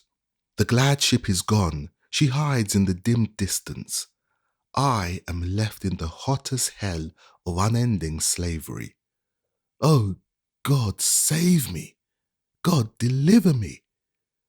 Let me be free. Is there any God? Why am I a slave? I will run away. I will not stand it. Get caught or clear, I'll try it. I had as well die with ague as the fever. I have only one life to lose. I had as well be killed running as die standing. Only think of it, 100 miles straight north, and I am free. Try it. Yes, God helping me, I will. It cannot be that I shall live and die a slave. I will take to the water. This very bay shall yet bear me into freedom. The steamboat steered in a northeast course from North Point. I will do the same, and when I get to the head of the bay, I will turn my canoe adrift and walk straight through Delaware into Pennsylvania. When I get there, I shall not be required to have any pass. I can travel without being disturbed. Let me but the first opportunity offer, and come what will, I am off. Meanwhile, I will try to bear up under the yoke. I am not the only slave in the world. Why should I fret? I can bear as much as any of them. Besides, I am but a boy, and all boys are bound to someone. It may be that my misery in slavery will only increase my happiness when I get free. There is a better day coming. Thus I used to think, and thus I used to speak to myself, goaded almost to madness at one moment, and at the next, reconciling myself to my wretched lot. I have already intimated that my condition was much worse during the first 6 months of my stay at Mr. Covey's than in the last 6 months. The circumstances leading to the change in Mr. Covey's course toward me form an epoch in my humble history. You have seen how a man was made a slave. You shall see how a slave was made a man. On one of the hottest days of the month of August, 1833, Bill Smith, William Hughes, a slave named Eli, and myself were engaged in fanning wheat. Hughes was clearing the fanned wheat from before the fan. Eli was turning, Smith was feeding, and I was carrying wheat to the fan. The work was simple, requiring strength rather than intellect. Yet, to one entirely unused to such work, it came very hard. About 3 o'clock of that day, I broke down. My strength failed me. I was seized with a violent aching of the head, attended with extreme dizziness. I trembled in every limb. Finding what was coming, I nerved myself up, feeling it would never do to stop work. I stood as long as I could stagger to the hopper with grain. When I could stand no longer, I fell and felt as if held down by an immense weight. The fan, of course, stopped. Everyone had his work to do, and no one could do the work of the other and have his own go on at the same time. Mr. Covey was at the house about 100 yards from the treading yard where we were fanning. On hearing the fan stop, he left immediately and came to the spot where we were. He hastily inquired what the matter was. Bill answered that I was sick and there was no one to bring wheat to the fan. I had by this time crawled away under the side of the post and rail fence by which the yard was enclosed, hoping to find relief by getting out of the sun. He then asked where I was. He was told by one of the hands. He came to the spot and after looking at me a while, asked me what was the matter. I told him as well as I could, for I scarce had strength to speak. He then gave me a savage kick in the side and told me to get up. I tried to do so, but fell back in the attempt. He gave me another kick and again told me to rise. I again tried and succeeded in gaining my feet, but stooping to get the tub with which I was feeding the fan, I again staggered and fell. While down in this situation, Mr. Covey took up the hickory slat with which Hughes had been striking off the half-bushel measure, and with it gave me a heavy blow upon my head, making a large wound, and the blood ran freely, and with this again told me to get up. I made no effort to comply, having now made up my mind to let him do his worst. In a short time after receiving this blow, my head grew better. Mr. Covey had now left me to my fate. At this moment I resolved for the first time to go to my master, enter a complaint, and ask his protection. In order to do this, I must that afternoon walk 7 miles, and this, under the circumstances, was truly a severe undertaking. I was exceedingly feeble, made so as much by the kicks and blows which I received as by the severe fit of sickness to which I had been subjected. I, however, watched my chance while Covey was looking in an opposite direction and started for St. Michael's. Another advantage I gained in my new master was he made no pretensions to or profession of religion, and this, in my opinion, was truly a great advantage.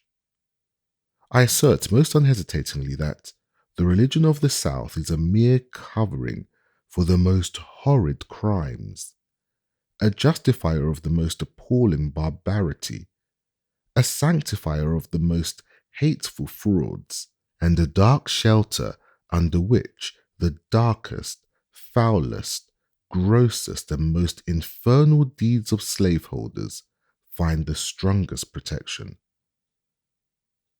Were I to be again reduced to the chains of slavery, next to that enslavement, I should regard being the slave of a religious master the greatest calamity that could befall me. For of all slaveholders with whom I have ever met, religious slaveholders are the worst. I have ever found them the meanest and basest, the most cruel and cowardly of all others. It was my unhappy lot not only to belong to a religious slaveholder, but to live in a community of such religionists. Very near Mr. Freeland lived the Reverend Daniel Whedon, and in the same neighborhood lived Reverend Rigby Hopkins. These were members and ministers in the Reformed Methodist Church. Mr. Whedon owned, among others, a woman slave whose name I have forgotten.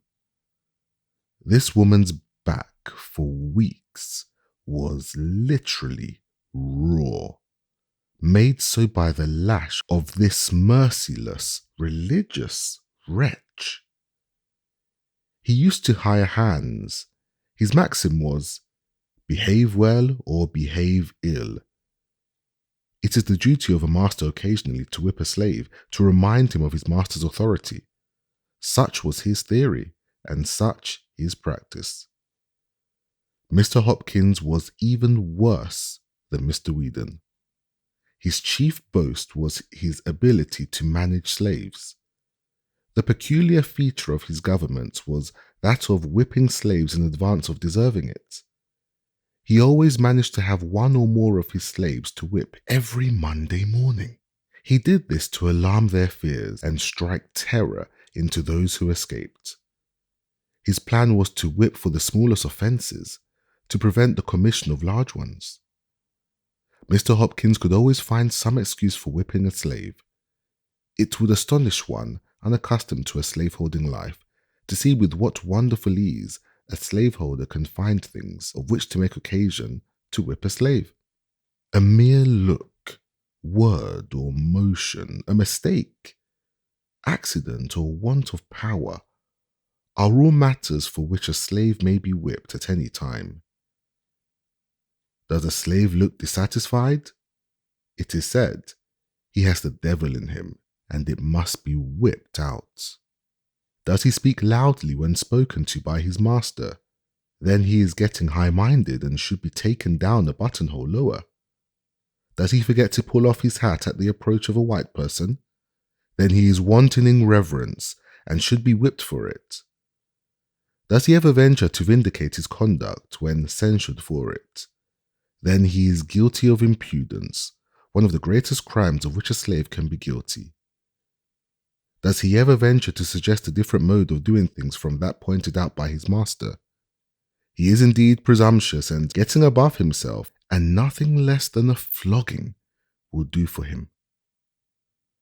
Does he, while ploughing, break a plough, or while hoeing, break a hoe?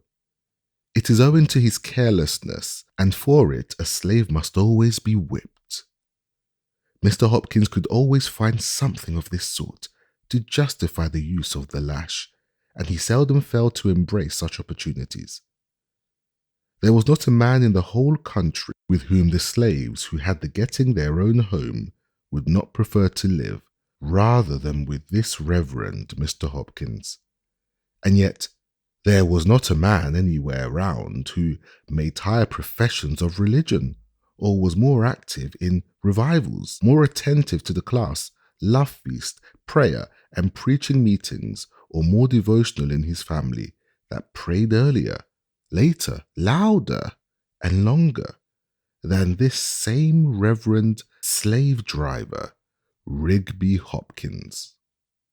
But to return to Mr. Freeland and to my experience while in his employment, he, like Mr. Covey, gave us enough to eat, but unlike Mr. Covey, he also gave us sufficient time to take our meals.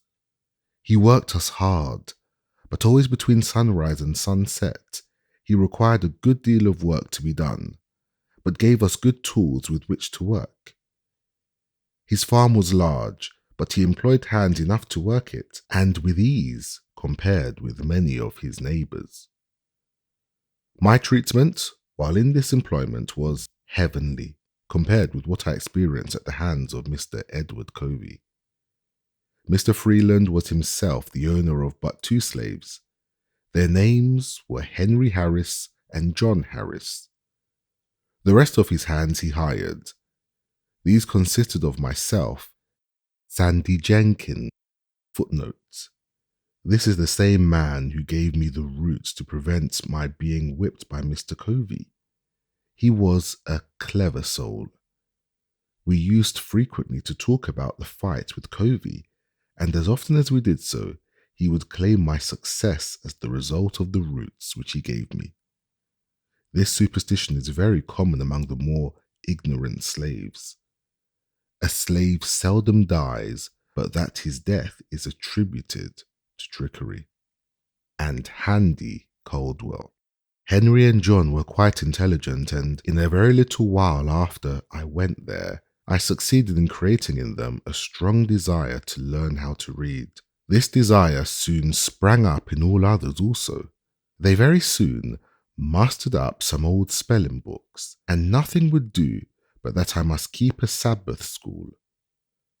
I agreed to do so, and accordingly devoted my Sundays to teaching these my loved fellow slaves how to read. Neither of them knew his letters when I went there. Some of the slaves of the neighbouring farms found what was going on, and also availed themselves of this little opportunity to learn to read. It was understood among all who came that there must be as little display about it as possible.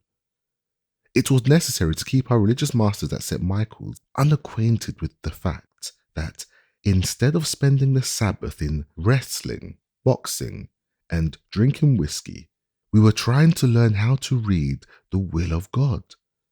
For they had much rather see us engaged in those degrading sports than to see us behaving like intellectual, moral, and accountable beings. My blood boils as I think of the bloody manner in which Massa Wright Fairbanks and Garrison West, both class leaders, in connection with many others, rushed in upon us with sticks and stones and broke up our virtuous little Sabbath school at St. Michael's, all calling themselves Christians, humble followers of Lord Jesus Christ. But I am again digressing. I held my Sabbath school at the house of a free coloured man, whose name I deem it imprudent to mention, for should it be known, it might embarrass him greatly, though the crime of holding the school was committed 10 years ago. I had at one time over 40 scholars, and those of the right sort, ardently desiring to learn. They were of all ages, though mostly men and women. I look back to those Sundays with an amount of pleasure not to be expressed. They were great days to my soul. The work of instructing my dear fellow slaves was the sweetest engagement with which I was ever blessed.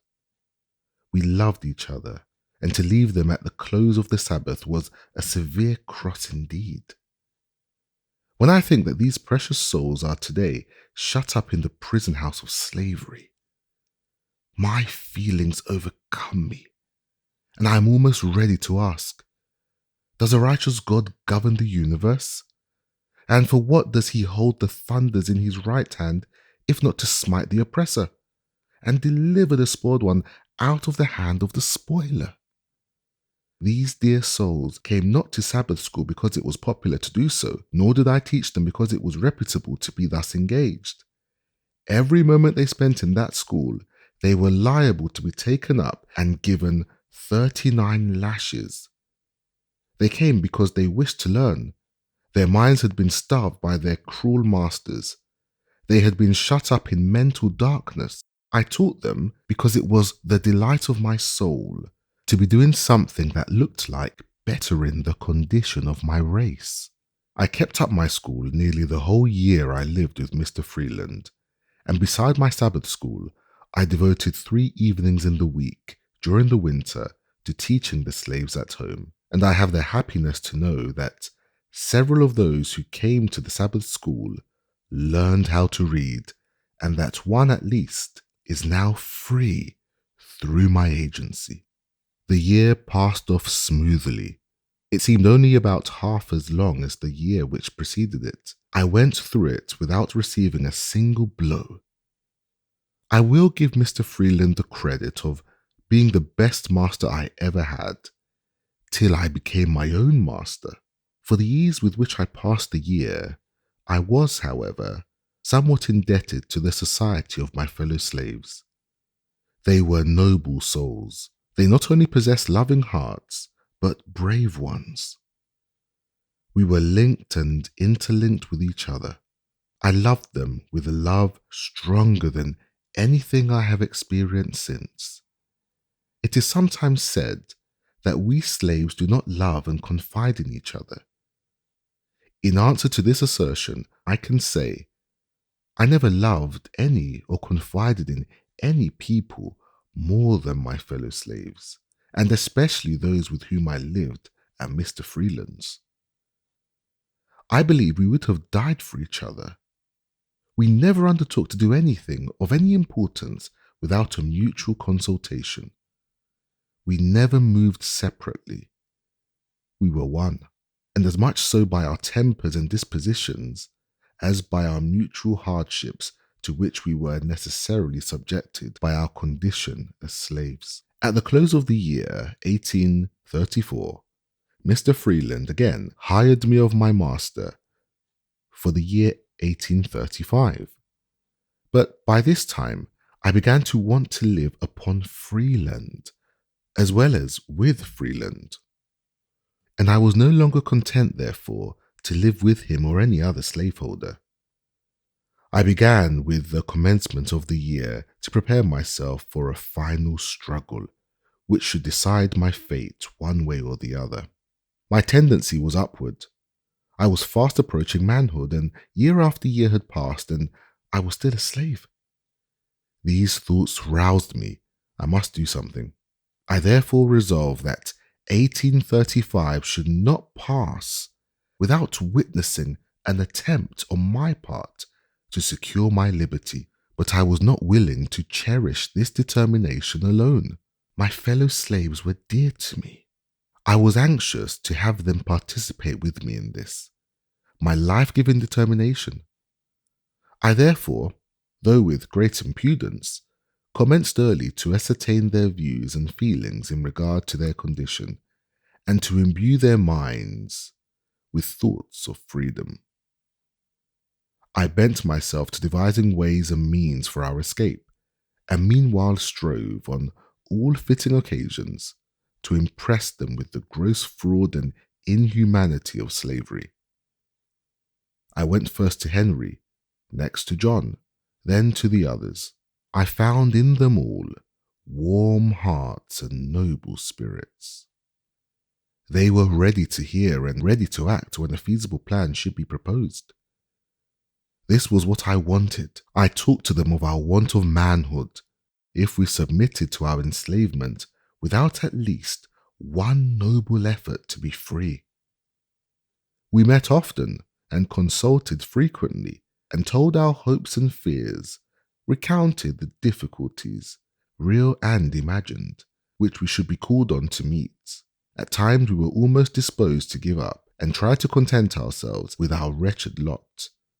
At others we were firm and unbending in our determination to go. Whenever we suggested any plan, there was shrinking. The odds were fearful. Our path was beset with the greatest obstacles, and if we succeeded in gaining the end of it, our right to be free was yet questionable. We were yet liable to be returned to bondage. We could see no spot this side of the ocean where we could be free. We knew nothing about Canada. Our knowledge of the North did not extend farther than New York, and to go there and be forever harassed with the frightful liability of being returned to slavery, with the certainty of being treated tenfold worse than before, the thought was truly a horrible one, and one which it was not easy to overcome. The case sometimes stood thus. At every gate through which we were to pass, we saw a watchman, at every ferry a guard, on every bridge a sentinel, and in every wood a patrol. We were hemmed in upon every side. Here were the difficulties, real or imagined, the good to be sought and the evil to be shunned. On the one hand there stood slavery, a stern reality, glaring frightfully upon us, its robes already crimsoned with the blood of millions, and even now feasting itself greedily upon our own flesh. On the other hand, away back in the dim distance, under the flickering light of the North Star, behind some craggy hill or snow-covered mountain, stood a doubtful freedom, half frozen, beckoning us to come and share its hospitality. This in itself was sometimes enough to stagger us, but when we permitted ourselves to survey the road, we were frequently appalled. Upon either side we saw grim death, assuming the most horrid shapes. Now it was starvation, causing us to eat our own flesh. Now we were contending with the waves, and were drowned. Now we were overtaken, and torn to pieces by the fangs of the terrible bloodhound. We were stung by scorpions, chased by wild beasts, bitten by snakes, and finally, after having nearly reached the desired spot, after swimming rivers, encountering wild beasts, sleeping in the woods, suffering hunger and nakedness, we were overtaken by our pursuers, and in our resistance we were shot dead upon the spot. I say, this picture sometimes appalls us, and made us rather bear those ills we had, than fly to others that we knew not of. In coming to a fixed determination to run away, we did more than Patrick Henry, when he resolved upon liberty or death. With us it was a doubtful liberty at most, an almost certain death if we failed. For my part, I should prefer death to hopeless bondage. Sandy, one of our number, gave up the notion, but still encouraged us. Our company then consisted of Henry Harris, John Harris, Henry Bailey, Charles Roberts, and myself. Henry Bailey was my uncle and belonged to my master. Charles married my aunt. He belonged to my master's father-in-law, Mr. William Hamilton. The plan we finally concluded upon was to get a large canoe belonging to Mr. Hamilton, and upon the Saturday night previous to Easter holidays, paddle directly up the Chesapeake Bay. On our arrival at the head of the bay, a distance of 70 or 80 miles from where we lived, it was our purpose to turn our canoe adrift and follow the guidance of the North Star till we got beyond the limits of Maryland. Our reason for taking the water route was that we were less liable to be suspected as runaways. We hoped to be regarded as fishermen, whereas if we should take the land route, we should be subjected to interruptions of almost every kind. Anyone having a white face and being so disposed could stop us and subject us to examination. The week before our intended start, I wrote several protections, one for each of us. As well as I can remember, they were in the following words, to wit: "This is to certify that I, the undersigned, have given the bearer, my servant, full liberty to go to Baltimore and spend the Easter holidays. Written with mine own hand. 1835. William Hamilton, near St. Michael's in Talbot County, Maryland." We were not going to Baltimore, but in going up the bay, we went toward Baltimore, and these protections were only intended to protect us while on the bay. As the time drew near for our departure, our anxiety became more and more intense. It was truly a matter of life and death with us. The strength of our determination was about to be fully tested. At this time, I was very active in explaining every difficulty, removing every doubt, dispelling every fear, and inspiring all with the firmness indispensable in our undertaking, assuring them that half was gained the instant we made the move. We had talked long enough. We were now ready to move. If not now, we never should be, and if we did not intend to move now, we had as well fold our arms, sit down, and acknowledge ourselves fit only to be slaves.